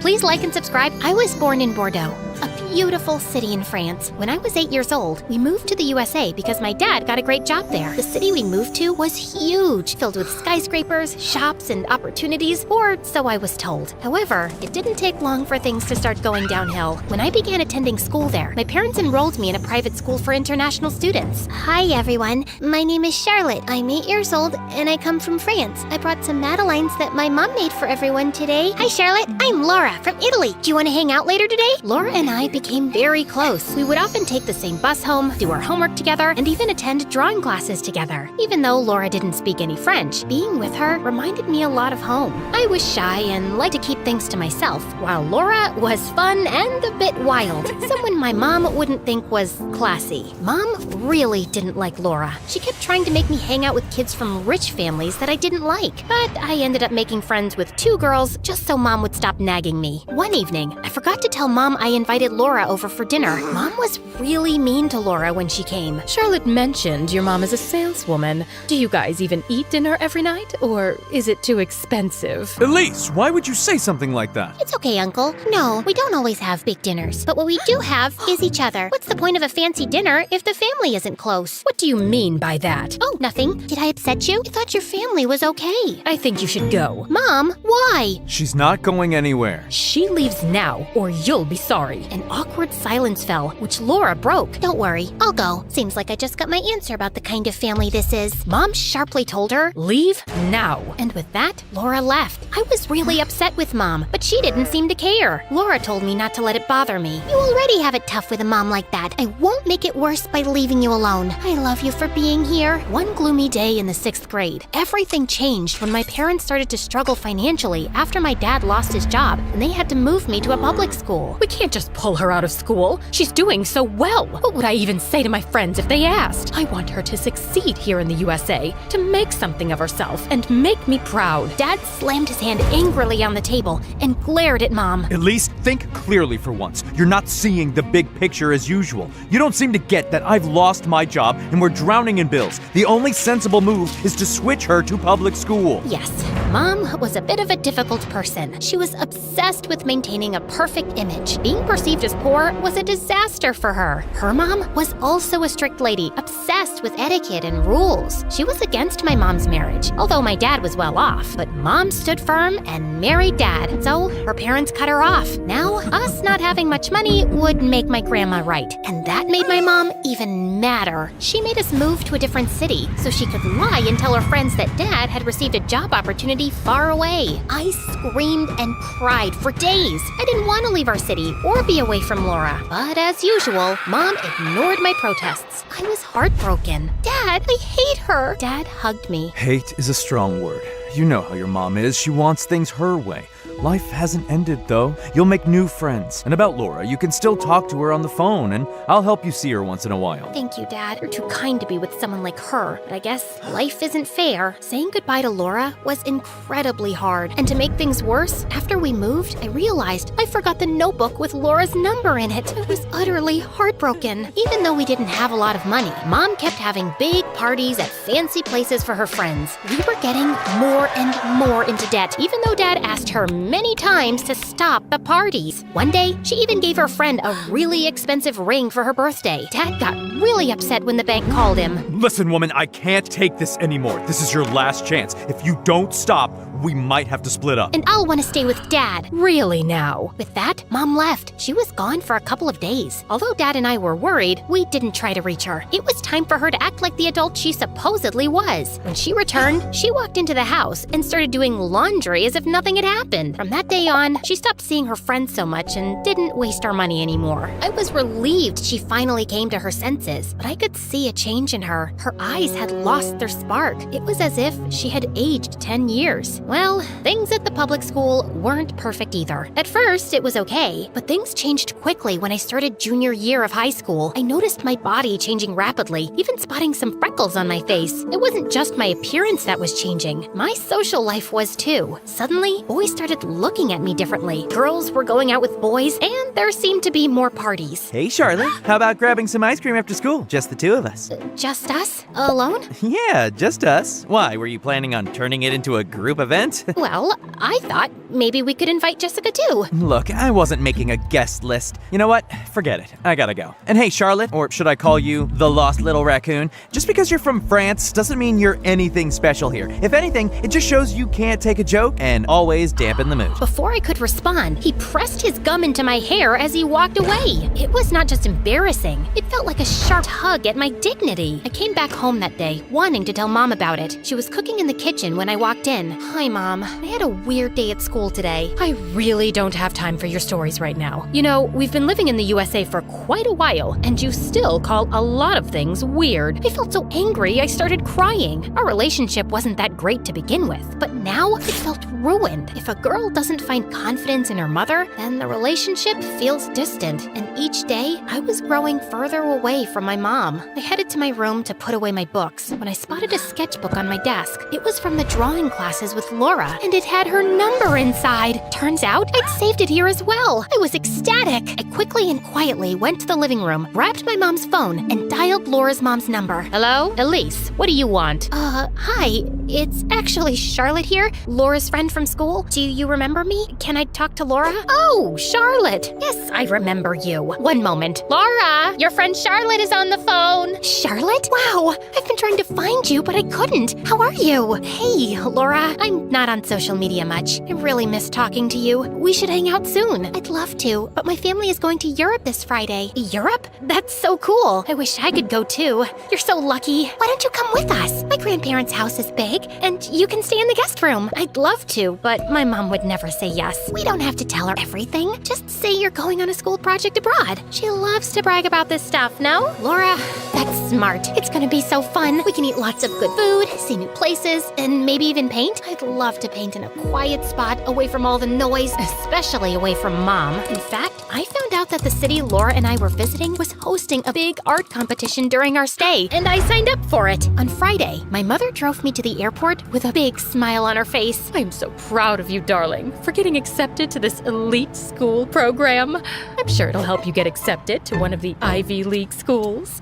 Sure. Yes, Mom. I got out of the car and walked to the airport gate when I saw Laura. She looked great, ran up to me and gave me a big hug. Charlotte, we're going to Europe. It's gonna be so fun. I'm so excited. I entered a drawing contest over there too. The prize is also about $500,000. Can you come and cheer for me? It feels like a dream. Sure, but you have to draw me and make my eyebrows look good. I enjoyed spending time with Laura, but sometimes things felt off. It seemed like she would suddenly stop talking to her mom when I showed up, as if they were hiding something from me. One night after we had dinner, she said something strange. You know, I was actually happy when your family started having money problems. What? Why would you say that? Well, your mom was a witch, and seeing her getting humiliated was so satisfying. First of all, becoming poor has nothing to do with humiliation. Second, Mom becoming poor also means me becoming poor. I thought your love for me was bigger than your hate for her. Oh, come on now. She's awful. Okay, let's change the subject. Want to eat some ice cream? I suddenly don't feel like it. I think I'm calling it a night. And with that, I stormed off. The competition day was getting close. It was going to last 2 days. The first for live painting in front of an audience, and the second for a closing ceremony where judges would announce the winners. Do you think the judges will be fair? I'm sure they will be. Are you excited to cheer me on? Of course. Will you cheer for me too? What do you mean? I'm entering the competition too. You knew that, right? What? No. You think I've lost my touch? I've been taking drawing classes for the past year. I see this as a great chance. But Laura, you never mentioned this. I didn't think I needed to report my plans to you. Anyway, I think it's better we focus on our own preparations for the next few days, so we probably shouldn't hang out too much. I was stunned. What happened to my best friend? I almost regretted coming on this trip. The only thing keeping me here was the upcoming competition. I was determined to win and get the prize. The first day of the competition arrived. We were led onto the stage, each competitor equipped with a set of pencils, colors, and a blank canvas. Laura leaned over with a mischievous grin and whispered, "May the best girl win." I was too stressed to respond and just focused on getting onto the stage. That's when I saw it. The event was being broadcast live on TV. My heart sank. I thought, oh no, my mom will see this. She'll ground me for life. Not only did I lie to her, but I'm also here with Laura, someone she can't stand. And now Laura, she turned out to be so different from what I thought. This is a nightmare. I wish I could just vanish. But I took a deep breath, pushed down my fear, and began to paint with all my heart, pouring every emotion onto the canvas. While sitting comfortably at home, my mom saw my face on the TV screen and yelled, "Pierre, our daughter isn't on a school project. She's on TV with Laura. This is nonsense. She won't get away with this. We're flying to Europe." My parents caught the next flight and arrived on the second day of the competition. Mom tried calling me the whole time, but I was too caught up with the competition and the drama with Laura to answer. On the final day, as I stood on stage with Laura and the other competitors, they started announcing the winners. Laura got second place, and I was on the verge of tears until they announced Charlotte is the winner. Overjoyed, I walked towards the microphone to give a speech, only to see my mom storm into the hall. I was shocked and embarrassed. Yelling in front of everyone, she demanded, How could you lie to me, Charlotte? You know there will be consequences. And with Laura, of all people? "Oh, me, of all people? Remember when you burned the book that Charlotte wrote my number in? You called and insulted me and my mom. You even threatened me, a child, to stay away from Charlotte. Do you want me to say what you did too?" Shut it. Don't you dare speak to my daughter like that. Laura, what exactly did my mom do to you? Let it go. Didn't you just win? Take your prize and leave with your parents. Your mom threatened Laura's mom with her connections in immigration, saying she'd get her deported. What kind of sick person hates a kid like this? What has she ever done to you? You need help. I'm taking the prize money and I'm leaving with Dad. You should consider getting help. I'll even pay for your therapy. I traveled all this way for you to side with her? What lies has she told you? Enough. Let's go, Charlotte. Laura, what my mom did was wrong, but targeting me wasn't fair. Still, I'm here if you want to start over. Then I went to receive my medal and prize, hugged my dad, and we left.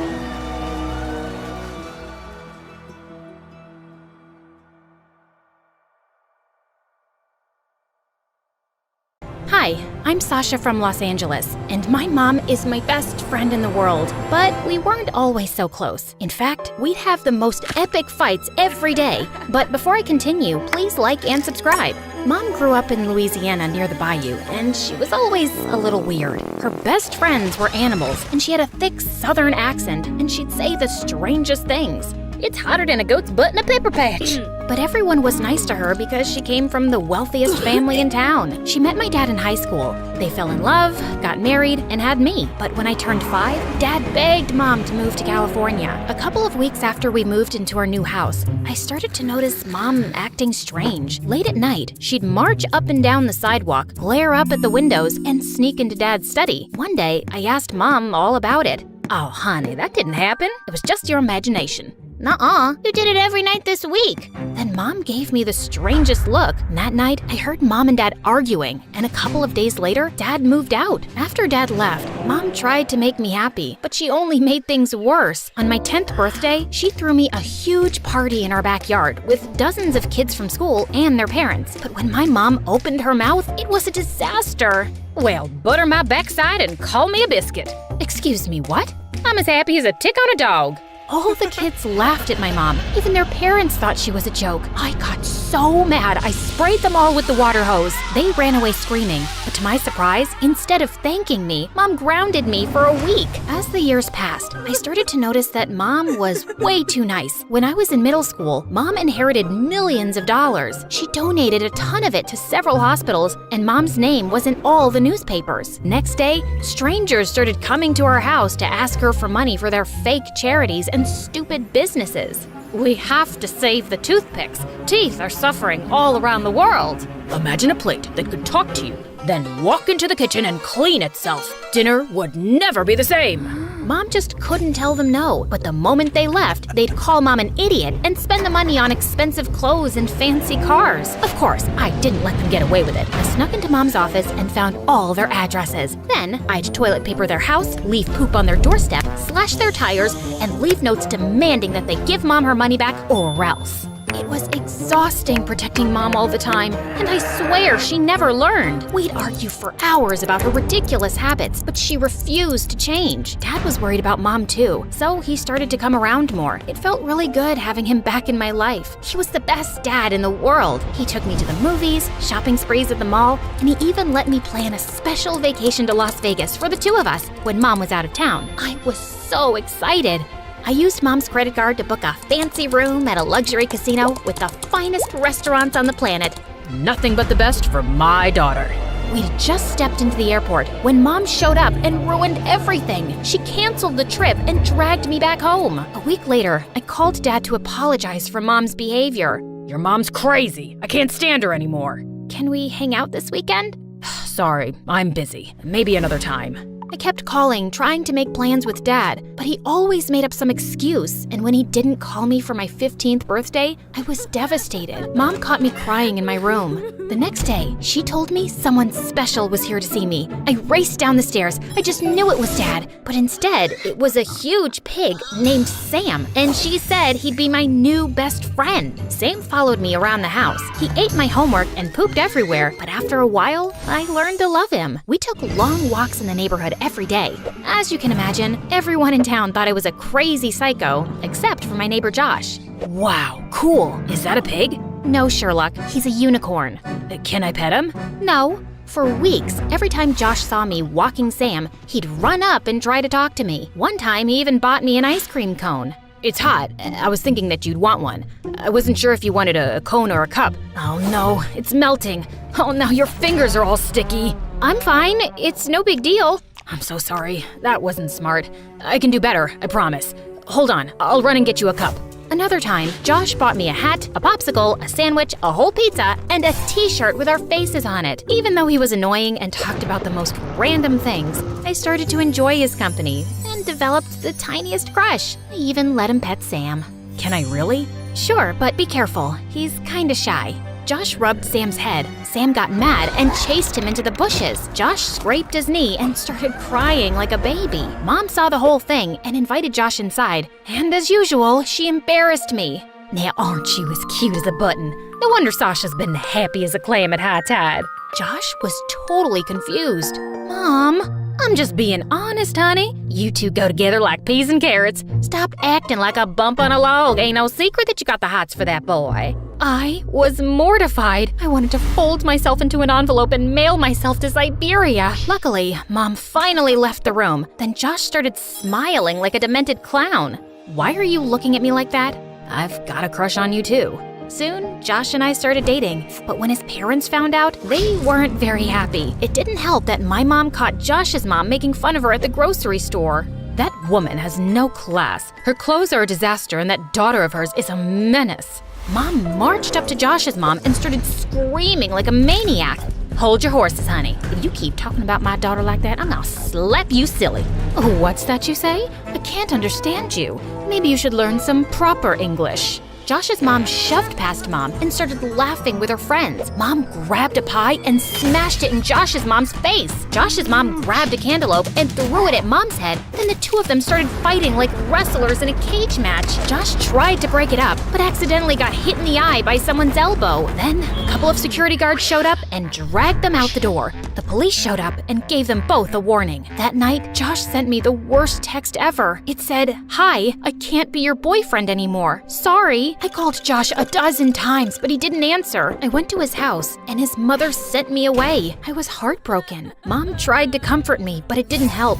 The truth was that my mom was ruining my life, and I started to really resent her. I wanted her to change, but I knew she never would. But things started looking up in the fall. I was accepted to a fancy private school across town, and since no one knew me, it was the perfect time to reinvent myself.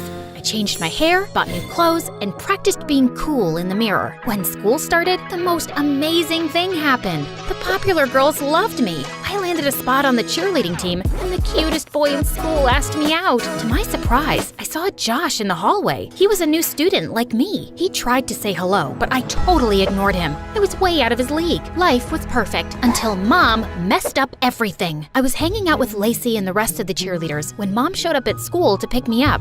Look at that lady. Is that a lizard on her shoulder? Oh, no way. Is she walking a pig? They started laughing at Mom, and I wanted to fit in, so I started laughing too. I know, right?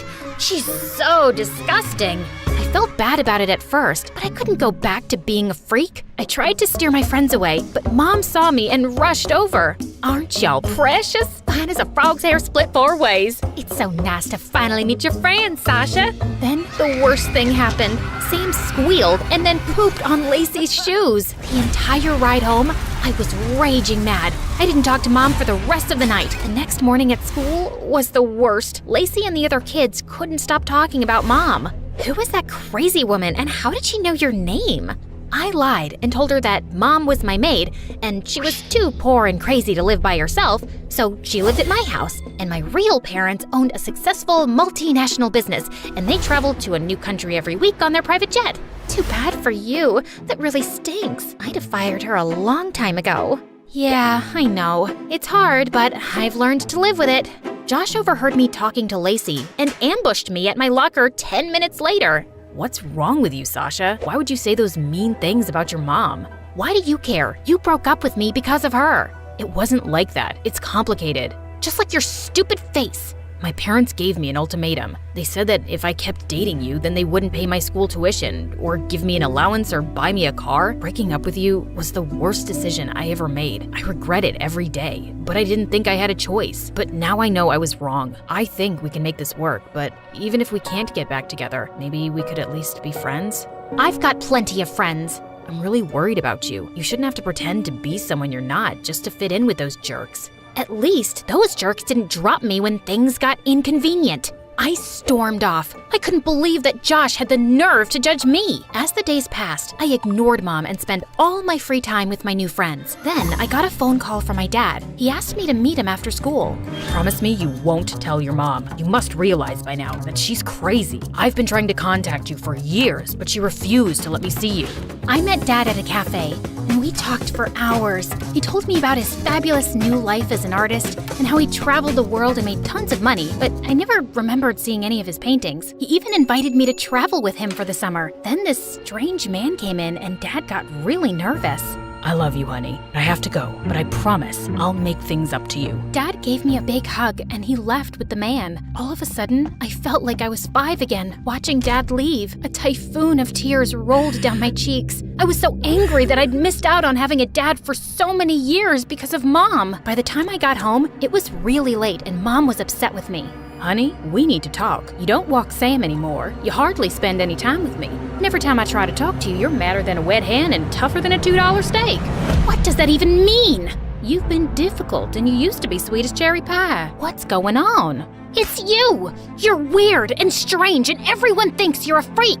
You're embarrassing and you've been ruining my life since I was 5. Even Dad says you're crazy and I know you've been keeping him away from me. Mom looked at me like she'd seen a ghost. What are you talking about? Dad told me everything. He even invited me to travel with him for the summer. He's an artist now and he's awesome. Your father is lying like a dog on a rug. I should have told you earlier, but your dad has some problems. He's a thief and a con artist, and he owes a lot of money to some really bad men. I didn't believe her. I couldn't. My dad was a good guy. She was the crazy one. I was so angry, I screamed. I couldn't stand being in the same room with her for another second. I turned and ran out the front door. Then, the craziest thing happened. This van rolled up and the scary man from the cafe jumped out. He grabbed me and tried to pull me into his car. Mom and Sam appeared out of nowhere.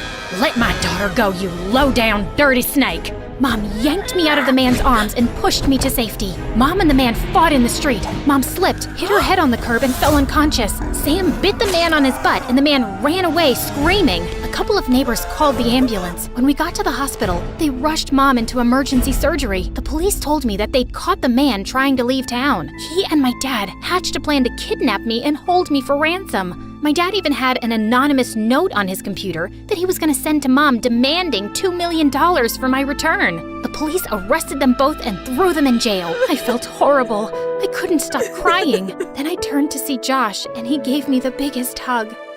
This is all my fault. Mom tried to tell me the truth about Dad, but I didn't believe her. You can't blame yourself, Sasha. We all make mistakes. I'm sure your mother knows that you love her. What matters is you're here for her now. Then the most unexpected thing happened. Apparently, news of my mom's accident had spread, and dozens of people showed up in the waiting room. They told me stories about how Mom mentored them and changed their lives. Your mother is the smartest woman I know. She invested in my business when no one else would. She taught us to be ourselves. Now, we've got the most popular album in the country. I was amazed at how much of an impact Mom had on so many people. I told you your mom was special. Then the doctor came out and gave us the best news. The surgery was a success. Mom was released from the hospital a week later. When she came home, I was so happy. I hugged her as tight as I could. Heavens to Betsy, what's gotten into you? I'm just happy you're okay. I'm sorry about everything I said. I love you so much. I'm not ashamed of you, and I'm proud that you're my mother. I know you love me in your own way. Well, that just stills my pickle. I'm as happy as a clam at high tide. What does that mean? He's not the sharpest tool in the shed. The porch light's on, but no one's home. Huh? We're just kidding. You're the smartest kid I know. I pulled Josh close, and just as I was about to kiss him, Sam jumped between us and licked my face.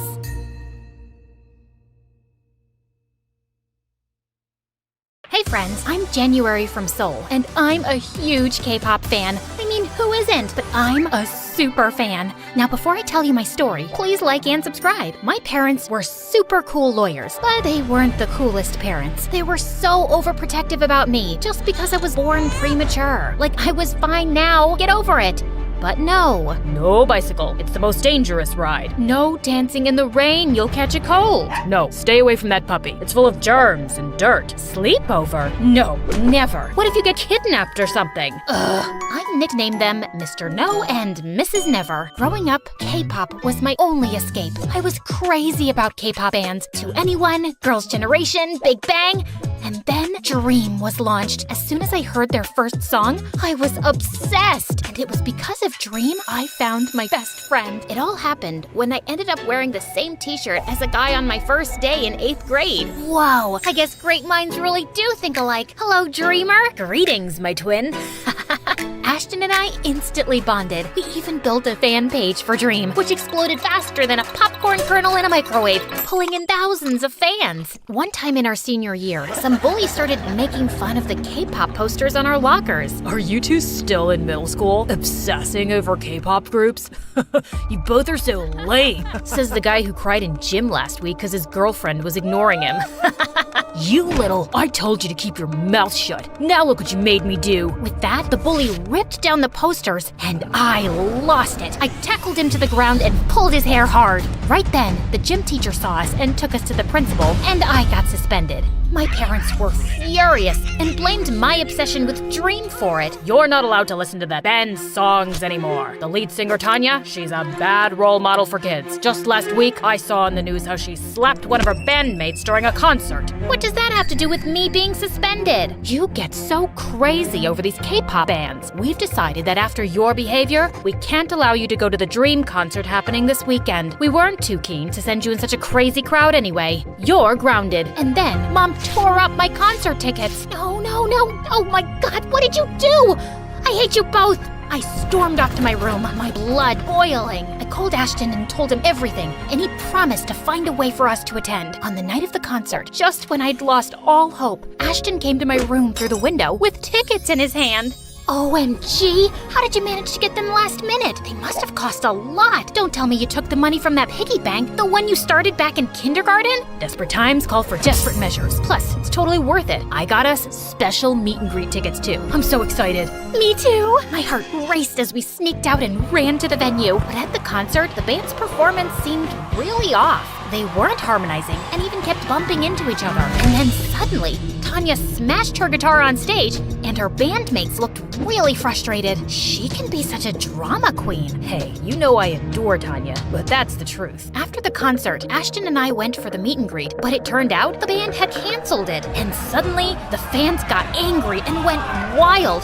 They started running backstage, demanding to see the band members they had paid to meet. Chaos erupted, and fans, including Ashton, were grabbed by the guards. I ran and sneaked into a nearby van and hid under the seat. If they caught me and made me call my parents, it would be catastrophic. Moments later, the van door swung open, revealing a fuming Tanya.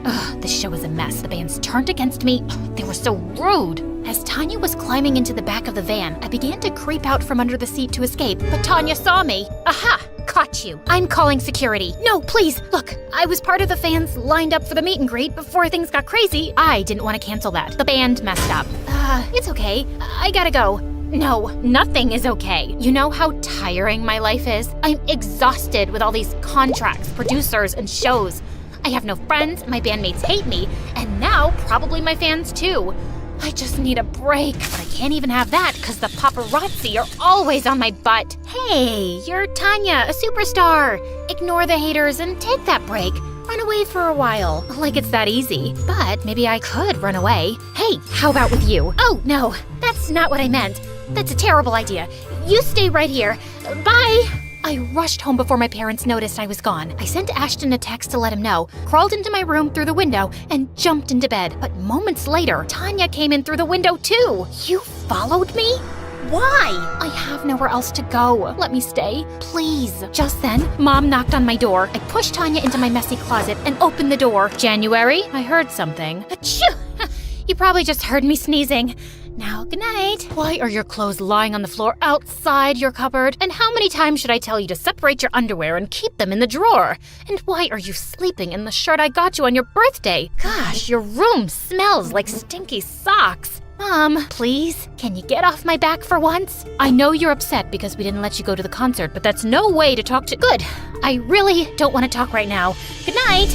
Once Mom left, Tanya jumped out of the wardrobe. OMG. Seriously? Your mom is so annoying. She reminds me of my nag manager. That's kinda rude. No, what's rude is that no one lets us have any freedom.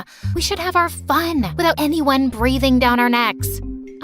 Yeah, I guess you're right. Let's talk tomorrow. I need my beauty sleep. Saying that, she took the bed and made me sleep on the couch. The next morning, news of Tanya's disappearance was making headlines everywhere, and the police were on the lookout for her all over the city. Did you see this? Yeah, I love it. Fans and bandmates are worried sick. Tell everyone you're all right. Nah, people don't appreciate what they have till they lose it. Let everyone miss me a bit longer. Now, let's go out and have some fun. Of course, you'll have to arrange a disguise for me, but I have school. Skip it. Well, I did have a K-pop star asking me to spend a day with her, so yeah. I skipped school, made sure Tanya was unrecognizable, and then we went to the mall. While we were window shopping, we passed by a kid who was about to eat his ice cream, and Tanya stopped short. I want that. Okay, I can buy you some. No. I want that. His ice cream. It's the perfect ratio of chocolate to vanilla with my favorite toppings and sprinkles. Now here, boy, gimme it. I'm Tanya, the superstar. The boy refused to part with his ice cream and started yelling. Then Tanya knocked it out of his hand to the ground, grabbed me, and told me to run. What the heck was that? And are you trying to get attention by telling people who you are? Who would believe some stupid kid? Come on, let's check out some makeup. At Sephora, a sales girl was a bit rude to me, so Tanya messed up the arrangement of all the products on the shelves while the sales girl wasn't looking, then casually walked out. We both snickered as we saw her from outside, looking angry and confused at the mess. As we walked past the shoe store, I spotted these shoes I'd been eyeing for ages. You like those? Yeah, Mom won't get them for me because they're too expensive. Let's try them on. I tried on the shoes and they fit perfectly. They look amazing on you. You're taking them. Come on, the salesmen are busy. Just walk out casually and confidently. But no buts. Even though I felt super scared, Tanya convinced me to walk out of the store with them. I didn't realize I'd been holding my breath till we were on the other end of the mall. This is so wrong. Tanya, you're crazy. But I'm fun, right? I can't believe I'm saying this, but yeah, you're really fun too. This was quite a thrill. The next day, Tanya made me skip school again, and this time I had a genius idea. I blindfolded Ashton and brought him to my room, and he nearly fell back in shock when he saw Tanya. Ashton, say something. I'm just trying to work out why Tanya is here with you. Someone pinch me or punch me. I must be hallucinating. Is he your boyfriend? He's such a weirdo. For the next few days, Ashton was like a love-struck puppy with Tanya. She seemed annoyed by him at first, but soon, she seemed to be enjoying his endless compliments and warmed up to him. And together, the three of us had the best week. But then, my parents got a letter from school about my week-long absence. What is this? Where have you been going, January? Are you in some kind of trouble?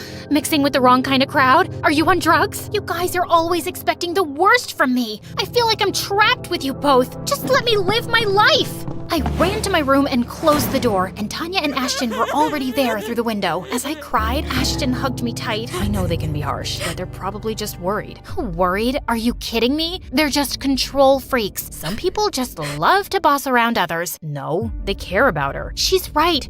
It seems like their only goal is to control my life.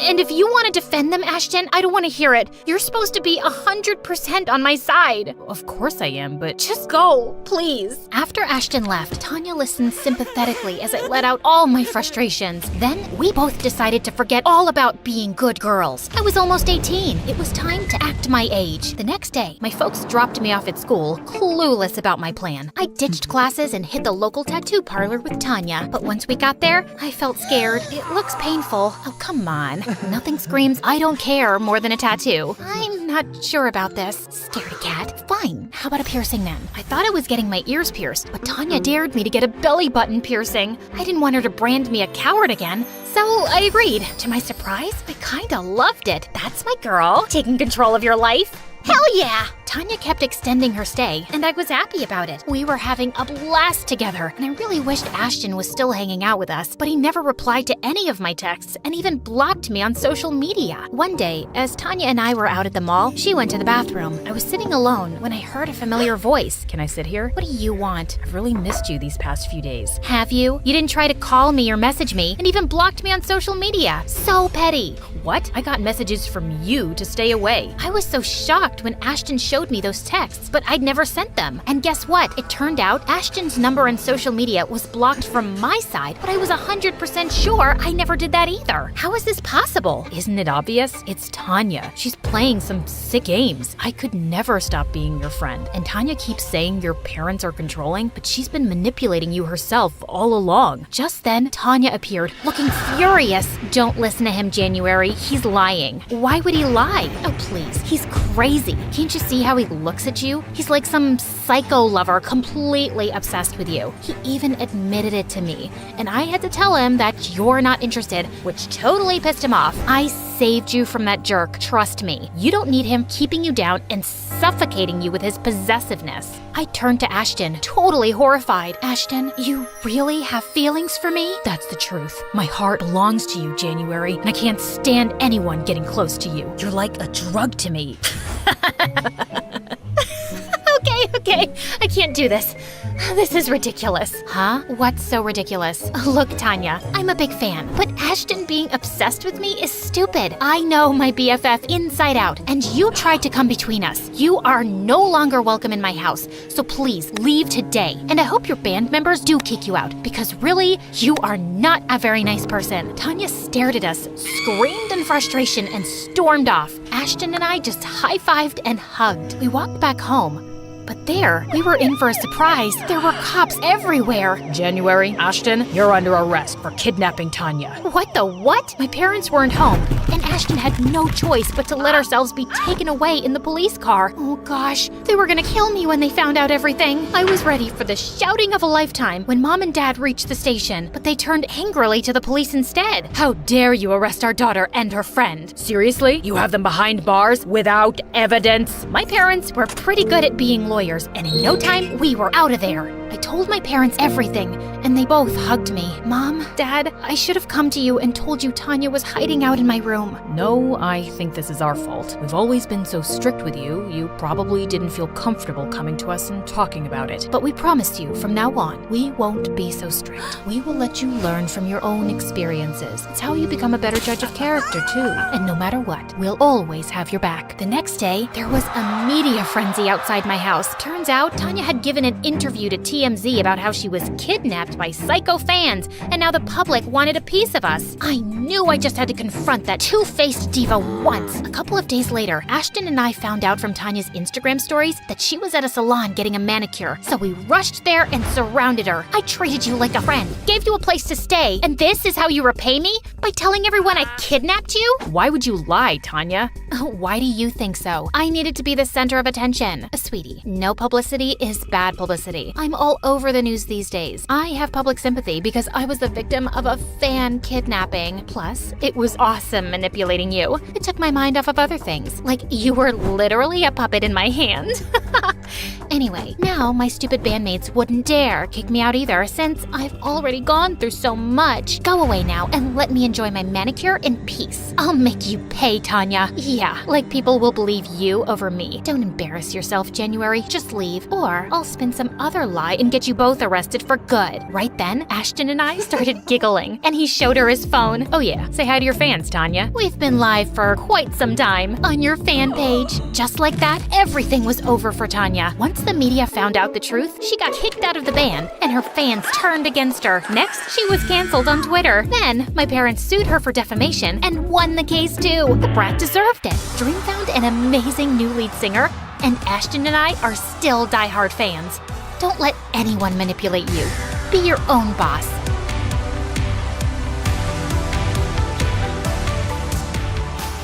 Charlie just stared at her, frozen in his place. This has to be some sort of joke, right? This doesn't make any sense. He suddenly looked over at Brianna, who looked pale. His head started spinning. I need to get out of here. He threw his headphones aside and started running, but then tripped and crashed to the floor.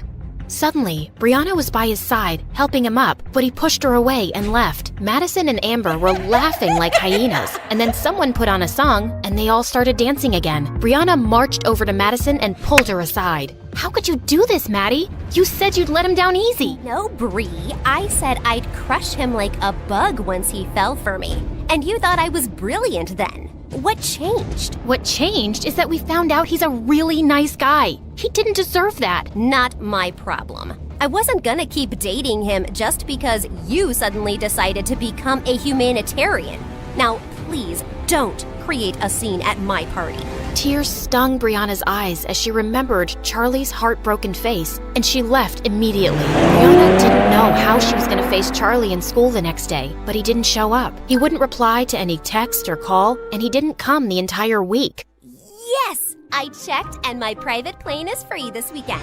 We're going to Tokyo, ladies. What? Why? Well, Project Plaything is successfully over, and I promised Amber I'd take her for sushi. Remember? Right. Well, consider me out of this plan. Brianna walked off, and a smirk spread across Madison's face. Are you thinking what I'm thinking, Amber? If you're thinking about what being stung by a butterfly feels like, then yeah. No, I mean about Brianna. Why do you think she isn't in any mood to celebrate with us? Maybe she's racist and doesn't like sushi. Or maybe she's in love with that trashy Charlie. Ew, who likes trash? Looks like our Bree does. Imagine crushing on someone with that social status. You know, maybe you're right. When we were at the resort, I saw those two sneaking out at 5 in the morning. I had a headache and I went down to look for some gummy bears. They always make me feel better. Maybe Charlie loves her too. Of course he doesn't. He fell for me, not her. She's pathetic for wanting him. That evening, Brianna went to the cinema, and she was relieved to find Charlie at the counter. She walked in, her heart pounding. Hey, Charlie. He looked up at her coldly. Can we talk? Do you have a moment? He walked out from behind the counter and went outside, and Brianna followed. How dare you show up at my workplace and force me to talk to you? I just need a chance to explain and apologize, please. I know the whole thing, but then I got to know you, and I didn't want to do it anymore, especially after all those late-night calls. That was you? So I never talked to Madison on the phone? No, that was all me, Charlie. And you and I, we have some connection. What are you talking about? I don't even know you. Just leave me alone. I can't take this anymore. Charlie sat down against the wall with his head buried in his arms. Just then, his colleague came running out. He's been having a very hard time. Please, don't make it worse. Just go. Brianna turned and ran away, her heart about to burst. On Monday, Brianna was sitting on the bleachers during football practice when she suddenly saw Charlie walk onto the field. Oh, thank God, he's back. Hey, kid, where have you been all week? I had a family emergency, and I'm quitting the team, sir. No, Charlie! You're so talented! I'm sorry, but I have a scholarship to maintain, and it's all I can focus on right now. Thank you for giving me an opportunity, though. I was expecting you to run off like a scatty little cat soon enough. No trash talk, Elijah. All right, let's take a break, everyone. Just then, Madison and Amber came and sat on the bleachers, and Charlie made eye contact with Maddie for a few seconds, then walked off. Wow, he really looks heartbroken over me. And is it just me, or does Charlie look kinda hot with that broody cold face? He was just too nice before, like a puppy. Looked like a loser before, looks like a loser now. I just knew you couldn't be dating him for real. He's twice the guy you'll ever be. You said something, Brianna? Yeah, I said, he's twice the guy you'll ever be. Oh, really? How'd you reach that conclusion? Well, firstly, he's clearly better than you at football. Secondly, he's definitely smarter than you. Thirdly, he's a pretty cool DJ. And fourth, and most importantly, he's not some arrogant, self-absorbed jerk like you who makes me cringe every time I look at him. There was a stunned silence as everyone stared at Brianna. Elijah forced a grin. Feisty. I like that. So how about we go on that third date and you can continue talking about me there? Not even in your dreams. As Brianna started walking off, Elijah blocked her way to tease her, but she suddenly pushed him with unexpected force. He fell down a couple of steps, and his knee hit the ground hard. What is wrong with you? Brianna looked just as shocked by what she'd done. At the dinner table, Brianna's dad was cheerfully trying to make conversation, but Brianna seemed lost. Just then, her mom walked in, looking mad. Brianna, do you just enjoy making my life difficult? Look, if this is about Elijah... You pushed him down the bleachers? He was pestering me, so I just pushed him away. I didn't mean for him to fall. He's hurt his knee seriously, and he's on bed rest for 2 months. And his mother, my new business partner, is furious. What if she pulls out her investment? She said it was an accident. Surely his mom would understand. Well, it's not like Brianna hasn't rejected Elijah or been rude to him before. I don't expect his mom to understand anything. I don't care what his mom thinks. Because you don't care about me. I've built everything for you.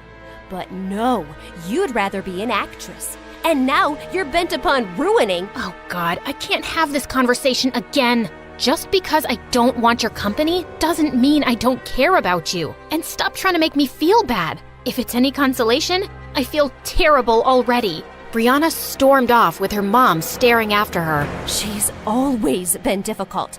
but something extra's been going on with her lately. I never thought she'd be violent. That's an exaggeration. And you never try to actually talk to her. She doesn't talk to me.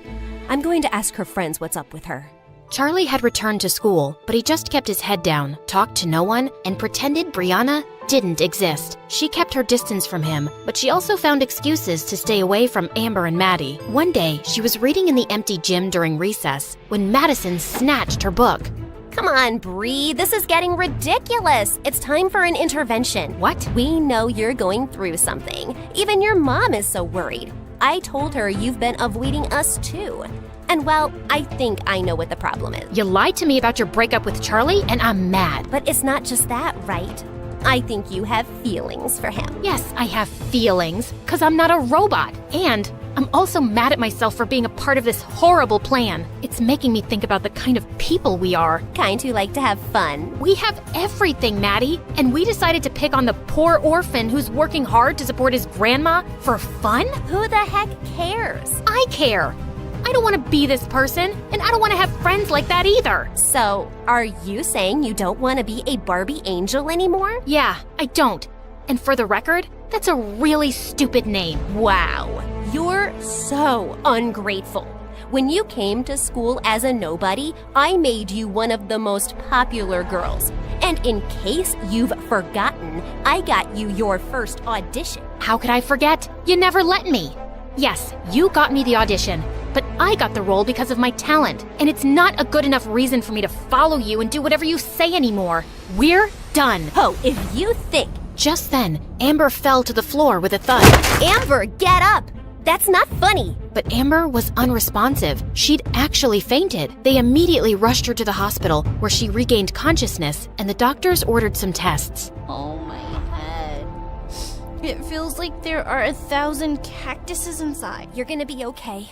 Just go, Brianna. It's not like you care. You made her faint by stressing her out. You were the one shouting at me. Please, both of you, shut up. All of Amber's tests turned out clear. Her parents even sent her reports to the best doctors around the world, but no one could figure out her problem. Meanwhile, her headaches and fainting spells continued. But one day, Brianna's mom brought up something unexpected while visiting Amber. Someone at work had a back problem, and she swears this healer fixed her after the doctors gave up. I know it sounds a bit ridiculous, but maybe you could try it? At this point, we'll try anything. Who's this healer? Well, these girls know her grandson. It's Charlie's grandma. Amber's parents went over to Charlie's house, and they were told she can't see them. What did you expect? She hates us, of course. Why is she making this personal? Why won't she help someone if she can? Look, maybe if we go in there and convince her how sorry we are, she might listen. Fine. The three girls went over to Charlie's place one evening, and to their dismay, Charlie opened the door. What are you doing here? Don't flatter yourself. We're not here for you. We want to talk to your grandma. She doesn't have time for people like you. I made that clear before. Charlie, please, I need your grandma to take a look at me. Something's really wrong with my head. You got that right. We're not messing around, really. Amber is suffering, and the doctors can't figure out what's wrong. Not my problem. You people are rich enough to find someone else. Just leave me and my grandma alone. Wait, I'll see her. No, you don't have to do that, Grandma. Step aside, Charlie. Charlie stormed off angrily, while Grandma led the girls to her healing room. After Amber described all her symptoms, Grandma made her lie down and prepared her healing herbs, then started a strange ritual on her as the others watched. Once she was done, Grandma made Amber drink some tea. How do you feel, dear? I feel good. My head feels lighter, like there was a whale sitting on it before and now it's jumped off. I haven't felt like this in weeks. Thank you, thank you. Grandma told her to come for 2 more sessions, and the girls got ready to leave. I need to apologize to you for what we did. Maybe you think I'm lying, but I really am sorry. I wish I could take it back. I don't think you're lying, Brianna. I'll see you girls soon. After they left, Grandma found Charlie sulking in his room. You turned away Amber before, too. I wasn't expecting this from you, Charlie. Why does everyone keep expecting me to be an angel? You know what they did. They're awful. But it's my duty to heal people, whether they're awful or not. And what they did was wrong. But you have to let go of the anger and move on. I'm trying, Grandma. I really am. I just feel so stupid. How could I let someone treat me so badly and humiliate me? It's because you see the good in people. Yeah, it's called being an idiot. Don't lose that heart of gold, kid. You'll find the right person one day who will really love you for it. Charlie decided not to let the spoiled brats get to him anymore. He worked really hard for the midterms, and when the results came, he was at the top of his class. What are you grinning about, Charlie? Found a golden ticket in a chocolate bar? Wow, I'm surprised you actually read a book. And I'm just happy about my grades, which have improved since we stopped hanging out together. Can't talk to me like that. Just because your grandma helped Amber doesn't mean you're anything special. You're still a nobody. I'd rather not talk to you at all, Madison. And thanks for making it so easy to move on from you. I can't even remember what I liked in the first place. You go, Charlie. As Charlie walked away, Brianna impulsively called out, "Hey, Charlie, wait." What is it? I just wanted to say thank you to your grandma for helping Amber. I'm sure you already thanked her. Yeah, but I was hoping, Charlie, is there no way we could be friends again? We used to get along so well. But that wasn't real, right? And now I'd never be able to trust a word you say. So yeah, not gonna happen. But really, that was an Oscar-worthy performance. I'm sure you'll have an amazing career as an actress. After Amber's last session, Brianna wanted to thank Charlie's grandma, so she dropped by his place with some gifts when she knew he'd be working. She was surprised to find the front door already open, and then she gasped when she saw Grandma on the kitchen floor. Oh my God, are you okay? Brianna, what are you doing here? What happened? Shh, not so loud. You have to leave. What? Someone broke into the house, and he's upstairs right now. Please, I don't want to put you in danger. I'm not leaving you. Brianna heard the thief coming down the stairs and quickly locked the kitchen door and called 911. He kept kicking the door, but minutes later, when he heard the police siren, he ran out and escaped. From your description, he seems like a crazy homeless guy who's been bothering other people too. We'll get him. Did he hurt you, ma'am? No, I just fell when he pushed me aside. But I'm fine. We should still get a checkup. I should call Charlie. Sweetie, he's out of town for a day. Please don't tell him right now. Well, you can't be here alone for the night. I'll be just fine. But Brianna was so persistent that Grandma had to give in. Brianna took her home and made her comfortable in one of the guest rooms. You should have asked me before inviting your guest. Maybe I would have liked to say no. Mom, she cured Amber. Letting her stay for one night is a pretty small thing to do. Charlie hurried over to Brianna's house as soon as he was back.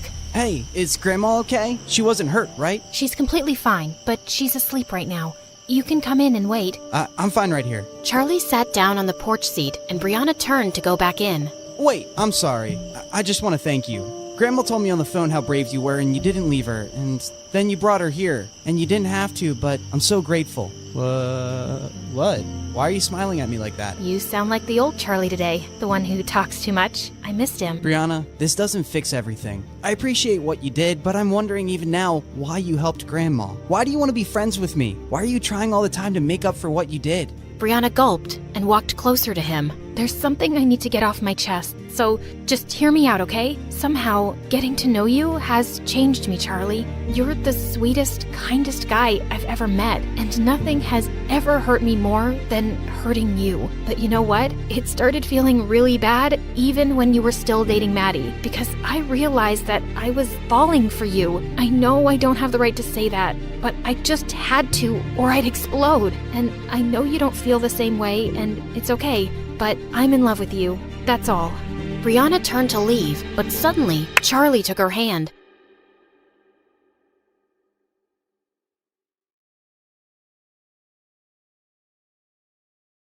Hi, I'm Hope from Scotland, and this is my story. Please like and subscribe because MSA will give $1,000 to one lucky person in the coming 7 days. When I was little, Mom used to tell me I was a grown-up trapped in a child's body. I was different from my twin sister Faith, a typical sand-eating, jello, sticky kid. From the moment I started kindergarten, I'd help Mom with everything around the house. Laundry, cooking, taking out the trash. My sweet Hope, you're what we call an old soul. But I think I only helped Mom out because I was scared our lives would fall apart if I didn't. My dad lay around the house like a sloth all day, dreaming about becoming a famous actor. I wasn't born to do petty jobs. I'm here to be a great actor, like Michael Jackson. Dad, Michael Jackson was a singer. Ignore her, Dad. When you become rich and famous, will you take me to Disneyland? And can I have my own castle? My princess, I'll buy you a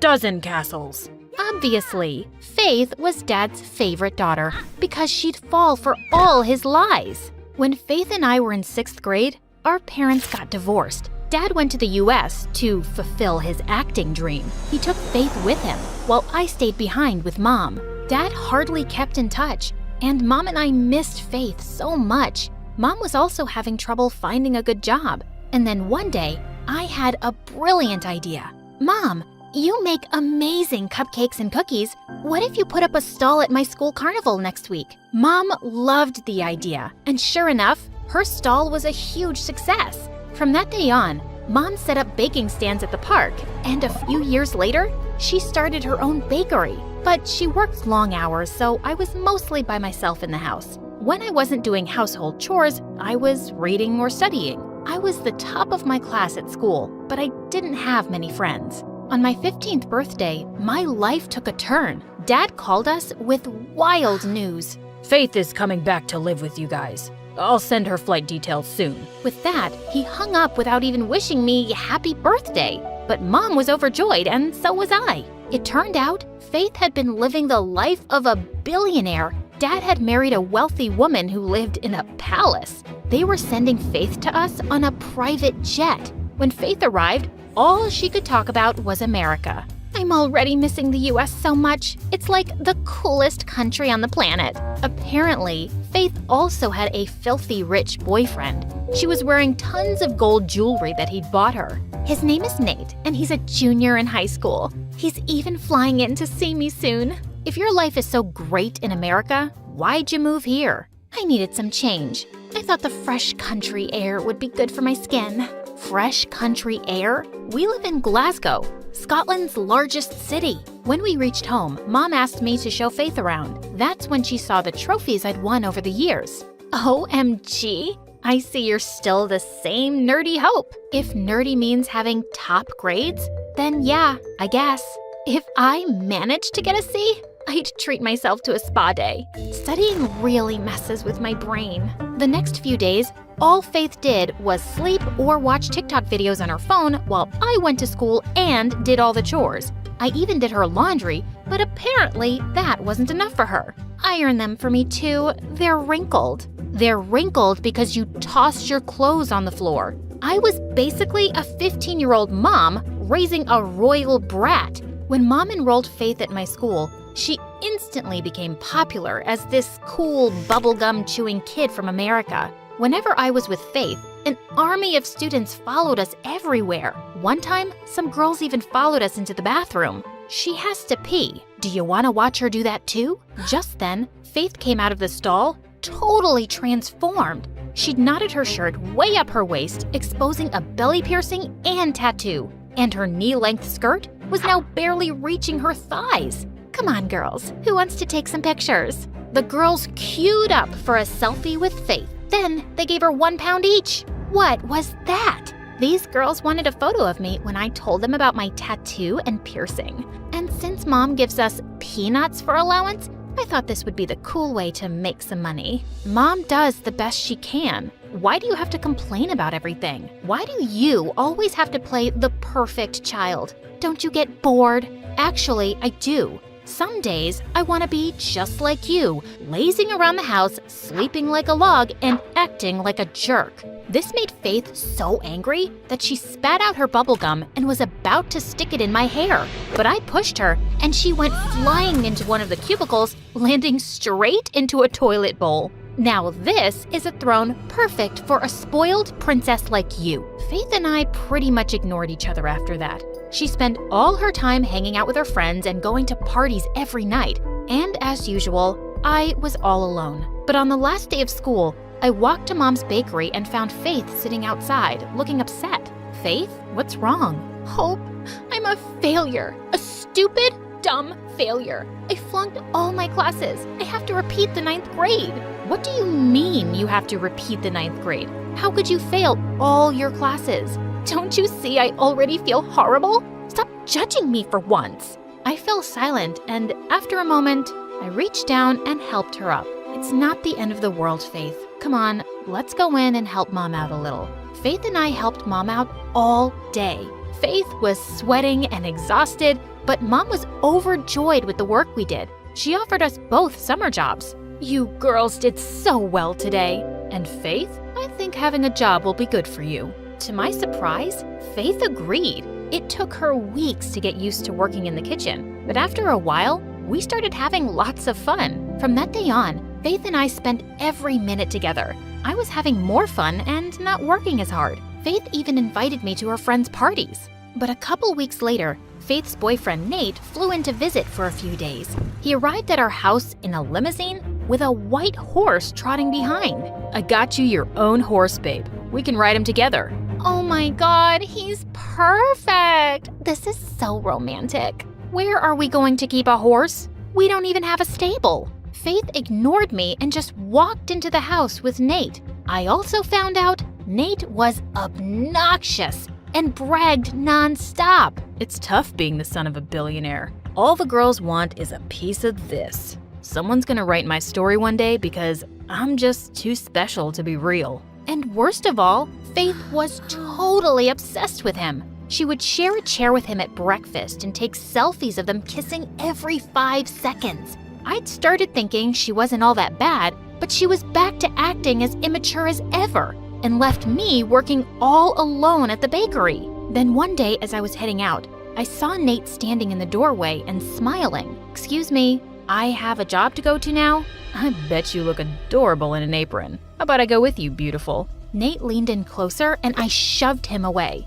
Get away from me, you creep. Just one kiss. Faith doesn't have to know. Faith doesn't have to know what, babe? Faith put her arms around Nate, but I pulled her away. Your sleazy boyfriend just tried to kiss me behind your back.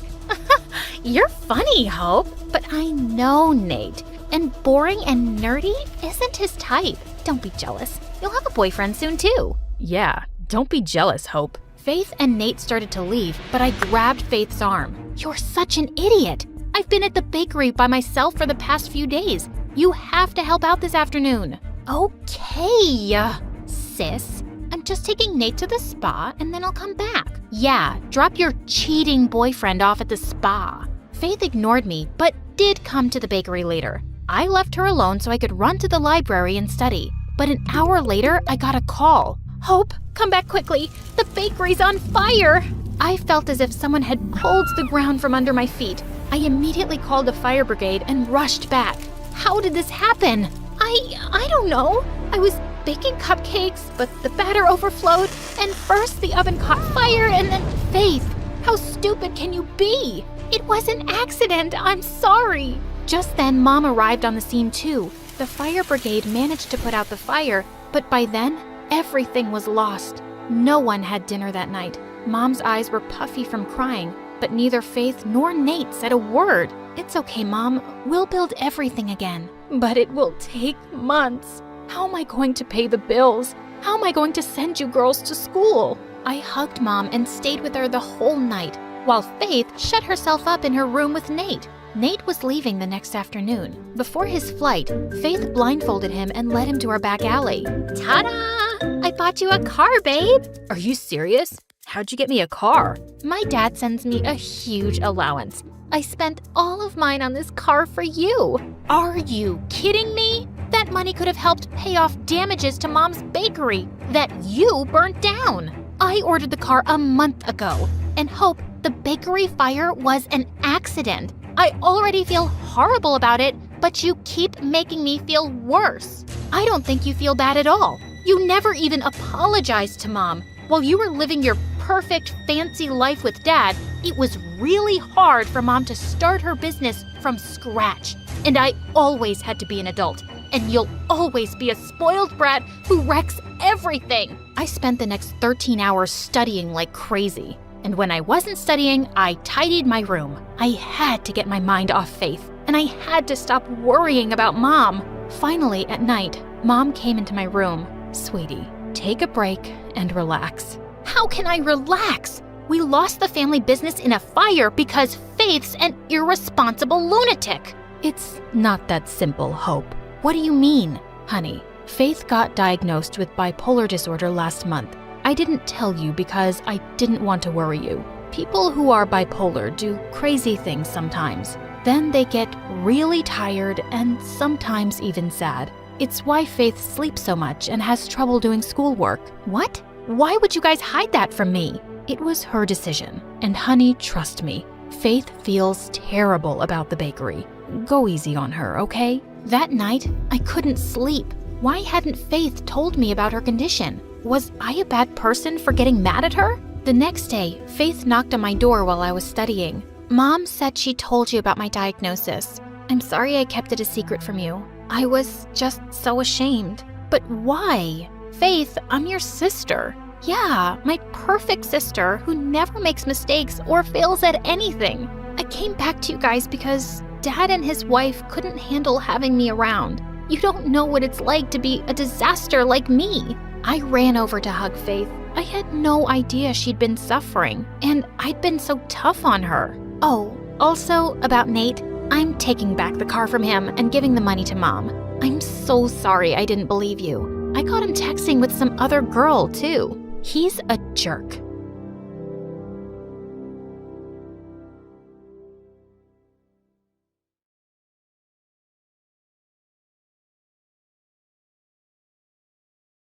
Hi, I'm Jade, and I made a fortune without knowing how to read a single word. But before I tell you my extraordinary story, click like and subscribe. Also, please follow us on Instagram and Facebook for exclusive content and to always be updated. When I was born, my dad named me Jade. He was a geologist who studied precious gemstones, and he said people around the world believed that jade brought good fortune. Well, that's all I knew about him from Mom. Growing up, it was just me and her, and we were always moving around. Sometimes we lived in tents, sometimes in minivans. Mom was a car mechanic and found jobs wherever we went. Once when I was 4, we were sleeping in our tent when I woke up in the middle of the night and noticed something strange. Mom, I can see the sky. Yes, honey, it's lovely. Go back to sleep now. No, Mom, I can see the sky because our tent has flown away. And that's when Mom sat up straight, but she wasn't too bothered by it. We lay back under the open sky, and she pointed out all the stars and constellations. When I was 5 and walking back home with Mom one day, I saw some school kids going by. I asked her when I'd be joining school, but her face clouded over. Never. Your dad went to the best schools and universities, but that didn't make him a good person. He just left us one day to be with his PhD professor. You don't have to learn how to read or write to have knowledge or kindness, Jade. You're probably thinking, what a dumb mom. But she really wasn't. She homeschooled me wherever our home was. There was no paper, no books, just us talking and imagining. And she also taught me all sorts of handy skills. By the time I was 9, I could change a car tire by myself. One day, Mom and I were at the grocery store when suddenly a masked guy walked in holding a board with something written on it. Everyone looked terrified and stood quietly while the guy started robbing the cash register. I felt really scared and ran for the door screaming, "Help! Help!" "What are you doing, stupid girl? Can't you read? Stop that!" But my screaming had already caught someone's attention outside, and seconds later the police arrived and caught the robber. Everyone thought I was a hero, but Mom was terrified. "You could have been killed because you couldn't read. I'll have to send you to school." And that's how I joined school in the 9th grade. On my first day, the teacher asked me to read out loud in class. I can't read. Haha, nice one, kid. You picked the wrong teacher to mess with. Read now. I just said I can't read. Why do I have to repeat that? Gosh, you are so rude. I swear on my grandma's grave, I can't read. What are you doing in the 9th grade then? Go back to kindergarten. Fine. Can someone guide me? I don't know where kindergarten is. Oh my God. To the principal. Now!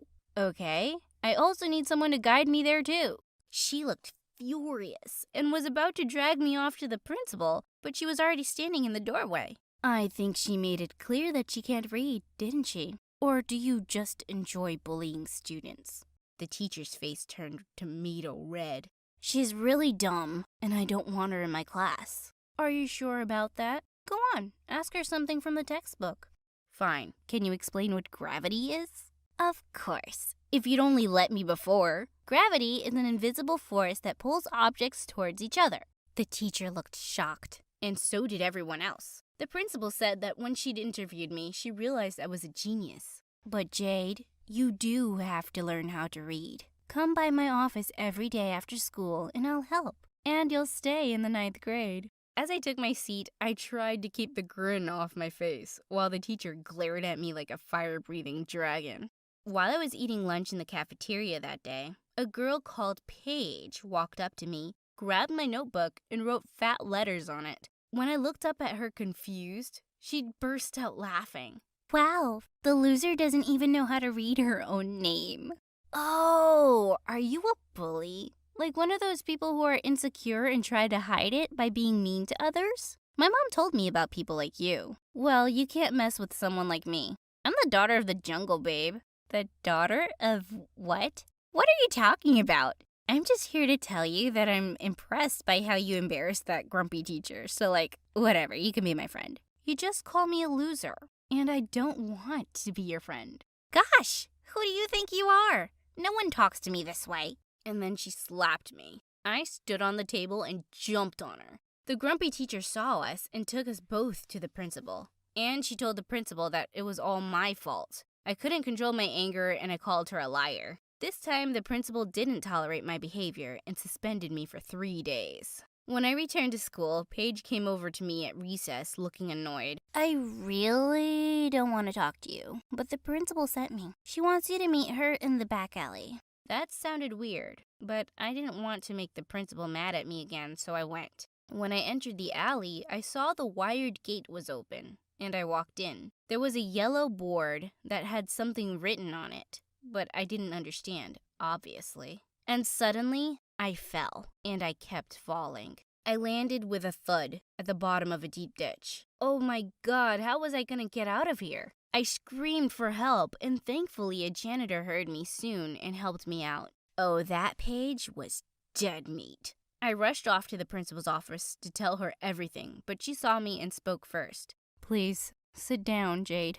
I'm afraid I have some bad news. She told me that Mom had been badly injured at work. I rushed to the hospital, and the doctor said she'd hurt her back and wouldn't be able to walk for a while. Mom was devastated. I was too, but I put on a brave face and hugged her. Don't worry, Mom. You've raised me to be tough like you. I'll find a job and take care of everything till you're better. Later that evening, when I went to get some medicines from the grocery store, the cashier didn't have $1 to give me as my change, so he gave me a scratch-off lotto ticket instead.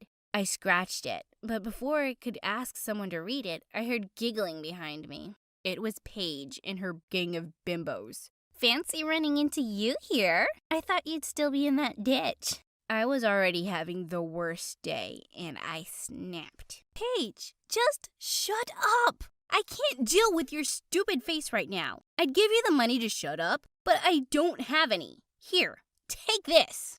I flung the lotto ticket at her and started walking away, when suddenly I heard screams behind me. OMG!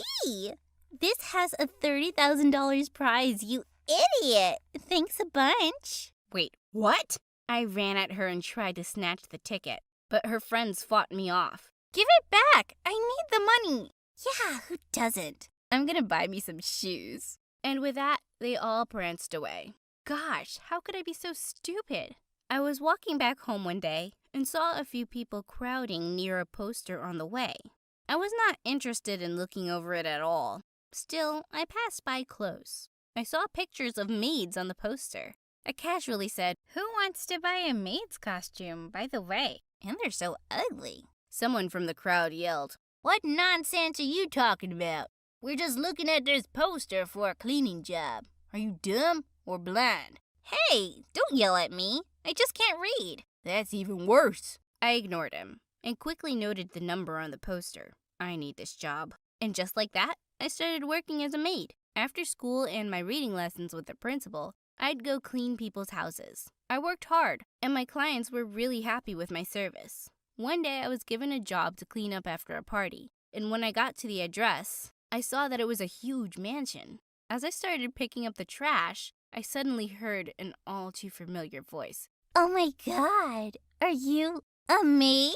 Paige, what does it look like? Leave me alone to do my job, please. I'd rather deal with your trash than talk to you anyway. Okay, Cinderella, I'll leave you alone. I don't know why I was so shocked, really. Of course, you can't read or write, so these are the only kind of jobs you'll get.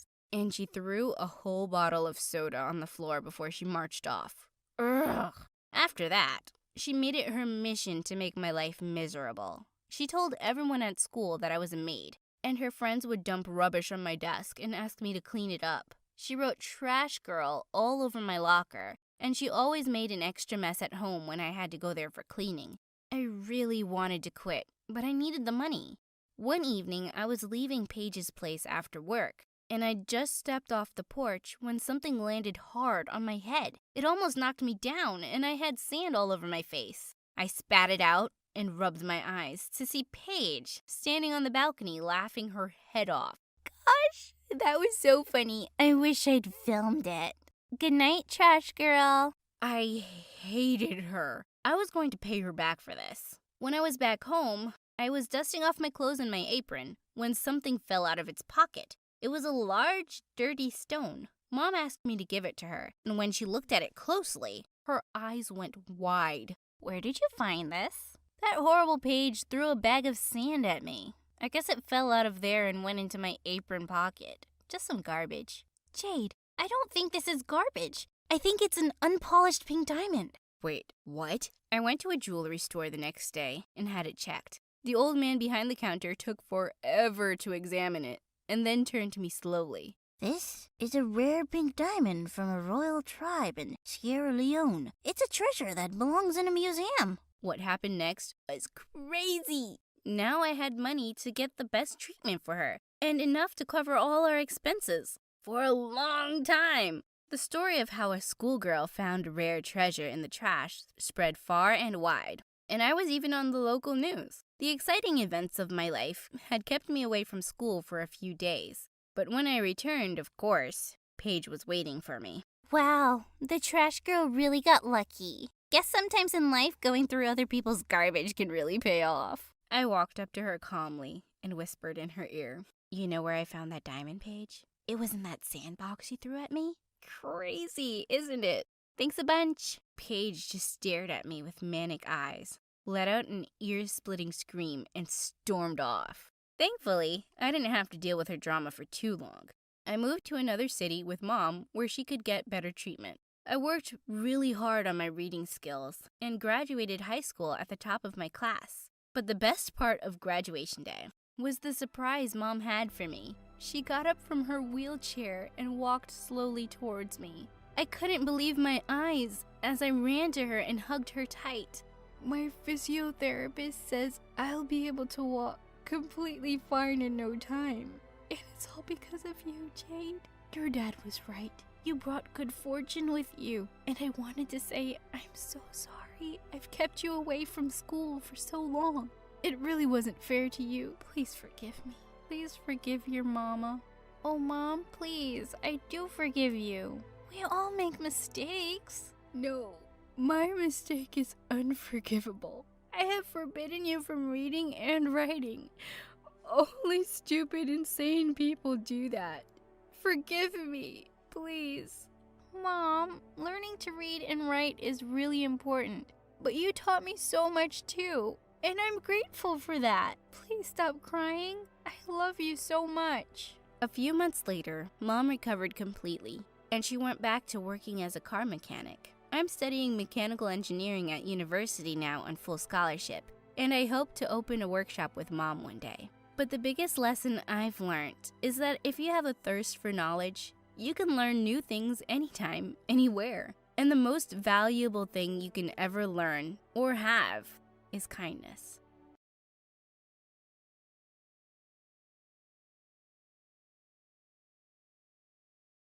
Hi, I'm Kanya. And yes, this is me on top of a skyscraper in Chicago. And that is a massive storm coming in my direction. I was born in Thailand, and my parents divorced when I was just a few months old. Mom left, and Dad raised me on his own. He worked at a very fancy international hotel as part of the waitstaff, and it was a super fun place for a small kid to hang out. I spent days playing in the pool, learning to say hello in a million different languages, and every time I was hungry, I just had to turn my puppy eyes to the cook. Here, the clients didn't even touch it. They said the salad was too green. When it was too warm, Dad and I would go to the roof, eat khao and watch the stars. Wow, they're still bright. It almost looks like it's day. But the brightest star is sitting beside me. Aw, Dad. You'd think I'd miss Mom, but Dad was extra caring. Every morning, Dad made pancakes and braided my hair. He also fought Cook to have first dibs on the hotel's lost and found box. And if there was something super nice, like that shiny pink bag both Cook and I wanted, they ended up pulling each other's hair. I wanted to do something nice for Dad, so when his birthday came up, I broke my piggy bank to get him a present. But I barely had anything. Well, just enough to buy a cheap lottery ticket. It's okay if I don't win. It's the thought that counts. But as the announcer read the lottery numbers, Dad's eyes grew bigger and bigger, and then he let out a loud scream. We had actually won the freaking lottery! Dad knew his greedy relatives would come after him like bees to honey when they found out about his new wealth. So he decided to move to the US with me, and we settled in Chicago. I was 12, and my life had turned upside down overnight. America was cold, and I wasn't used to Western customs. The first time he took me to a fancy restaurant, there were so many knives, forks, and spoons. What do you mean I can't eat spaghetti with chopsticks? They're noodles! But the biggest change was my dad. He invested the money in very successful startups, and we went from being really rich to filthy rich, and we moved into a massive mansion. Anything you want, you let Sebastian know, and he'll get it for you. Sebastian was Dad's personal assistant, and he was glued to his side. Every time I wanted to spend time with Dad, Sebastian was there too, tall and serious like a scarecrow in an expensive suit. He even went with us to the amusement park and followed us on the roller coaster. Does he really have to be here? Yes, I need him to hold my tie down so it doesn't flap in the pictures. Gosh, just buy a tie clip. I wanted Sebastian gone. I started giving him impossible tasks, so when he failed, Dad would get rid of him. Sebastian, I want a copy of the next BTS album, the unpublished one. Sebastian, I want croissants every morning, fresh from Paris. But Sebastian always delivered. One day, I was stuffing down a box of fried chicken and plotting my next request, when suddenly I started choking on a chicken bone. Sebastian was immediately by my side, performing the Heimlich maneuver till I spat it out. Oh my God, you saved my life. Just doing my duty, miss. After that incident, I started warming up to Sebastian, thinking of him as my grumpy guardian angel / fairy godmother.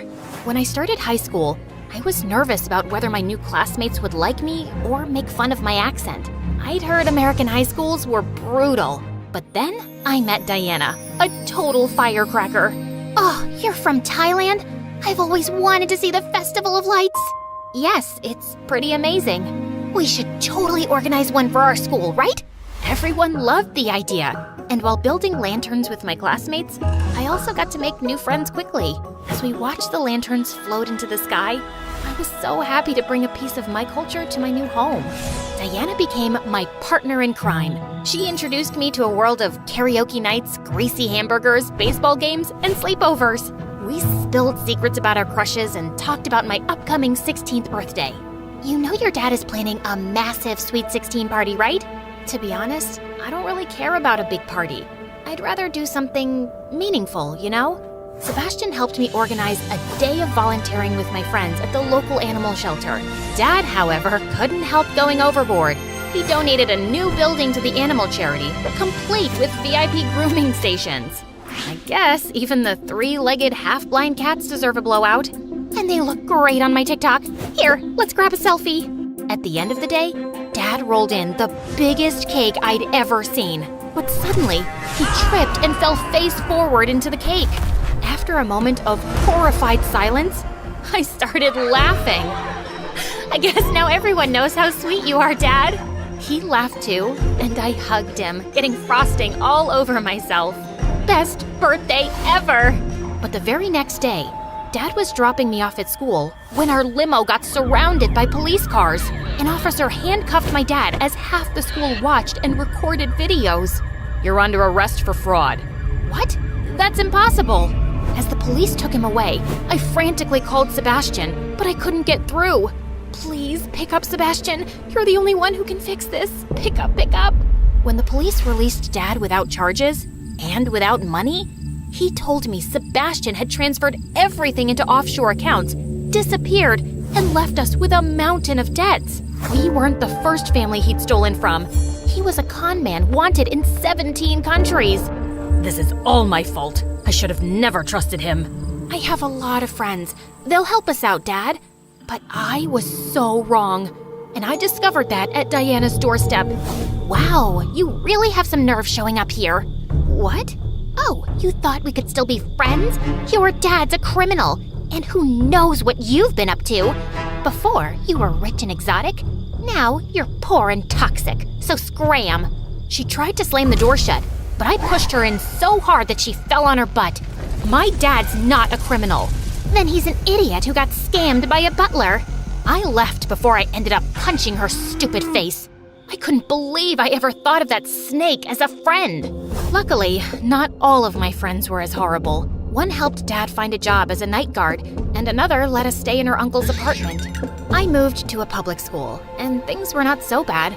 Except for one thing. The debt collectors. They hounded Dad and even followed me everywhere. One even pretended to be a teacher to get into the school and took my bag. Hey, give me back my bag. You mean my bag? Where's the money, girl? Are you stupid enough to think I carry it around in my school bag? Sebastian took everything and we're broke, you moron. I don't believe you. Tell your dad to return our money soon, or things are gonna get a lot worse. Of course, I didn't tell Dad. He was already crushed and looked worried all the time. The only time I saw him smiling was when I sent him a selfie I'd taken of us on our old hotel roof. We didn't have much in Thailand, but we were happy. I just had to remind him that happiness was possible here too, but I didn't know how to do that. But then a few months later, I was working part-time at a coffee shop when I overheard two customers chatting about an upcoming meteorite shower. That's it! Dad loved the stars. If I took a picture of the falling stars, it would remind him of us on the rooftop of the hotel in Thailand. It would cheer him up for sure. Chicago boasted a towering skyscraper, over 100 stories high. The roof, reserved for the top floor hotel clients, was just the spot I needed. On the night of the meteorite shower, I sneaked into the hotel's kitchen wearing a borrowed chef's uniform from work, then went to the Lost and Found. Bingo! I found a perfect fake fur coat and hat. I channeled my inner Paris Hilton and got to the elevators, where a bellhop boy was stationed. He stared at me suspiciously all the way up. You look familiar. Do I know you from somewhere? Unlikely. I don't really mingle with the bellhop crowd. Why? What's wrong with the bellhop crowd? Oh, nothing at all. I'm sure your family's very proud of you. Your mother must have dreamed of a future for you where you press buttons for a living. He turned away silently, and I hopped out of the elevator as we reached the top. I felt bad that I'd offended him, but I was just selling my rich brat role. The view from the top was amazing, but the wind was incredibly strong. As time passed, it intensified, and a thunderstorm loomed on the horizon. Just as I was about to give up, a multitude of shooting stars lit up the sky. I took countless pictures before running back home, and I burst through the front door. Dad, look! Dad! I stopped short when I saw the whole place had been trashed. I ran into the kitchen where I found a strange woman looking anxious. Who are you? What happened here? And where's my dad? Oh, thank God you're here. Kanya, I'm your mother. What the what now? I didn't even know she was American. I know you don't remember me, but your dad asked me if I could take care of you, so here I am. Excuse me? You're about 16 years too late. I'm sorry. I was so young when you were born, and your dad and I didn't really work out, so I thought leaving was the best solution. I knew he'd take good care of you. You're right. He did a great job, and I want him back. I ran out and called my dad crying. I'm sorry it has to be this way, sweetie. The debt collectors are getting too dangerous, and I need to draw them away from you, so I'm leaving for good. I love you, and I'll miss you terribly. You have to leave this house immediately and go stay with your mom. And you have to do what she tells you. I may not be able to call or text you again. No, Dad, wait! But he had already hung up. Dad was gone. And now I had to leave my house and my school and go live with this stranger at the other end of the city? And she forced me to wear a wig and contact lenses to make myself unrecognizable. I did what she said, but I just wasn't ready to accept her as my parent. I made it my life's mission to find Sebastian and make him return our money so Dad could pay off his debts and come home. I started visiting police stations every day, but no officer wanted to help me until I bumped into... Hey, it's you. Bellhop boy? You recognize me? Yeah, your disguise isn't that great. Also, my name's Enzo, and you owe me a tip. I'm so sorry about that encounter. How about I buy you an apology coffee? Better make it an extra large. It turned out that Enzo had started a new job at the police station as an IT assistant, and he recognized me from the viral video about my dad's arrest. So now you want to catch this Sebastian guy? Yeah, but I don't know how or where to start. Let me see if I can dig up some info. You'll really help me? Let's say I'm tired of asking. Have you tried switching it off and on again every time something doesn't work around here? Like a couple of Sherlock Holmes, we started tracking famous rich people's social media accounts because such people were usually Sebastian's targets. He's like a tick, looking for the fattest victim to suck on. But Sebastian was also sly, and he knew the police were on his tracks, so no matter how many pictures we looked at, we couldn't find him. Until one day... Wait, isn't that him on the yacht with Siley Myrus? OMG! Yes, even with the mustache, I'd recognize that sleazebag anywhere! Okay, let's zoom in on the boat name and... Found him! He's in Greece, posing as a pet masseuse for TikTok canine stars? The next day, I bought a flight to Greece with the last of my savings while Enzo alerted the local police. Together, we descended on Sebastian. Drop the poodle. You're under arrest. Give me back my money. Your disguise is dumb, and I've already gambled all the money away, stupid. I kicked him in the shin as the police carried him off. I was happy he was caught, but the money was gone. With no chance to pay off our debts, Dad would be on the run forever. That night, I went walking on the beach, and I saw the sky was filled with stars. I took a picture of it and sent it to Dad, but he didn't reply. After I returned to the States, I decided to start mending things with Mom. It wasn't easy, but she was the parent I had now, and I could see how hard she was trying. She even had a box with my baby clothes and pictures that she'd kept all these years. Slowly, we started to get to know each other, and she was really cool. As for Dad, I would send him a new sky picture every night, even though he never replied. He did make me realize I loved taking pictures of the night sky. Enzo, who was still looking for his dream career, was now working at an electronics store. So I asked him if he could find me a good deal on a camera. Sure, but it'll cost you. Name your price, Scrooge. How about a date? Really? But what if you grow tired of me and dump me? I mean, you change jobs every 2 seconds. Yeah, but I'm sure dating you won't feel like work. For our first date, we went back to the skyscraper roof, and I took more night sky pictures. Enzo loved them and suggested I start an astrophotography vlog.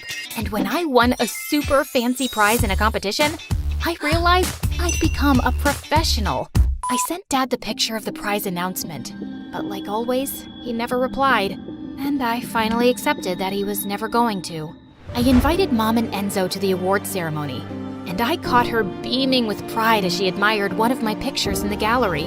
I'm so sorry I missed your childhood, Kanya. If I could go back, I'd do everything differently. We're together now, Mom, and that's all that matters. I love you. The presenter announced I was the winner, and Enzo walked me to the podium. I dedicate this award to my father, who made me discover my love for the stars. All the pictures I take for you. I miss you.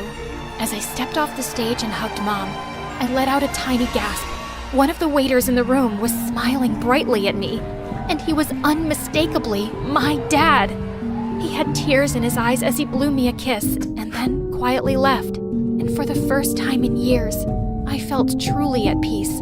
knowing Dad was okay and always watching over me.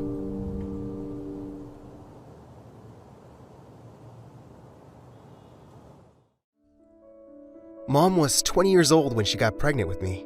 Her boyfriend wasn't too happy about it. Forget it. I'm out.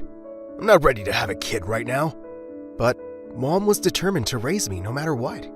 Don't worry, little guy. We're gonna be just fine. It's gonna be us against the world. Hey friends, my name's Evan, and I'm from Michigan. Ever since I can remember, Mom and I had been best friends. We did everything together. Okay, Mommy, 1 tablespoon of sugar, 1 1/4 cup of milk. Wow, aren't you a clever one? It was true. I was pretty advanced for my age. By the time I was 10, I had read all the books in my grandpa's library. I was also obsessed with taking things apart and putting them back together. Mom and I did all sorts of building projects together. On the count of 3, are you ready? I was born ready. 1, 2, 3. Mom, look! Aerodynamics are amazing! Okay, genius. You should say your mom is amazing. One day when I was in 8th grade, I was picking up groceries for Mom when I heard yelling. Right by the street, a big guy was shouting at some girl around my age, and following her too. Hey, quit ignoring me. Leave me alone, you jerk! I wasn't going to let anyone bully that girl on my watch. Without thinking, I walked over and punched that guy right in the nose. He covered his face and started to cry in pain. The girl grabbed my arm. Run! I ran with the girl 2 blocks straight. We were super out of breath. Who was that guy? Just a bully in the neighborhood. He's been picking on me ever since I grabbed $5 out of his pocket, which he took from another kid. Man, I'm glad I never ran into him. He'll probably be after you now that you punched him. But don't worry, I'll protect you. It turned out, the girl's name was Natalie, and she had just moved into my neighborhood. We started hanging out all the time. Natalie was pretty different from me. She was loud and wild and obsessed with sports. She was also friends with everyone in our neighborhood. Wow, Natalie, I never talked to any of these people. That's because you spend all day reading, silly. You should come to parties and hang out with me. Get out of your shell. Mom was over the moon that I had a friend like Natalie. A friend like that is a keeper, honey. I've always wanted you to go out and have a little fun. Stop studying so hard. Mom was right. Natalie was a keeper. As time passed, our friendship only grew stronger. People even thought we were dating, which always made us laugh. Date him? He's gross. Date her? She's so annoying. In 10th grade, Natalie transferred to my school, and we were in the same class. One day, Natalie and I walked into science class when I saw this really pretty girl sitting by my desk. She was also dressed in designer clothes. Whoa, who's that? That's Scarlett, the new girl. She's crazy rich. And look at her. She's a work of art, dude. I wanted an excuse to talk to Scarlett. And then, something awesome happened. We were assigned as lab partners. But when we were doing our experiment, Scarlett suddenly took off her goggles. I can't do this. I'm scared of getting burned. It's okay. I'm here. I'm going to spill it. Scarlett pulled her hand away from me, and our experiment spilled all over our desk. The teacher rang the emergency alarm and started yelling at Scarlett. How could you be so careless? You put all the students in danger. You're banned from doing lab work. All the kids were staring at Scarlett and whispering. Scarlett's gorgeous hazel eyes filled with tears. Oh God, I'm so embarrassed. Those science experiments make me so nervous. It's okay. They make me nervous too. And I love science. My best friend never gets nervous though. She's not afraid of anything. Wow, your best friend's lucky. I was, wondering, do you want to hang out tomorrow? Like, for a date, maybe? Yeah, I'd love that. I was on cloud 9. Was I really going on a date with the school's hottest girl? Yes, I was. But when I told Natalie that Scarlett had asked me out, she just laughed. Come on, Evan. She's the prettiest girl in school. Don't get your hopes up too high. But my date with Scarlett was epic. She took me to this fancy ice cream parlor and had us share the biggest sundae I'd ever seen. The next day, Scarlett came to where Natalie and I were sitting. Hey, I brought you a brownie. A brownie? You're awesome. Yeah, that's, super nice. Oh, I'm sorry. I should have gotten one for you. It's fine. I don't like brownies anyway. Lunch with the 3 of us was super awkward. Scarlett kept bringing up our date from the other night, and I could tell Natalie felt totally left out. I was hoping Scarlett and Natalie would become best friends in no time. Scarlett and I were officially going out now. and we hung out almost every day. But Natalie and I didn't see each other as much anymore. It felt like she was just coming up with excuses not to hang out with us. You're not jealous of Scarlett, right? Evan, don't be silly. I'm happy you have a girlfriend, but I didn't just want Natalie to be happy for me. I wanted her to be friends with Scarlett and see how awesome she was. So when my birthday came around, I decided I'd have a get-together with just the three of us. Mom cooked a huge dinner, and Natalie helped me set up Netflix. But Scarlett didn't arrive. Sweetie, maybe check if everything's okay with her. Just then, I got a text from Scarlett that read, "Come to this address. Quick! It's an emergency." Oh man, was Scarlett in danger? Guys, I gotta see if Scarlett's okay. But when I arrived at the location, Scarlett was waiting for me, wearing high heels and a red dress. It turned out her family had rented out a fancy restaurant for the whole night. It even had a water fountain and a dance floor. Suddenly, a man in a suit came up to shake my hand. "You must be Evan. Scarlett's always talking about you. Happy birthday, son." I was too shocked to even speak. What is all this? Why didn't you just come to my place? Because, babe, I wanted to surprise you. Isn't this amazing? It was amazing. And Scarlett looks so beautiful in her red dress. I can't believe you did this for me. We have to dance together. No, I'm too embarrassed. But I dragged Scarlett onto the dance floor, and we slow danced together. I'd completely forgotten about the dinner at home. That was until I felt someone grab my shoulder. It was Natalie. You jerk! Natalie, wait! How did you even know where I was? Your mom and I checked your texts on your computer, because we were worried about you. Natalie, relax. I threw my boyfriend a surprise party. Big deal. Your poor mom's been slaving away all day to make your birthday special, and here you are dancing with this witch. Don't let her manipulate you. She's just a spoiled daddy's girl. Before Scarlett or I could answer, Natalie grabbed a chunk of cake and rubbed it on Scarlett's dress. Scarlett started to cry. Natalie! Oh my god, my favorite dress! Why are you so mean? Happy birthday, best friend. Natalie stormed out of the restaurant. I couldn't believe her. Why would she do something like that? I apologized to Mom as soon as I got home. I told her everything that happened with Scarlett and Natalie. Sweetie, I don't know about Scarlett. What do you mean? Natalie's the one who behaved so poorly. She was hurt, that's all. I'm worried Scarlett's driving you and Natalie apart. Mom, I'm allowed to have girls in my life other than Natalie. Scarlett's my girlfriend now. She's important too. But the next day at school, something was off. I couldn't find Natalie or Scarlett anywhere. I searched all over school, when suddenly, I heard a bunch of girls squealing by the girls' bathroom. OMG, Scarlett! You are so talented! What was going on?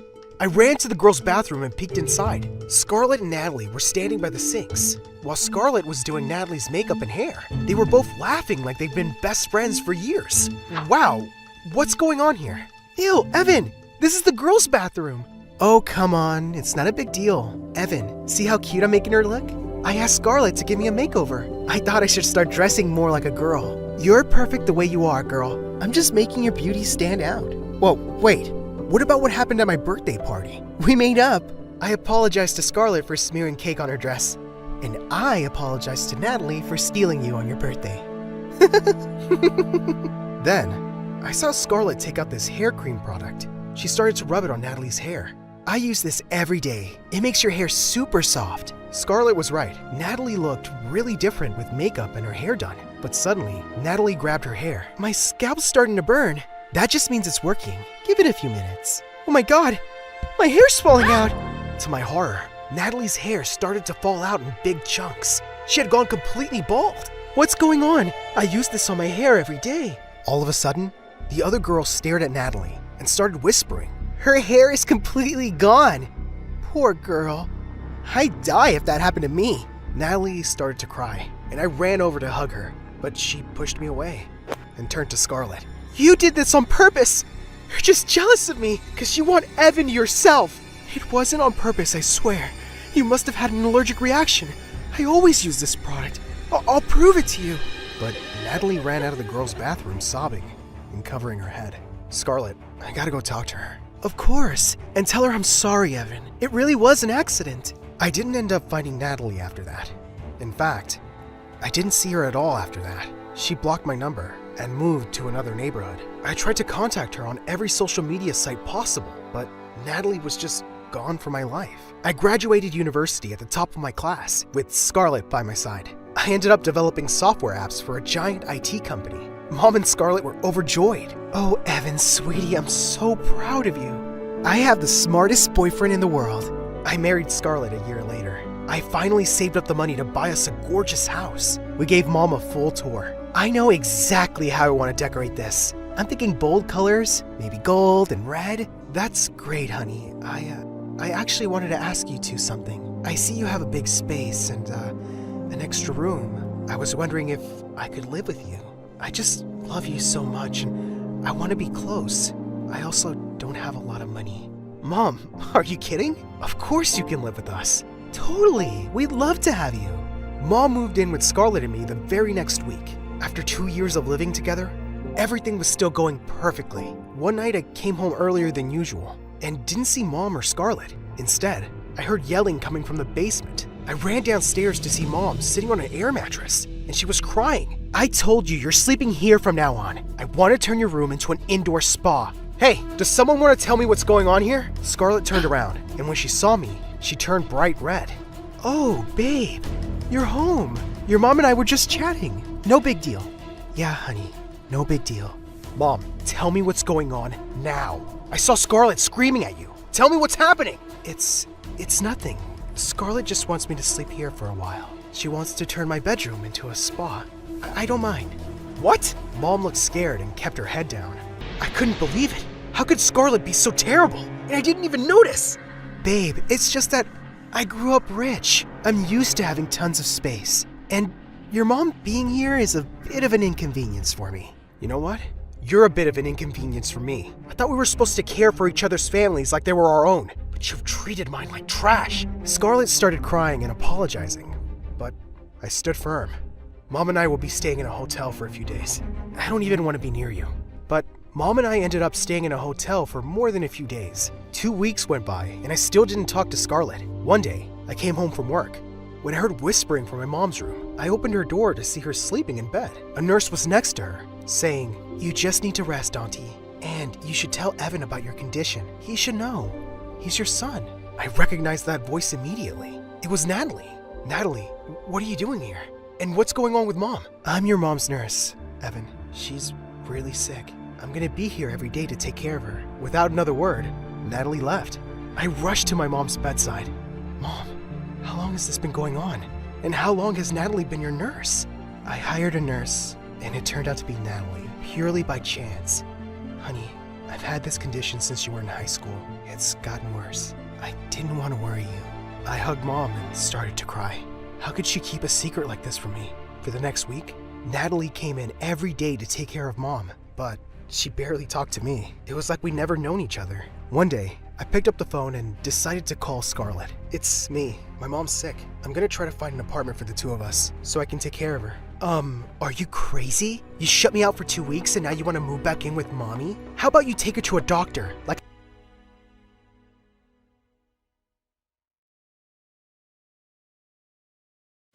Hi everyone, my name is Salish Matter from California. You probably know me from my dad's channel, Jordan Matter.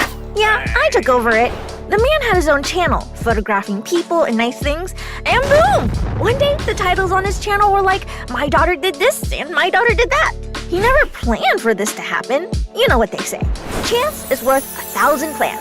Yeah, I can be poetic sometimes. Actually, English is one of my favorite subjects. But math? Oh god, I hate it. If you're a math hater, comment below. Okay. I think I'm getting ahead of myself. I'm Salish. My parents call me Say sometimes. I'm your typical girl next door. Typical family, typical childhood. A typical teenager with a not very typical name. My parents gave me this name, which means giver of the water. I love my name. I think it's unique and cool. There is some uniqueness in my life, actually, like some unique people. And no, it's not Nidal. If you're here to hear about me and Nidal, I'm sorry to disappoint you. Not gonna talk about that boy. No way. Nuh-uh. Nope. And please, animator, if I accidentally mention him, which is very, very, very unlikely, please cut it out. This story is about me, not him. Yeah, whatever. As most of you know, I'm a gymnast. Gymnastics is more than a sport or hobby to me. It's part of my identity. It makes me who I am today. I started it at a very young age. Fun fact, did you know that most major gymnasts start their career as early as 2 years old? And that was my case too. Dad said that when I was only 2 years old, I told him I wanted to be the best gymnast in the world. Oh, I mean, kids at that age will say anything. No, but seriously, I wanted to be really, really good. My gymnast friends were amazing, and we were very close. And let me be honest, gymnastics wasn't easy at all. But having friends makes everything easier and more fun. And whenever I had to compete, they were there to root for me. That's why leaving them was one of the saddest days in my life. Well, you see, when I was 10, my parents decided that we'd move to LA. I had been living my whole life in Nyack, a village near New York City. I had so many amazing memories there, especially with my oldest brother, Hudson. We were always together, cooking together, celebrating our birthdays together, and even getting glasses together. You name it. I was also close to my mom. She's my idol. Dad and Hudson can be annoying sometimes, but Mom? Oh man, she's amazing. She's camera shy though, and that's okay. She even once agreed to do a mom reveal on the channel, although I know how anxious that made her feel. But we have so many things in common. We're both vegetarians, and having lunch with her is amazing because I can try her food all the time. I like shopping with her and getting our nails done together. And we once tried roller skating, but it didn't go well because she broke her ankle in 3 different places, and I was super worried about her. The doctor said she wouldn't be able to walk for 5 months. She wasn't able to come to my gymnastics meet that we had been waiting for 2 years, which made me really sad. I'm not gonna deny that. I won 4 medals that day to make my mama proud. And soon enough, she got better. Fun fact about my mom, did you know that her birthday is a day before mine? So we celebrated it together. And it's one of the best days of the year. I was born on November 29, 2009, by the way. Yeah, Mom is the best. I remember one day when Mom wasn't feeling well for days, and I had a very important shooting with Dad. But I just couldn't leave Mom that day. I told Dad I wasn't going with him and ran to Mom. I snuck under the bed while she was still asleep and started praying. Please, God, let Mom live. Please, I'll be a good girl. Please, please, please. Say, I'm not dying, babe. You're awake? Mom, I don't want to go with Dad. I want to stay with you. I want to be your little daughter forever. You'll always be my little daughter. But sometimes we have to do things even if we don't feel like it. This is what makes us responsible in life. I guess you're right. But no matter how old I get, you'll always be my mother. That's for sure. And, well, about Dad. Yeah, he was busy most of the time, and I really missed him. Dad, are you coming home late tonight? Honey, you know Daddy has to work, but I love you so much. Are you going to spend your time with Eliana? I said I love you, Say. And I said, are you going to spend time with Eliana? Well, yeah, we're shooting today, but I love you, Say. I love you too, Daddy. I'm your only little girl. Always remember that. It's only me who's going to take care of you when you're old and wrinkly, and bald and gray, and fat and... Yes, I get your point. You're my only princess. I love you, Say. I love you too, Daddy. I thought Dad would be super happy about moving to LA, unlike the rest of my family. But one night, we were going for a ride in Dad's car, and Dad looked super occupied and worried. He didn't say much during the ride, and I just felt something was wrong. The moment he pulled over, I hugged him. Don't worry, Dad. Everything is going to be okay. And he hugged me back. And I felt so safe and peaceful. Yeah, I know I don't like to show my emotions a lot, but, sometimes you have to do things you normally wouldn't do to help your loved ones. I mean, come on. Mr. Matter was feeling down. He's my dad. He's a redhead, but I love him. He's a good father. We only film on Sundays, and the rest of the week, we enjoy our time together. He drives me to school, we go to the beach, and ride bikes together. He's awesome and cool, I swear, and not as cringy as you see him in the videos. Yeah, whatever. Me and my friends share... wait, I can hear my dad in my head correcting me. It's my friends and I, and not me and my friends. Never mind. I'm changing the entire sentence. Saying goodbye to my friends was the hardest day of my life. I got them each a present, and they were the happiest. Salish, you promise to keep in touch? I promise. I'll miss you guys so much. And I hugged them all very tight. I said goodbye to my life in Nyack, excited to start a new chapter in my life with my family by my side and gymnastics as my passion. What? What's going on? No, I'm not gonna say it. Nope. Forget it. Let's talk about the ceiling. Love the color. That's Areolan, right? Fine. I'm going to talk about it in general. And in case I give a lot of details, you have to cut all that out. Promise? Yeah, when I moved to LA, I met him. We were shooting a video together, then we went to Starbucks. I still remember what we got. 2 vanilla frappuccinos, no whipped cream. And just like that, we became friends. It's like we had the same energy. We would run around and play, trying to hurt each other. But of course, I always end up hurting him. I'm way stronger. He's only a big baby. Now I have to say his name. I know. He's Nidal Wonder, a self-taught freestyle flipper prodigy, born in 2010. Yeah, he's too young. He has been making videos with my dad since he was 8. Yeah, I have to admit, he's cool. But did you notice? Like, yes, he's only 13 years old. But did you see his arm muscles? Oh boy. The first time I tried to wrestle with him, like always, I touched his arm. And man, you can tell this boy is going to be such a tough, good-looking man. I mean, he can look good in anything, even when he wears my white dress. Yeah. Oh shoot. We're cutting that out, yeah? I mean, ew! I've been homeschooled since we moved to LA, and having Nidal around made everything easier. When we made the first challenging video, I was sure I was going to win over him. But I gotta say, competing with him was formidable.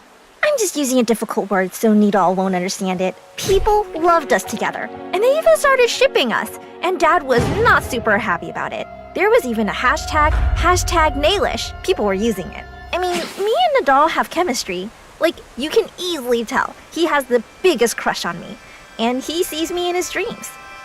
Poor thing. I never had a crush on him. Ew. Yeah, whatever. Like, maybe a little? You know, having a boy best friend is cool because it's different from having a girl best friend. You know, you can get physical with a boy, hitting and hurting him. It was like a new friendship I never experienced before, and I'm enjoying it. Yeah, of course you're enjoying it. I'm way cooler than you, and prettier, and smarter, and more talented. I always get the prizes in our challenges. Your poor dad has spent a lot of money on me because his daughter is a loser. Did you hear anything? That was just an annoying mosquito, but I got rid of it. MSA, please don't animate him. I'm way cooler.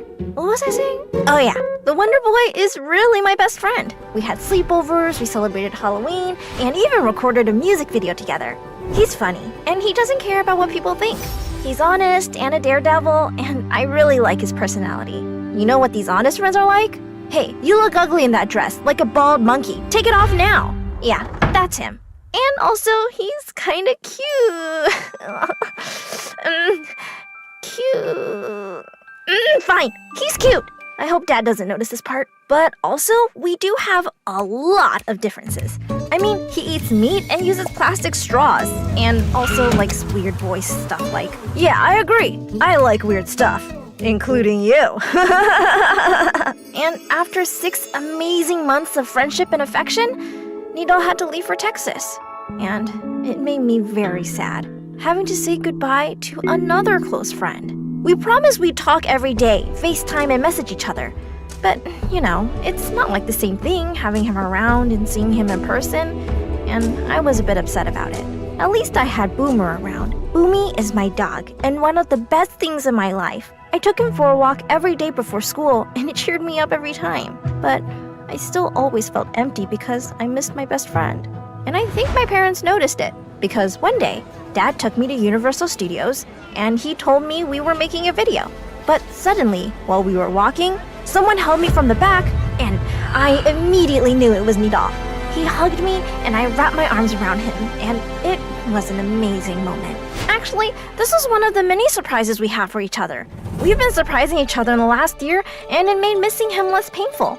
And you know what's even cooler? Nidal spent his summer vacation here in LA, and we made so many videos together. Speaking of surprises, my dad always came up with cool ideas to shoot. But one of the best things I enjoy doing is skincare and get ready with me videos. Yes, I wake up at 5:45 and spend 2 hours getting ready. But beauty has a price, you know. No, seriously. Boomy takes about 30 minutes in the bathroom, so it's only an hour and a half. Not a lot. And also, I'm the first stop for the school bus, and I have to be the earliest, which is not fair, by the way. I was a bit worried that I wouldn't fit into my new school, especially that I was the only new 8th grader in the school. It's insane. But thank God, it's been going pretty well so far, and I have made some new friends. And I love that we don't have a dress code at our school, and I can choose nice clothes every day. Man, I'm so happy. Actually, all this YouTube content is amazing. Making videos with my dad, doing challenges with talented people, having collaborations with cool people and YouTubers like Britt Rivera and Darman and many other amazing people. And now, I even have my own channel. Please go subscribe now. Life is good. All you have to do is to stay positive and like this video. If you want me to react to this video, please comment below. Salish is the best MSA MC ever. You're not cutting that out, yeah? You know what? Don't cut anything out. I don't care. Yeah, whatever. Love ya. Bye.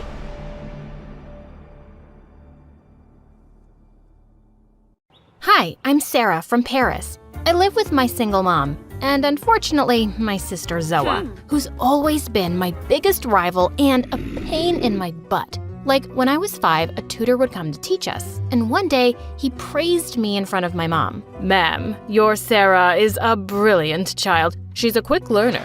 She can understand a concept in just an hour. But for the same thing, Zoa takes 3 days. Zoa couldn't tolerate this and hit me hard on my head with the notebook. Before I could react, Mom yelled at her and grounded her for a week. I never really understood why she was jealous of me for being smarter. I wasn't jealous of her for being prettier. Whenever we went out together, people noticed her first and gave her compliments, but she was still so insecure. But maybe the reason why she really hated me was because I was fearless. Once when I was 10, the 3 of us were out on a picnic when I noticed a man snatch a woman's purse and run away. I immediately stuck out my leg and he tripped and fell down hard. The thief was taken away by the police and everyone there clapped for me, except for Zoa. Mom was pretty freaked out too. Sarah, the thief could have had a weapon. He could have hurt you. Don't do that again. You're just a child. Yeah, dummy cow. This is not some movie where you pretend to be an action hero. This is real life. And I'm afraid one day someone might cut you down into pieces. I know what your actual concern is, Zoa, and it's not for my safety. You just can't stand it when I'm praised by people, can you? Oh, please. I get plenty of praise because I'm so pretty. Have you ever heard someone use that word for you? I bet you can't even spell it. It's P-R-E-T-Y. You forgot a T, dinosaur brains. And you forgot my hand, dinosaur face. And suddenly she slapped me and we broke into a huge fight right in the middle of the park.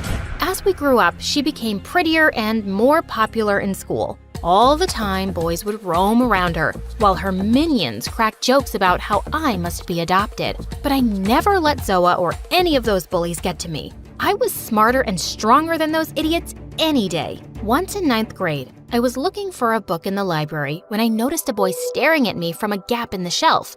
I just went back to my seat and started reading my book, but he sat down in front of me. Hey, what's your name? You're very pretty. No way. This was definitely a prank. If I was really pretty, why was he the first boy to say so? I just walked off without a reply. I was in no mood to be made fun of. But the next day when I was walking through the hallway, I suddenly tripped over something and went flying straight into someone's arms. It was the boy from the library. Oh, thank you so much. If you want to thank me, just tell me your name, please. I did, and it turned out his name was Henry and he was my senior. We became good friends and started hanging out together all of the time. One day when I went to the cafeteria, I found a large poster stuck to a wall. It was my picture with an ugly mustache and devil horns, and the caption, Sarah, the ugly monster.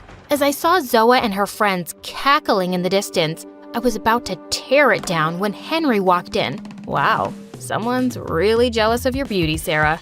And with that, he tore it in half. Then he turned to me and said in front of everyone, I think you're the most beautiful girl here. And you're smart and funny. You're just amazing. Will you be my girlfriend, Sarah? I was shocked, but I said yes. And what made me even happier was seeing Zoa burn with rage. The next few days, I felt like a princess in some fairy tale. I would roam around with Henry, he would bring me roses, and would lie with his head in my lap for hours. It was all so beautiful. Then one day, he asked me to go to a party with him. That evening, I was getting ready when Zoa came running into my room, all breathless. Sarah, my sister, I need to tell you something. please stay away from Henry because he is a cheater. He is dating 3 girls, including me and you. He just kissed me today, out of the blue. What? You're such a psycho liar. Get out of my room, Zoa. But then she showed me something that left me stunned. It was a picture where she and Henry were kissing. I couldn't believe it. I ran to the washroom and Zoa followed me. Sarah, why are you crying? So what if he found me more attractive than you and kissed me? At least now we know his true colors. Don't cry, sis. This is for the best. I angrily pushed her aside. I'm not crying. Something just went into my eye. And I don't care if he kissed you. He's still my boyfriend. Get out, now! I left home pretending to see Henry. But of course, I wasn't gonna meet that jerk. I went to a park and sat alone and kept rejecting his phone calls. When he kept messaging me, I sent him the picture Zoa showed me. He started giving me excuses, but I didn't believe a single word he said.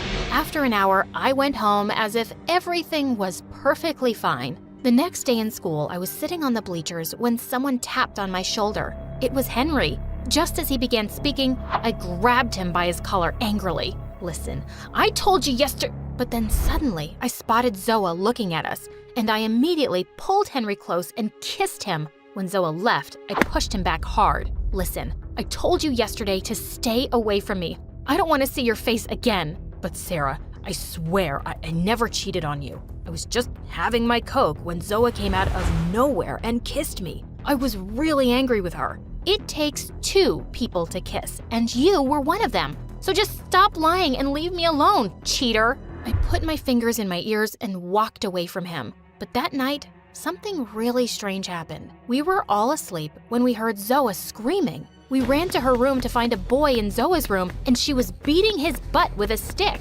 The boy was from our school. Mom! I caught this thief. I caught him. Call the police. Call the media.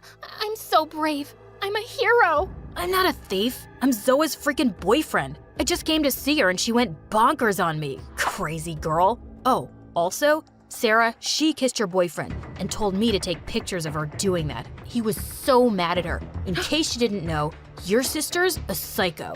Oh God, Henry was telling the truth and I hadn't believed him. The boy broke up with Zoa and jumped out the window while I turned around and pounced on her. I pulled her hair as hard as I could till Mom pulled me away. The next morning, I literally ran to school and found Henry and apologized to him. He opened his arms and we hugged each other really tight. Time passed and we graduated from school. Henry went abroad for his higher education and Zoe and I started college. Then one day, Mom suddenly felt some pain in her chest, and after the doctor's examination, it turned out that she needed a really expensive heart surgery. This was the first time in my life that I felt scared. We didn't have enough money, so I took up a part-time job to start saving. I asked Zoa too, but she flatly refused. Sorry, but a princess like me can't work. Look at my hands, so soft and delicate. I'm not spoiling them. No, you're the Tarzan of the family, the strong one. You got this, girl. And just like that, she walked off. Just a few days later, I heard Mom screaming. I ran to her room and she was standing in front of some empty drawers, asking me where all her jewelry had gone. I had no idea, and we marched straight to Zoa's room. She wasn't there, but a note was lying on her bed. Mom, Sarah, my journey with you people ends here. I can't live with poor, depressed people like you anymore. Mom, please make Sarah the heir of this damaged house because I like mansions only. I'm taking all the jewelry as memories of you, Mom. Love ya, but don't look for me. Mom was completely devastated. I took her to her room and put her to sleep, but I was in despair. We were left with nothing. My salary wasn't enough for the treatment. I left home to contact some charity organization, and on my way, it started raining. Just then, I saw a huge crowd gathered around on a bridge. I looked down and saw a small kitten hanging onto a log in the strong river current, and people were just standing around making videos and doing nothing. Luckily, I found a piece of rope tied to the bridge. Without another thought, I climbed down the rope and reached out for the kitten. Some people started helping me then by pulling us up, and we both landed safely. I was completely drenched in the rain, so I decided to go back home. That evening, someone rang our doorbell, and when I opened the door, I found a bunch of people with cameras and mics standing outside. You saved a little kitten today without caring about your own life. What would you like to say? This girl, people, she's a hero. She makes us believe that good people truly exist. She's restored my faith in humanity. Wait, what? What was going on? And I soon found out that people had been making videos of me saving the cat, and they'd gone viral. And before I knew it, I had become quite famous. I was in newspapers and giving interviews on news channels. I was honored by the government with a bravery award and also given $30,000. And of course, the first thing I did was get my mom's heart surgery. It was successful and she recovered fully in a few months. Soon after, I got an offer to participate in a really famous reality stunt show, and I accepted. Within no time, I'd become a celebrity. And now, Mom and I were rich. We were living a great life until one day, someone knocked on the door. When I opened it, I was shocked to see Zoa. As she tried to step inside, I blocked her path. Where's Mom? I need her help. My boyfriend cheated on me. He made me pregnant and ran away with all my money and jewelry. I've got nothing to eat. Are you so fat because you're pregnant again? Oh, no. Luckily, I had a miscarriage, but I had lots of cravings while I was pregnant, so I gained some weight. It's nothing. I'll be back to my old shape in no time, you'll see. Are you sure you're not pregnant? Of course, I said so already. Then I kicked her so hard she fell back on her butt. How dare you call her mom? You left her when she was fighting for her life. No, you robbed her first and then left her. You're just a blood-sucking leech, Zoa, and you deserve whatever bad things come your way. Now get lost and don't show up here again. And I slammed the door on her face. Half an hour later, the bell rang again. Oh God, this Zoa. Maybe I needed to kick her harder this time. But when I opened the door, I was shocked. It was Henry. He opened his arms and I jumped to hug him. Oh, I can't believe it's you, Henry. I've missed you so much. I've missed you too, sweetheart. And I have a really important question for you. Sarah, will you marry me? Oh my God, yes, 100 times yes. And then we kissed.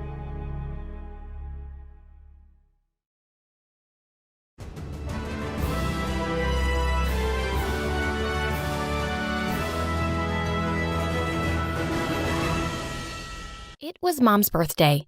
She hadn't been home for so many days, but I'd heard her come home last night. So as soon as it was 9, I rushed to her room with a special breakfast in bed and a card I'd made. I hoped she'd like it and stay longer this time.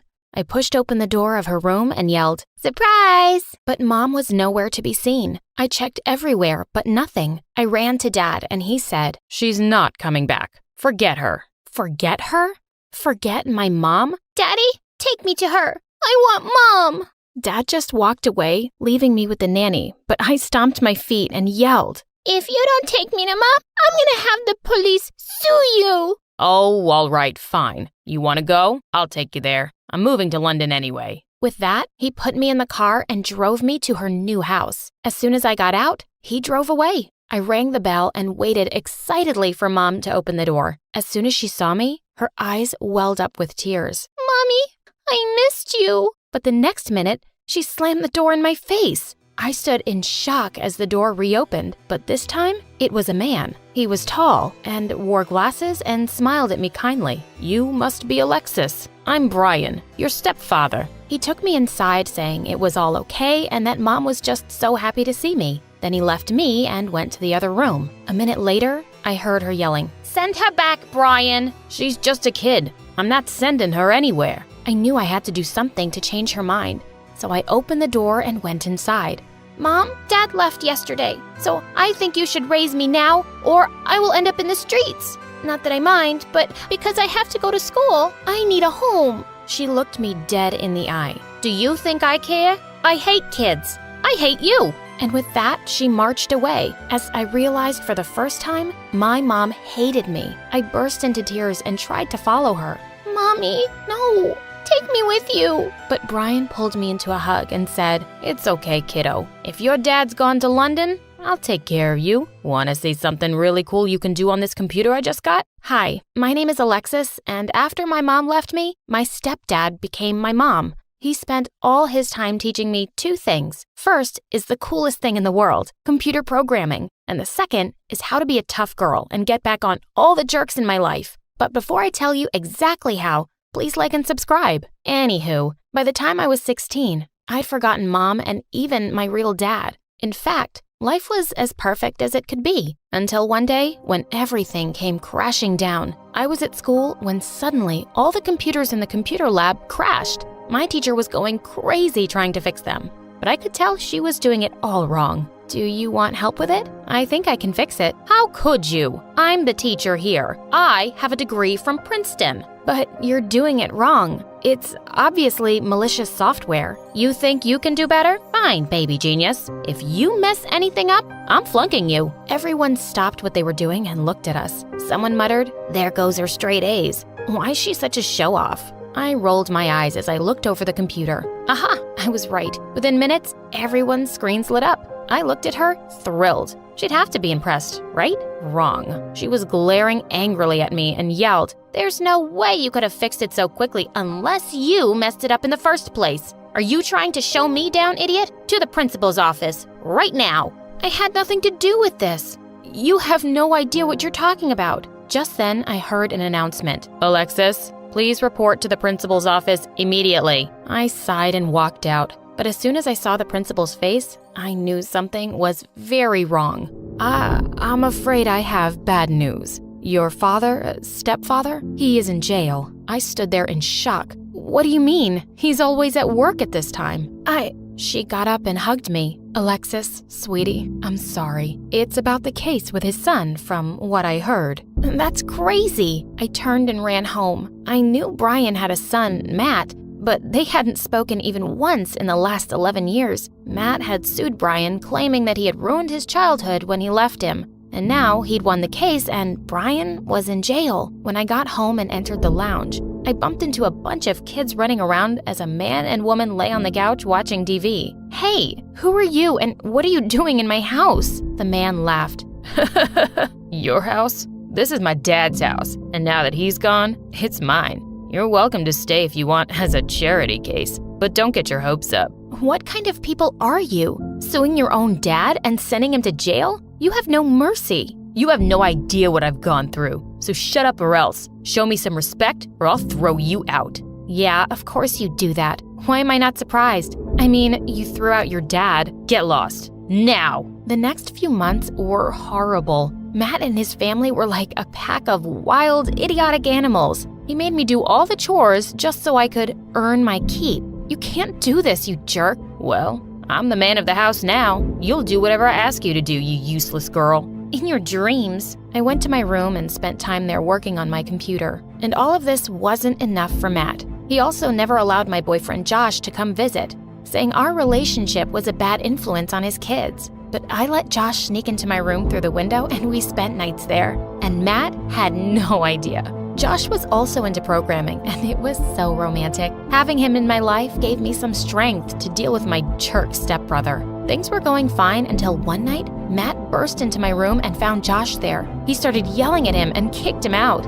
Then he looked at me and said, "That's it. I'm taking this stupid laptop from you. You should be taking care of my kids and not partying with guys. And God knows what else you were doing in my house." Who do you think you are? You can't control me, you moron. Watch me. He snatched away my laptop and left. That was it. He'd just messed with the wrong girl. I gave one of his daughters a candy and told her to go to Matt's room and get me back my laptop. Later that night, as he was working in his study, I snuck into his room and used my laptop to hack into his. I sent all of his rude messages, gossiping about his boss during a Zoom meeting in front of everyone from his work. Then, just to add insult to injury, I shared a video of him making fun of his boss show up on his screen. Ah, sweet revenge. He barged into my room and stomped on my laptop and smashed it to bits. "How dare you? You got me fired. Maybe this'll keep you in place." I started throwing pillows and books and whatever I could get my hands on at him. "Leave my room, right now." That jerk. I had to do something to get a new laptop, so I started working at a local McDonald's. A month later, when I got my first paycheck, I ran straight to the computer shop. I was beyond happy as I walked home. Just then, something caught my eye in the candy shop. A lotto announcement. Ugh, these lame shows. I looked at the dollar in my pocket, so I thought, why not? I went in and bought a ticket. When I got home, I ran to my room, hid the ticket, and opened up my laptop. And the first thing I did on it was hack that lotto company's website, and I knew just what to do. Little did I know that at that very moment, a little devil was hiding under my bed. After dinner, as I headed to my room, I heard the lotto numbers being announced. I ran to my room to get the ticket, but stopped short. My drawer was open, and the ticket was gone. I ran back and found Matt jumping up and down with the ticket in his hand. I'm rich! Babe, I'm rich! I won $500K! He grabbed his wife and twirled her around. Yes, we are, babe! What were they going on about? Hey, that's my ticket. Give it back. I tried to snatch it from him, but to no success. You can't go around hiding things from me in my own house. This money is mine. I'm your legal guardian, remember? I will make sure you regret this. I stormed off to my room. I had to think of something. And then it came to me. I created a website and named it Jerk Brothers, where anyone could order a hairspray for their jerk brothers, but it was a paint spray that needed days to go away. I told people it was a joke and nothing would be sent because, of course, I didn't have the money to do that. But people went crazy about this website, and I received hundreds of orders in the first week. The website got so popular because of its simple creative idea. One company offered to buy it for $75,000. I agreed and got the money. Soon after, some companies offered me a job, and I started working with one from home. My brother didn't interfere. He was too busy spending the lotto money. One day, he barged into my room and was being way too sweet to me. Hey, my lovely, lovely stepsister. You make my life fun like a game of Twister. Make more money and make me happier. If not, I promise, I will show you real anger. What's wrong with you? Listen, you don't live in my house for free, and you're using it like an office, so you have to pay the rent every month, or find yourself another place. Sure, I will. I called Josh and moved into his basement. His parents were nice to me, and they didn't ask for money or anything. I continued going to school as usual, and I got 3 scholarships. Josh and I agreed to apply for Michigan State University. On the day we were supposed to leave for university, someone knocked on the door. It was my stepbrother. He started crying and begging me to help him out. I can't find a job. No one wants to hire me since the incident. Please help me out. You're my only sister. I need to feed my kids. I knew he didn't deserve my sympathy after everything he did to me, but I loved his daughters. So I agreed to give them a monthly payment to help him out. He leaned in to kiss my hand, but I pulled it away. Please, there's no need for this. I only have one request. Please get Brian out of prison. He nodded his head. Sure, I will. I swear. Thank you. You're a good person. Thank you. And then I left with Josh 5 years later, and now I'm a programming instructor at my dream university. In 2 weeks, I'm going to get married to Josh, and the man who is going to walk me down the aisle is Brian. I will never forget him and what he always taught me. Humanity, knowledge, and science are more important than money.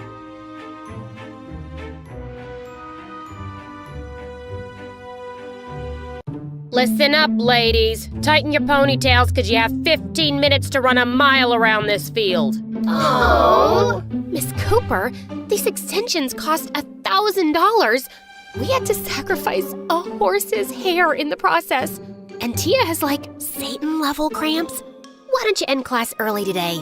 Girls, let's go get mani-pedis on me. Oh, yeah, all right. Hi, I'm Holly from New Jersey, and my daddy is a billionaire who owns a bunch of fancy hotels around the country.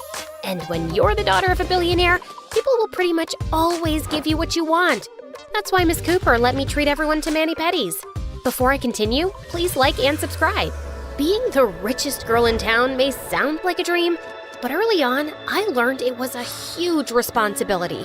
Kids at school literally all wanted to be me and tried to copy everything I did. From my fashion choices to even the way I walked. I have a funny walk since I'm always wearing 5-inch heels. But I liked being a role model, because I love helping people find their inner fabulousness. Like when I met my BFF Tia. I'd opened my locker one morning to find some of my stuff was missing.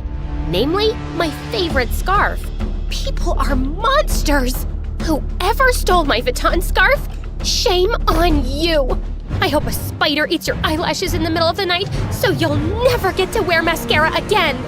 I was shaking with anger as I stormed by the girls' bathroom. That's when I saw Tia wearing my scarf, crying hysterically. I did it! I stole your scarf! Kids were making fun of my outfit, and I heard that you kept some spare accessories in your locker, but I couldn't find you to ask your permission. I'm going to jail. I'll have to wear prison clothes. I look really fat and orange.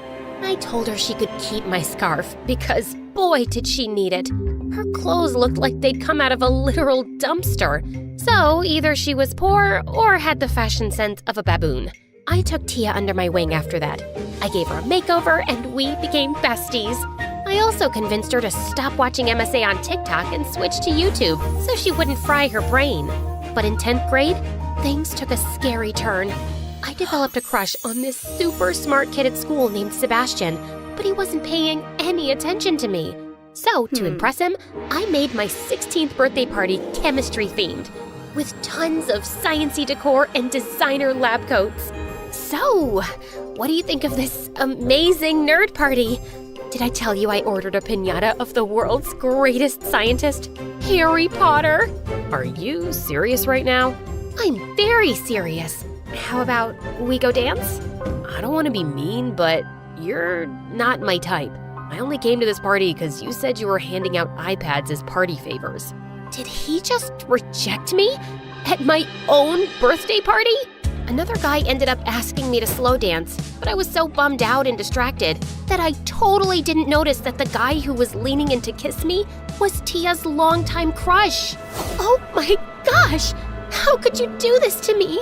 You were seconds away from kissing Freddie. You know I've had a crush on him since the 9th grade, ever since I farted in class and he took the blame for me. Tia, I'm sorry. I was distracted and...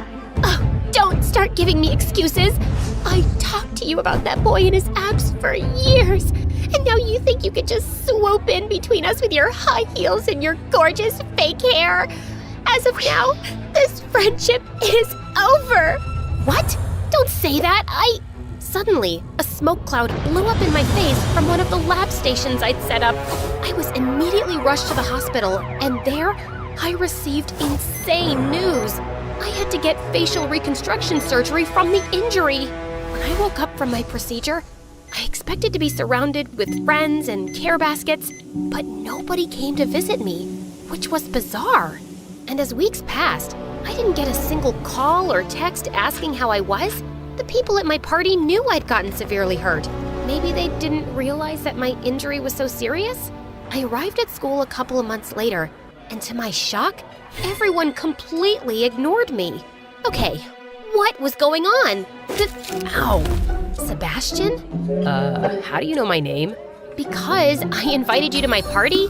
And don't give me that judgy look. I know my face looks like a bloated baby on steroids. It's because I just got surgery, man. The only time I ever look bloated is if I eat gluten. I don't know what you're talking about. Are you new to this school?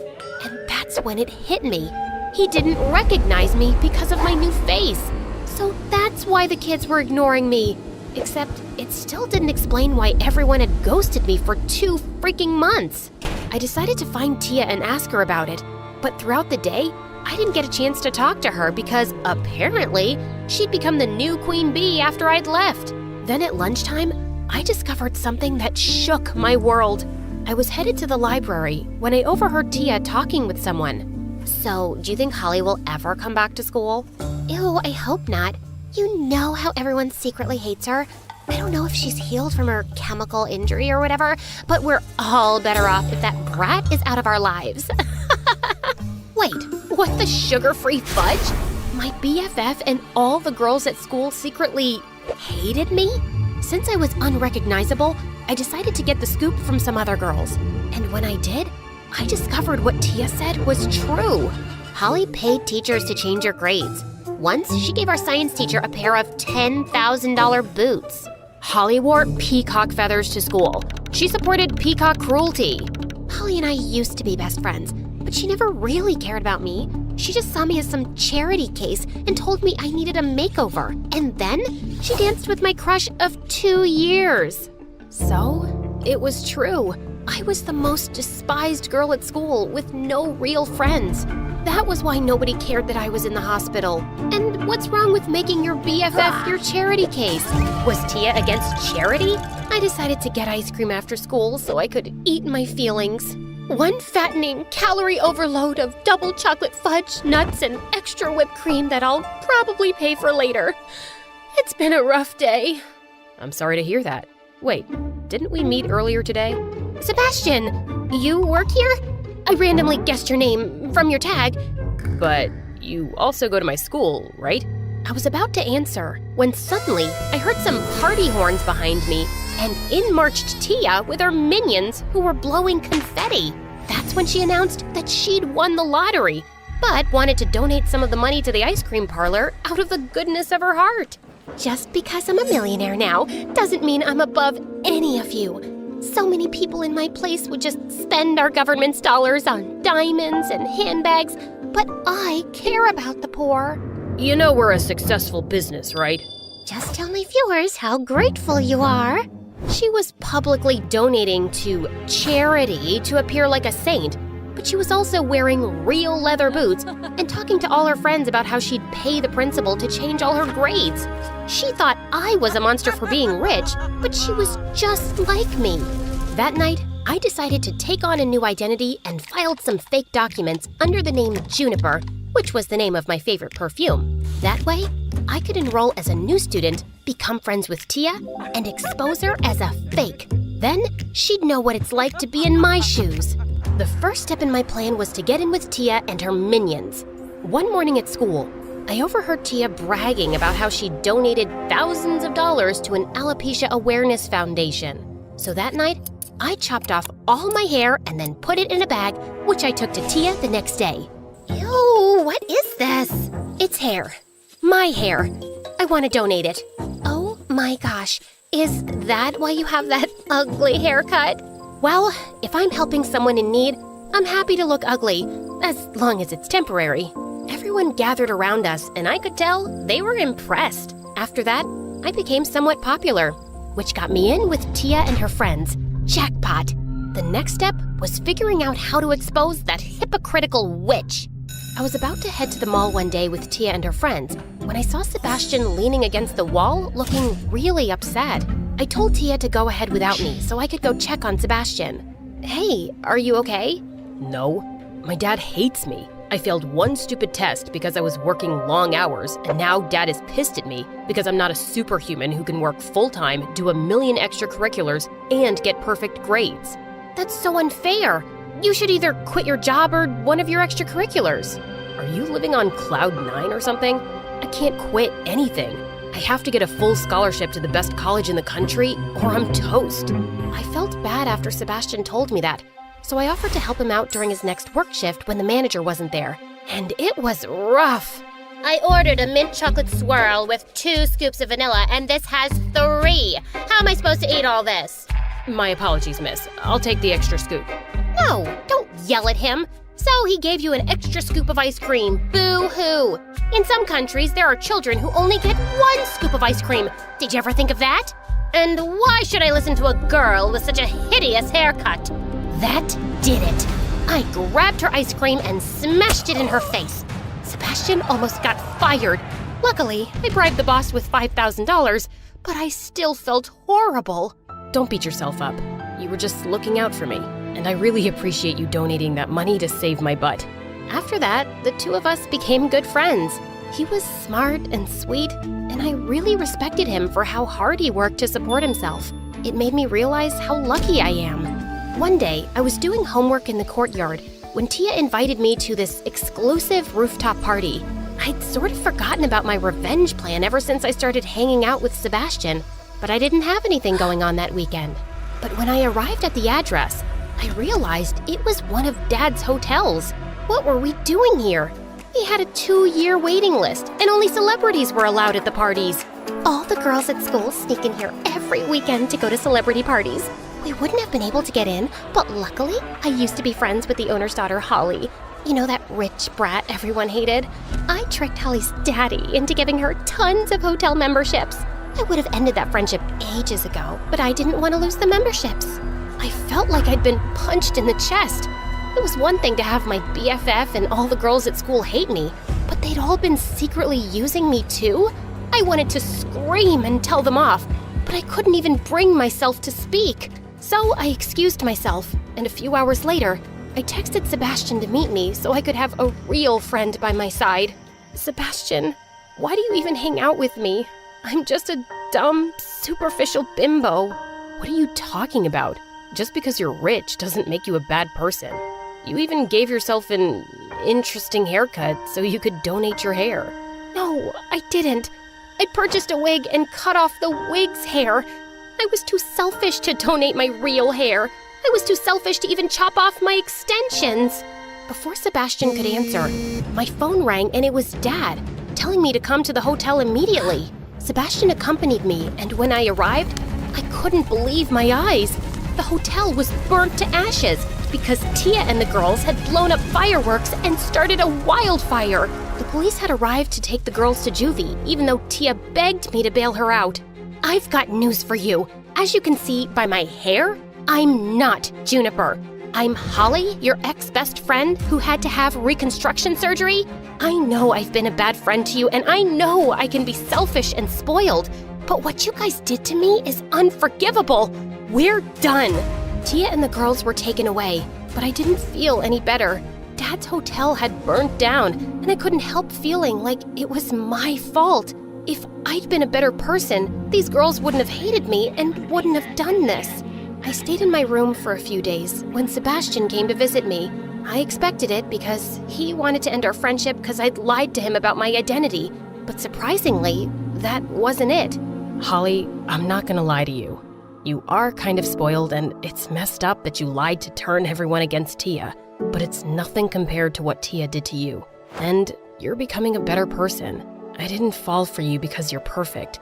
I'm in love with you because you're an amazing friend who's mature enough to learn from her mistakes. You're in love with me? You probably don't feel the same way, but okay, maybe you are. No, duh. Don't make me spell it out for you.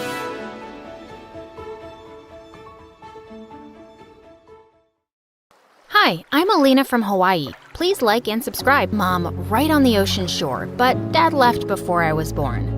According to Mom, that's because she was under a love spell that ran in our family. She could only fall in love with people who didn't love her back. And apparently, I was under the same spell too. Mom told me the only way I could avoid the curse was by staying away from all boys. So whenever we left the house, I'd march around with a toy water gun and sprayed it at any guy that came my way. Girls rule, boys are dumb. Any boy who comes close is gonna get sprayed.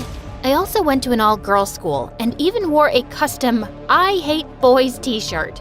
Then one day, everything changed. I was swimming in the ocean when the cutest guy ever glided over to me and stared into my eyes.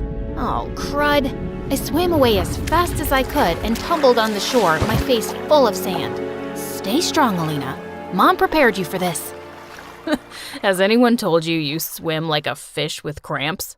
I did not. Also, any guy that tries to talk to me gets a face full of sand.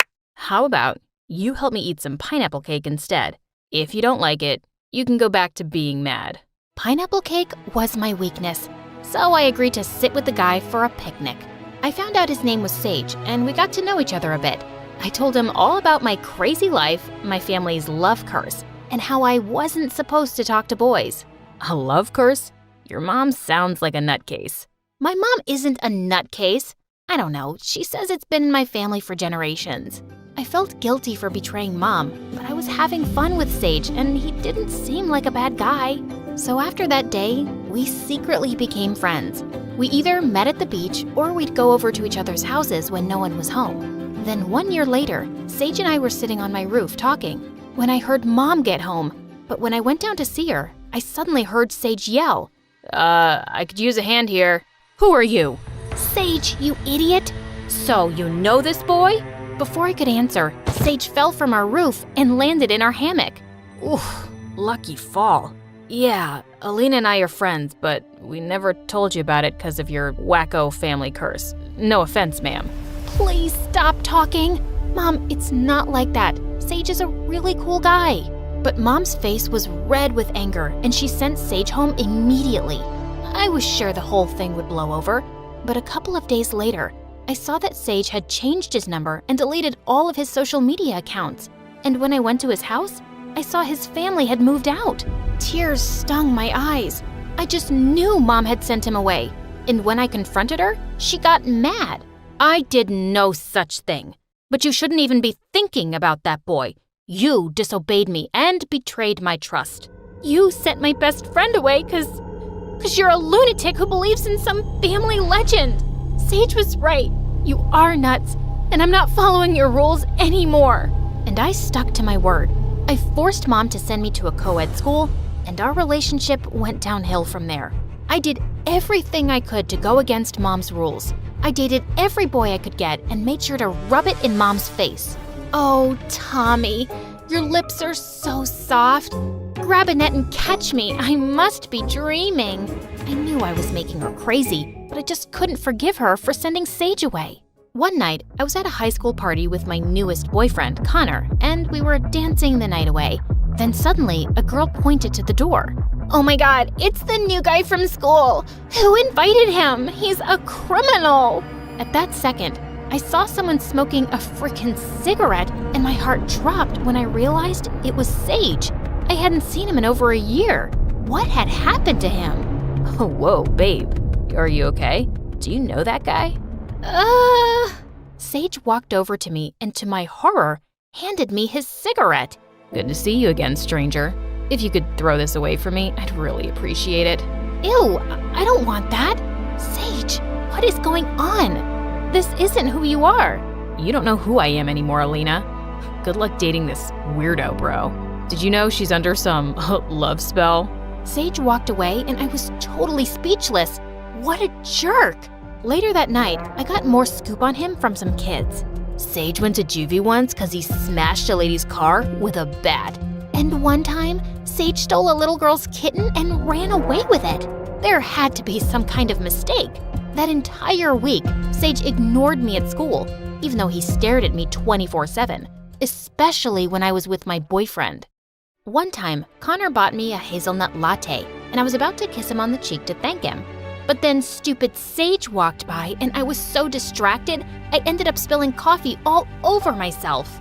Good God, he was freaking everywhere, like a really handsome mafia guy from a horror movie.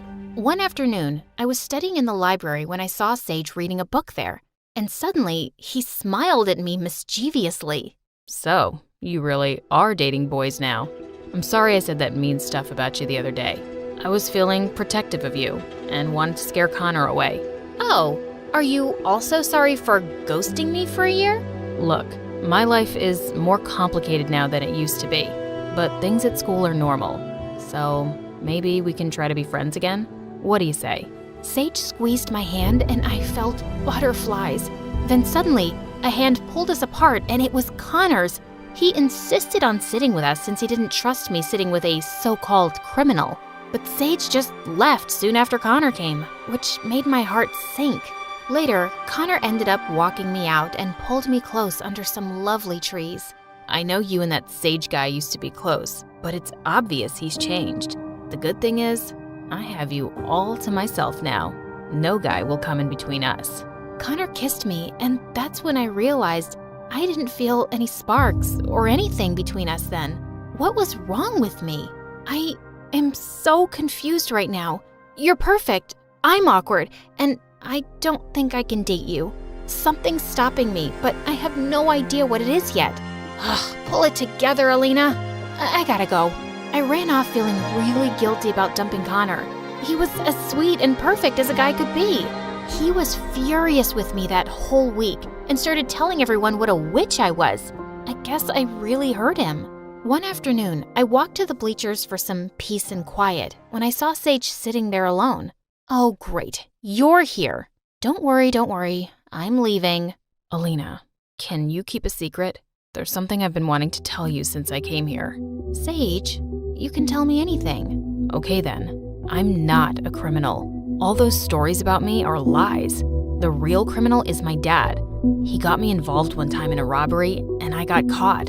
That's why I had to leave town, change my number, and delete my accounts and stuff. I'm so sorry I didn't tell you. The whole town is now filled with lies about me. So, you stealing the kitten was a lie? Of course. I helped a kitten down from a frickin' tree. But it was hard having everyone hate me. I got depressed and started doing dumb things like smoke. Don't worry, I'm gonna quit. It felt so good to have my friend back, except for some reason, he didn't feel like just a friend anymore. Without thinking, I pulled Sage close and kissed him. Oh man, I think I like you. And I know I like you. And from that day on, Sage and I were an item. He was still the dork I knew from before, but he was all grown up. And God, I was falling harder for him by the day. But there was one person who was really upset about it. Mom. And one night when I was in 12th grade, she totally lost it. Do you not remember how Sage shut you out for a year and broke your heart? You're going down a dark, dark path. And you're still seriously crazy. I've been dating for a while now and nothing bad has happened because I know how to take care of myself. I don't blame stuff on magic spell nonsense. This is different. You love Sage, and I can't have you getting hurt. So if you decide to stay with this person after high school, I'm out of the picture. I won't come to your wedding. I won't support it. It's just too much for me. I couldn't believe what I was hearing. Mom and I had never had a good relationship, but now I just had it with her. So after I graduated, I moved in with Sage and we were happy together, even though I still wasn't speaking to Mom. Then one day, I was at the mall when I saw a gorgeous aquamarine engagement ring. I felt butterflies and pictured Sage proposing to me with it. I snapped a picture of it and sent it to him. I sure hoped he could take a hint. But when I arrived home, Sage was sitting on the couch with all the lights off. Hey babe, what's going on? My dad got arrested again. For 2 months. I'm so sorry to hear that, Sage. But I have something that may cheer you up. It's about a text I sent you. About an engagement ring. Ahem, ahem. Alina, we can't get engaged. What if I end up just like my dad? I can't do this to you. I love you too much. I'm gonna stay at my cousin's place for a while to think things over. I'm sorry. Before I could blink an eye, Sage left, and I was shaking with shock. Did he just break up with me? That's when I burst into tears and drove over to Mom's house. For the first time in years, she held me and tried to calm me down. I'm so sorry about everything. You were right. The curse is real, and I'm such an idiot for not believing you. I wish Sage and I had never even met. Oh, darling, don't say that. Listen, I'm very happy you came by. I want to apologize for everything. While you were away, I started dating someone who treated me like royalty, and I realized something. The curse was never real. It was all in our heads. Yeah, that's what I thought too. But Sage left, Mom, just like Dad left you. That's just how love is, honey. It's hard, but it can also be the most wonderful thing in the world. I stayed with Mom for a few months after that to think things through. Sage flooded my phone with apology texts and calls, but I needed space from him. Then one day, I went to the doctor and she told me some news. I was pregnant, except there was one problem. I didn't trust my boyfriend one bit to raise a kid with me. How many times do I have to tell you I'm sorry and that I won't leave you again? I was just upset about my dad and I got scared for a second. Well, how do I know you're not gonna get scared for a second time and leave again? I don't need you to help me raise this baby, so just leave, okay? But the truth was, I missed Sage more than anything. And 9 months later in the delivery room, I was still missing him. Then suddenly, Mom walked in with the nurses who were carrying my beautiful baby Michaela. And behind them was Sage. Oh my God, what are you doing here? I thought I told you to stay away. Alina, listen to me. My dad's out of the picture. I reported him and got him arrested after he confessed to more crimes. I don't want someone dangerous like that in my life anymore. I love you, and I want to raise our daughter together. I won't let anything or anyone get in the way of that. So, is that your way of saying you want to meet Michaela?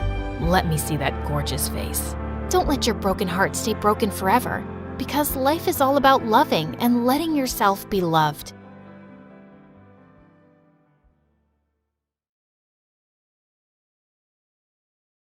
Hi, my name is Irina, and I'm from Moldova.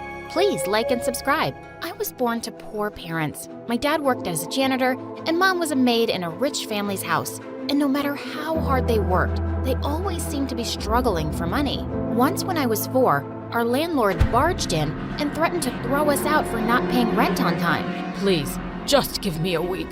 Irina fell ill this month, and we had to spend money on her medicines.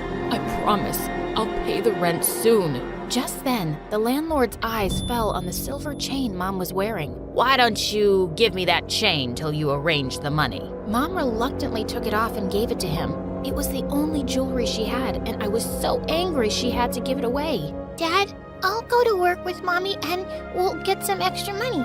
You can use that to pay the rent. Dad hugged me and kissed my forehead. I'm so sorry, my love. I promise, things will get better. But they never did. We kept living under the curse of poverty. I hate poverty. Poverty is ugly. I often wondered why we were poor while other people were rich. In fact, as a child, I had a really inquisitive mind, and I always had a lot of questions about everything. Mom, why is a rose red but leaves green? How many stars are there in the sky? Who tells the sea to stop on the shore? Why are my eyes different from yours? I had really unique amber eyes, unlike anyone in my family or even our town. Sometimes complete strangers stopped by to give me compliments on my eye color and my thick brown hair that Mom oiled every week. But she never went to school, so obviously she didn't have answers for me. I was really excited when I turned 5 and joined the public school. It was my happy place. When I was in 8th grade, a cute boy named Thomas joined our school. He had long hair that kept falling into his eyes, and his smile was gorgeous. I had a huge crush on him. A few days later, it was his birthday, and he invited the whole class to the party. I was so excited that as soon as I reached home, I told Mom I wanted a new dress. But honey, it's the end of the month. I don't think we have enough. Mom, please. You didn't get me anything for my birthday.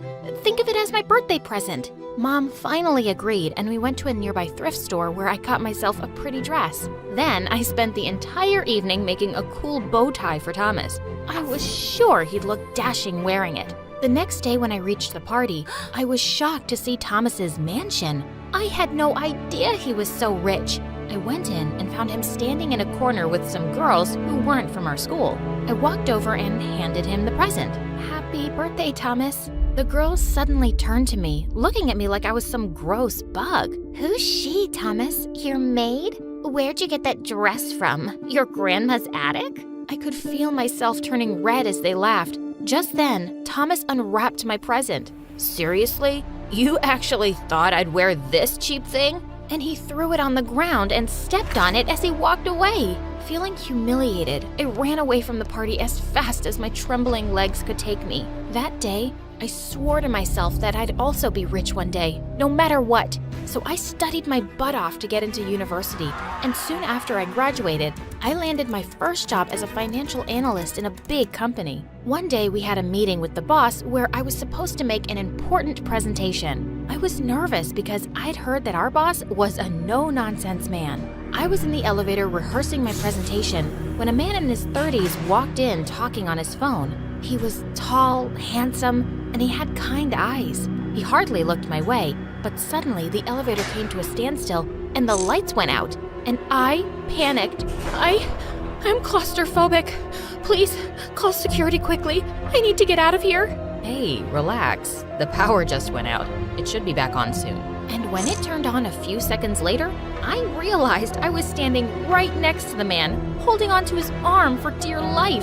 He also looked down into my eyes, and it felt as if time had stopped. Just then the elevator doors opened and we came out of our trance. I mumbled an apology and rushed to my meeting. Thankfully, the boss hadn't arrived yet. But when he did, my jaw dropped to the ground. It was the elevator guy. He looked a little startled when he saw me, but then he pretended as if we'd never met before. I began my presentation and my ideas impressed everyone, except the boss. He kept shooting question after question at me. By the time he was done, I felt like I was some criminal coming out of interrogation. The next few weeks at the office, he'd just walk by me like I didn't exist. I found out his name was George, and he'd taken over the company from his father when he was just 25. I was sure he was very smart, but so was I, and I was here to prove myself. So when I was asked to present in a meeting again, I worked even harder to make sure everything was perfect. But he just kept finding faults with my figures and statistics,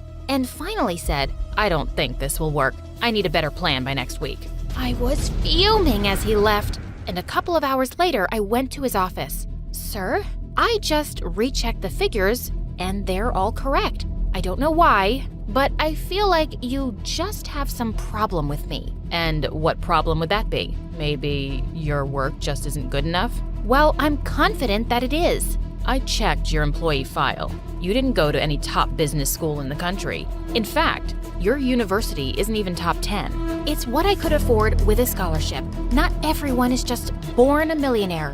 Sir, I regretted the words as soon as I said them, but I felt too proud to apologize. He got a phone call just then and ran out of there. I was certain I was going to be fired. As I left the office that evening, I was waiting to cross the road when suddenly it started raining. Just as I was about to dash for cover, someone held an umbrella over me, and I looked up to see that it was my boss. We never finished our conversation. I'm sorry that I offended you. So then, you're not gonna fire me? I want to, but not for the reason you think. What? What do you mean? Suddenly, he took my hand and my heart was racing. I'm in love with you, Irina. I fell in love that first day in the elevator. I've tried to ignore my feelings and you, but you're all I can think about. And it wouldn't be appropriate to ask an employee to marry me. I was shocked beyond words. My boss wanted to marry me? I don't know what to say. I don't need an answer right away.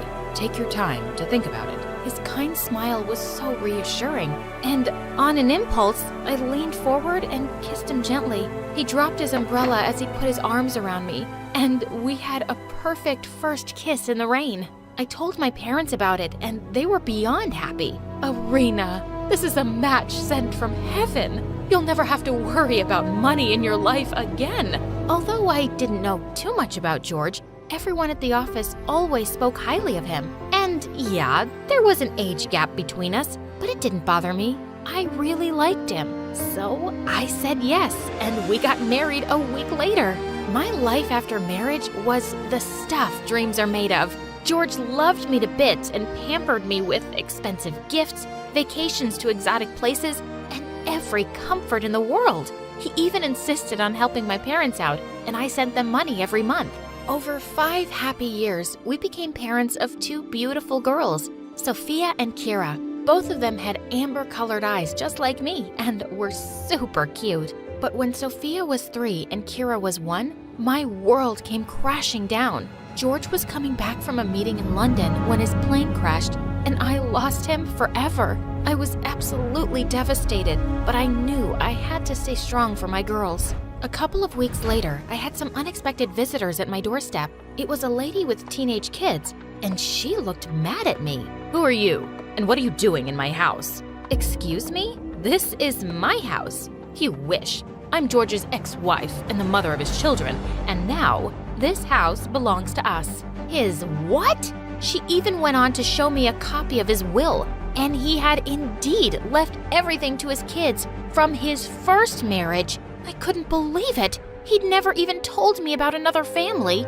and he hadn't left us anything. I had no choice but to pack my bags and leave with my kids. I moved back to my parents' house since I had nowhere else to go. But my parents had been living off my assistance, and I knew they couldn't feed 3 more mouths. I immediately started looking for work, which was hard because I'd been out of the job market for so long. In my desperation, I took up a job as a receptionist at a small hotel. Mom would take care of Sophia in my absence, but Kira was too clingy. She wouldn't leave me alone at all. So I decided to sneak her into work. The first few days went smoothly, but one day as I was checking in a couple, Kira crawled out from under my desk and went straight to their baby's stroller. Then she plucked the pacifier out of the sleeping baby's mouth and put it into hers. The sleeping baby started crying, and I had to admit the rogue baby was mine. Naturally, I was kicked out. I tried a few more jobs, but nothing worked because no one wanted an employee who came in with a baby. Then one night, I heard Mom crying to Dad. "We don't even have money for tomorrow's milk. How are we going to feed the kids?" That night, I made a decision that broke my heart into a million pieces. I was going to move out of my parents' house and give Kira up for adoption. As much as that killed me as a mother, I just couldn't see my baby struggling with poverty the way I did. With a heavy heart, I took Kira to an adoption home and kissed her goodbye. She was so little. She would probably forget me soon. I asked a colleague if I could stay at her place for a while. She agreed, so I decided to move in with her with Sophia. As I sat down in our new room and started to cry, Sophia came running and put her arms around me. Mom, don't worry. I'll take care of you. And we'll get Kira back too someday. A few months later, it was Kira's birthday, and I missed her terribly. So I went to the adoption home, hoping to see her. There, I got to know she'd been adopted by a rich family. I somehow got their address, and when I reached there, I saw they were celebrating her birthday. Kira looked like a little doll all dressed up, and her adoptive parents were gushing over her. I felt so relieved that my child was loved. I'd never be able to give her the life that she was leading here. So I quietly went back. I started doing odd jobs until I finally got hired as a junior accountant in a department store. The store's owner was super impressed with what a fast learner I was. I got quickly promoted as the senior accountant. Over time, I invested in some stocks whose prices shot up drastically in a few months. I used the money to start my own accounting firm, and in the next few years, my firm was one of the best in business. I was rich and successful, and I had Sophia who doted on me. Yet my life felt incomplete without Kira, and Sophia never forgot her either. Mom, we need to bring Kira back home. We have to find out where she is. Honey, the adoption center is not willing to tell me anything about Kira's adoptive family. You think I haven't asked already? But Sophia was determined to find her little sister, and one day, she succeeded too. She came to me looking super excited. Mom, I've got some great news. One of my friend's moms started volunteering at the adoption center where we left Kira. And guess what? She went through the records and gave me this today. I took the paper she was waving excitedly in front of me. Sure enough, it had Kira's picture and her birth date, along with the details of her adoptive parents. We finally get to see Kira. We'll be a family again. Let's go to this address and bring her back. Sophia, it's not that simple. We don't even know if Kira knows she's adopted. So what? We can tell her. And what about her adoptive parents? They cared for her all these years. And now we'll just go and ask them to give us our Kira back? Mom, I don't care. We've waited so long to find out where Kira is. And now we can't just sit and do nothing about it. Now I had no choice but to tell her that I knew where Kira was all along. You knew? I've been looking for my sister like a crazy person all this while, and you knew everything and still kept quiet? How could you do that, Mom? Sophia, please don't be mad at me. I'm already so scared that Kira must hate me for abandoning her. I won't be able to take it if you start hating me too. As my voice broke, Sophia immediately softened and hugged me. I could never hate you, Mom. I've seen everything you had to go through for me. I promise to give you all the happiness you deserve. It was my birthday a week later, and Sophia said she'd reserved a table at my favorite restaurant and asked me to meet her there for dinner. When I reached the restaurant, I spotted Sophia and walked over to her table, but my heart almost stopped when I saw another girl sitting there too. She was around 12, and she was beautiful, with her thick, long hair and amber eyes. Kira, is that you? Kira looked just as stunned to see me. Mom, I found Kira, and I told her everything. She doesn't hate you, okay? She really wanted to see you. And suddenly, all that pain I'd been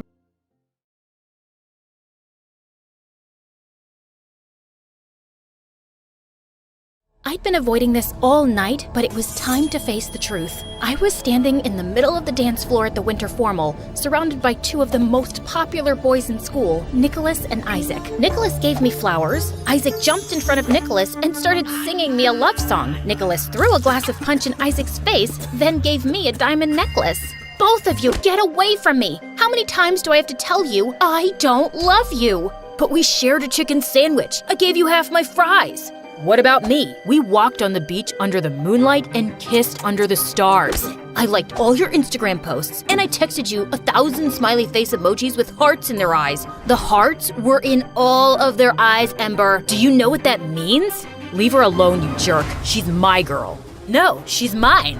No, mine. The lovesick boys started shoving each other. Then it turned into an all-out brawl. I snuck out the back door and ran straight into my worst nightmare, my nemesis, the boy that stole my heart and had the power to break it into 1,000 pieces. His name was... Oh, I can't even say his name without getting butterflies. I feel like such an idiot. What's wrong with me?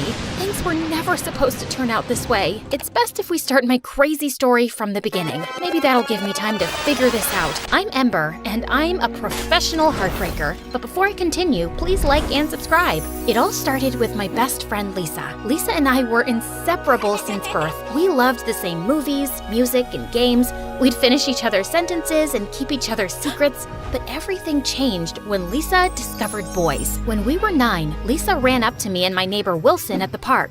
Do you see that boy over there? The one that's picking his nose? Of course not. The one that's eating sand? No, the one next to him with the dark hair and dreamy brown eyes.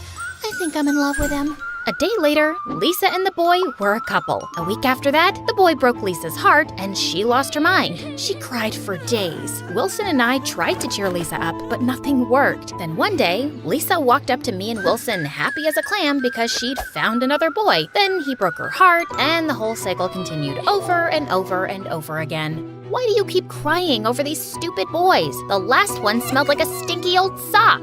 He didn't smell like a sock. He smelled like a man. But he was only 12. You guys don't get it because you're not as mature as I am. You're only 2 months older than we are. But you know nothing about the magic of love. It went on like that for years until we reached high school and Lisa fell in love with a football player named Nicholas. Yeah, the same guy from the beginning of my story. The one with the horrible singing voice and obsessed with heart emojis. Ember, he's the one. I just know it. You said that about the last boy. No, it's for real this time. I think I'm gonna marry him. A day later, she and Nicholas were Insta official. They dated for a year, but the whole time he was cheating on her and it broke Lisa's heart. The same thing happened with another boy at school named Isaac, a smooth-talking, rich model. Yep, he was the second jerk you met in the beginning of the story. Every time Lisa saw Nicholas or Isaac with another girl, she'd break down in tears. She couldn't pay attention in class. She started failing all her tests. Her grades dropped, she stopped coming to school, and eventually couldn't get out of bed. Lisa's parents got so worried about her that they moved away, and I lost my best friend forever. I was devastated. She even refused to contact us and changed her number and deactivated all her social media accounts. Her mom told us to respect her wishes. You still have me. It's not the same, Wilson. After Lisa left, I blamed myself. Nicholas and Isaac were heartbreakers, and all the girls loved them, even though they both had the IQ of a fly and were the most conceited boys on earth. They had a new girl every week and ripped the poor girl's heart to shreds. I should have protected Lisa from those jerks. She was my best friend in the world, but I wasn't there for her. I'm the reason she's gone. That's not true. Lisa made her own decisions. She chose to date those guys. If it's not my fault, why does it hurt so much? A couple years later, in my senior year, I had a major glow-up. My dark olive skin and long curly hair got me so much attention, people thought I was a model or a movie star. Nicholas kept staring at me in gym class. I tried to ignore him, but he cornered me in the hallway. Hey, beautiful. I couldn't help but notice that you're almost as hot as me. I've never seen you around. Is this your first day? No, dummy. We've been in the same classes for 2 years. He looked at me like I was crazy. I'm Ember, Lisa's best friend. I don't know any Lisa. Your ex-girlfriend's Lisa? He shrugged his shoulders like he didn't even care. I wanted to slap him in his stupid jerk face. I'm captain of the football team, you know, and I've got 2% body fat. He lifted up his shirt to show me his washboard abs. Am I supposed to care? You're funny. Let's go out this weekend. I was pissed. First, Nicholas broke Lisa's heart, and now he wanted to go out with me? Suddenly, I had an idea. I could make him pay for what he did to Lisa. So, I said yes. Later that day, Wilson and I were sitting together at lunch. I was helping him fix his battle robot for the robotics club when Isaac walked up. Hey babe, is your dad a genie? Because you're my wish come true. We should get together. You're not her type. No one asked you, nerd. Wilson's battle robot charged at Isaac. Isaac grabbed the robot and spiked it like a football. Wiper butt, no! Next time, mind your own business. Avenge me. Wilson jumped up to confront Isaac, and I slid between them. I'd love to go out with you, Isaac. I gave Isaac my number, then he walked away. Wilson was totally confused. Why would you go out with that jerk that broke Lisa's heart? I'm gonna go out with both jerks that broke Lisa's heart. I'm gonna make them pay for what they did to Lisa. After that, Wilson and I came up with a master plan. Nicholas was the first target. He was obsessed with sports and super competitive. He was on the basketball team, the football team, and the baseball team. But after a little investigation, Wilson and I discovered that Nicholas was terrified of heights. For our date, I invited Nicholas to a rock climbing gym. As we were walking inside, Nicholas saw a beggar on the street and yelled at him for asking for food. Get your own food, loser. Ugh, can't understand why these poor people choose to live on the sidewalk. There's an apartment building right across the street. I couldn't believe how insensitive and stupid Nicholas was, but I had to stay focused on my mission. Good question, but tonight's about us. Let's go have some fun. I took his hand and pulled him inside. Nicholas took one look at the rock wall and broke into a sweat. I don't know about this, Ember. Can't we just go to the movies? Are you scared? I didn't know you were a chicken. I'm no chicken. I'm not afraid of anything. I'll climb to the top twice as fast as you. You're on. I raced to the top, and Nicholas struggled to keep up. Come on, Nicholas. You can do it. Just don't look down. Nicholas looked down and freaked out. He started crying like a baby. It took 20 minutes for the instructors to pry him off the wall. Wilson recorded the whole thing on his phone and posted it online. The video went viral in minutes, and Nicholas was the biggest joke. The next day, I went out with Isaac. He got us concert tickets to see a famous pop star. He met me at my door with a huge bouquet of flowers, but when he wasn't looking, I slipped a couple doggy treats in his pocket. As we were walking to his car, my neighbor's huge dog charged towards him. Isaac got so scared, he turned to run, but slipped and fell face first in the mud. His clothes were ruined, and so was his perfect hair. I'm so sorry. It's okay. It was an accident. Too bad we'll miss the concert. We don't have to miss it. Come with me. I dragged Isaac inside my house and told him he could take a shower. I gave him a special bottle of shampoo to wash his hair and some of my dad's old clothes. 10 minutes later, I heard Isaac scream. My hair! Oh no! Silly me. I guess that wasn't shampoo. At least the green brings out your eyes. Isaac ran out of my house like a maniac. I wished Lisa was here to see what we did. She would have been so proud. Wilson and I celebrated. I even had the rest of the weekend to help him fix his broken battle robot. I really appreciate your help, Ember. It's the least I can do. I couldn't have gotten back at Nicholas and Isaac without you. I was worried that you'd fall for those guys like all those other girls at school. Give me some credit. Those guys are the worst. I like guys that are smart and kind. Then Wilson gave me a strange look. I think I like you. I mean, like you, ever since we were kids. I was wondering if maybe we could go out on a real date. I was shocked. I never saw Wilson as anything more than a friend, but as I thought about dating him, I suddenly started to blush. Sorry, I guess that was a dumb idea. I'll leave now. Before I knew it, Wilson was walking out the door. Wait! I grabbed Wilson's hand. He turned to me, and when we looked into each other's eyes, I swear that sparks started flying. Or it could have been the porch lamp shorting out again. It had been doing that for weeks. The next day, spring break started, and Wilson and I spent every minute together. We grew closer by the day, and after we shared our first kiss, I finally understood what Lisa meant about the magic of love. Being with Wilson made me feel like I was walking on a cloud, though it was bittersweet because I still missed Lisa so much. But when school started, everything changed. My first day back, Nicholas ran up to me with a huge smile on his face. Ember, it's so good to see you. It took me a while to realize it, but you're the best thing that's ever happened to me. You changed my life. Wait, what? I was totally shocked. I thought Nicholas hated me. You gave me the courage to face my fear of heights, clowns, and strawberries. You're afraid of strawberries? It's the seeds and their pointy ends. They could take an eye out, but that doesn't matter anymore. I've conquered all my fears, and now I'm unstoppable. I'm a new man, and I think I like you. Then Nicholas kissed me on the cheek and waltzed down the hall. After school, Isaac ran up to me in the parking lot with his bright green hair. He hugged me and spun me around.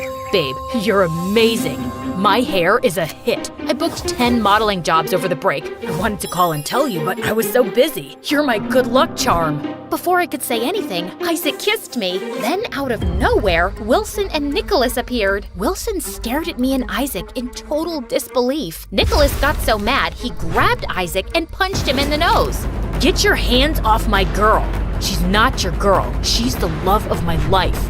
Then I saw an amazing opportunity. My mission wasn't complete. That night, I told Wilson about my new plan. Our mission isn't over. I'll go on a few more dates with Nicholas and Isaac. I'll make them compete for my love. And when I know I've got them hooked, I'll rip their hearts to shreds. I'll just need you to... What about us? We'll keep our relationship a secret until after I break Nicholas and Isaac's hearts. You're not making any sense. I'm your boyfriend. I can't just sit back and watch you date other guys. We have to complete the mission. I don't care about the stupid mission. What are you saying? It's me or them. I chose the mission. I couldn't back off now. It was too important. I owed it to Lisa. After that, Wilson and I broke up. I kept dating Nicholas and Isaac and made them compete for my affection. It was funny seeing them try to one-up each other to win my heart, but every time Wilson saw me with them, he gave me the saddest looks. What are you staring at, nerd? A jerk sandwich with a side of stupid sauce? Nerd boy thinks he's funny. He's just jealous because Ember's out of his league. She'll be my girl soon. No, carrot head. She'll choose me. My muscles are bigger than yours. I've got an 8-pack. You've only got 6. Oh yeah? My biceps are the size of a grapefruit. Nicholas and Isaac took off their shirts and started flexing in front of each other. A couple of Wilson's battle robots ran up and kicked them in the shins. As the days passed, I couldn't stop thinking about Wilson. Suddenly, I felt like I was the bad guy. It was one thing to break Nicholas and Isaac's hearts, but Wilson didn't deserve this at all. I was so confused. I was doing this for Lisa, but hurting Wilson in the process. So, I was finally able to reach out to Lisa for the first time in years. She was living 3,000 miles away in Australia. She told me all about her new life and her new boyfriend and how sorry she was for not keeping in touch. Then, I told her about my mission. Oh, Ember, you didn't have to do that for me. Love's a risk, and sometimes it hurts, but it's worth it. I was trying to break those heartbreakers' hearts and broke Wilson's along the way. I feel like a hypocrite trying to teach those guys not to play with a person's emotions while I was doing the same thing. You made a mistake, and that's okay. We all do. Now you just have to fix it. The next day, I met up with Nicholas and Isaac. It's over. I don't love you. I don't want to see you anymore. They didn't take it very well. They dropped dozens of teddy bears, candy, and love notes at my door, but I sent it all back. I tried to contact Wilson, but he didn't return my calls. And when I went by his house, his mom told me he was out of town at the National Robot Battle Championships. I was proud of Wilson, but so sad I wasn't there to support him like he'd always supported me. He posted a bunch of videos from the competition online. The moment I saw his face and heard his voice, my feelings for him rushed back, and suddenly, I was nursing my own broken heart. A week later, a couple of girls from class encouraged me to go to the winter dance. It was better than sitting in my room all alone, so I agreed to go. So, yeah, now we're back to where we started. Hey, editor, can you speed things up from here? No problem. Okay, here it is, the moment of truth, when I ran out the back door and right into the love of my life. If you haven't guessed it by now, the mystery guy is Wilson, and he looked so different that night. He was confident and happier than I'd ever seen him before. Wilson looked up at me with his big brown eyes, and all my feelings for him were stronger than ever. I'm sorry I hurt you. I was so obsessed with getting revenge for Lisa that I became a colossal jerk. I hope you can forgive me. Maybe someday we can be friends again. I don't know. You did some really dumb stuff. I get it. I ruined our friendship and broke your heart. I understand why you don't want to be friends anymore. I guess this is goodbye. I turned to leave, then Wilson grabbed my hand and smiled. This doesn't have to be the end. Maybe we can fix this. I think it's worth a try. Another mission? Something like that.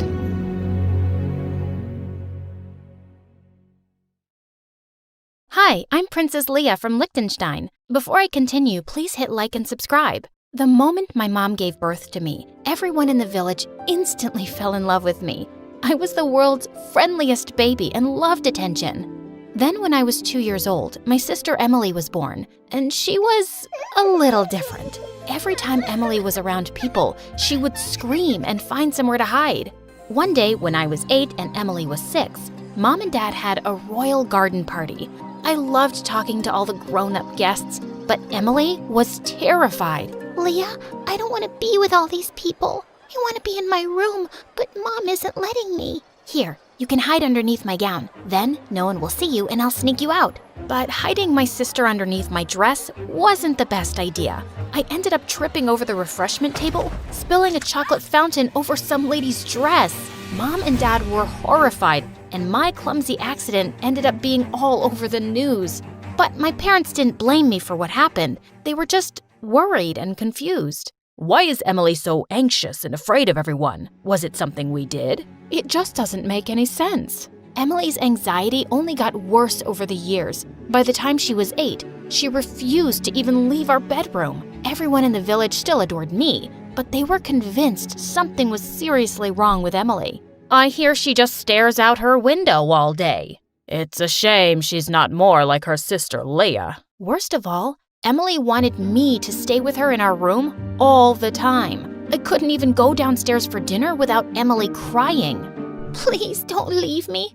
I'm so lonely, and you're the only person that I actually like. It was so hard saying no to her. My parents tried enrolling her in therapy, but nothing seemed to work.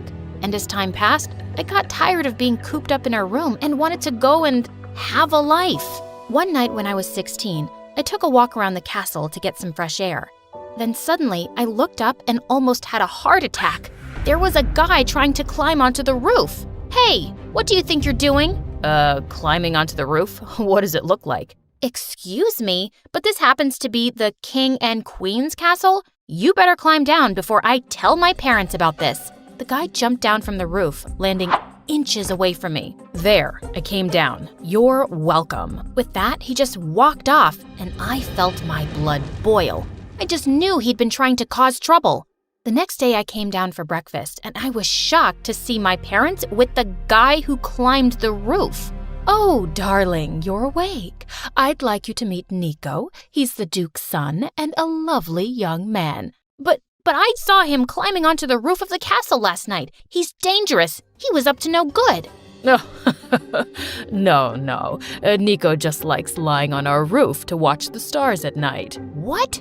My parents were crazy. What king and queen would let some weirdo climb their castle walls at night and believe such a stupid lie? Fine, be naive and let this intruder do his thing. But when he puts all our lives in danger, don't come crying to me. I was gonna sneak up on Nico and see what he was up to. I would have one of our guards bring me up to the roof with a harness and a rope. But that night, as I rose up to the castle roof, I saw Nico sitting with tears in his eyes.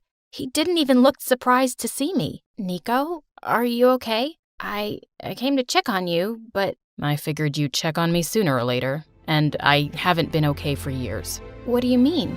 I'm not really the Duke's son. I'm adopted. When I was 10 years old, my parents left me, and they never came back.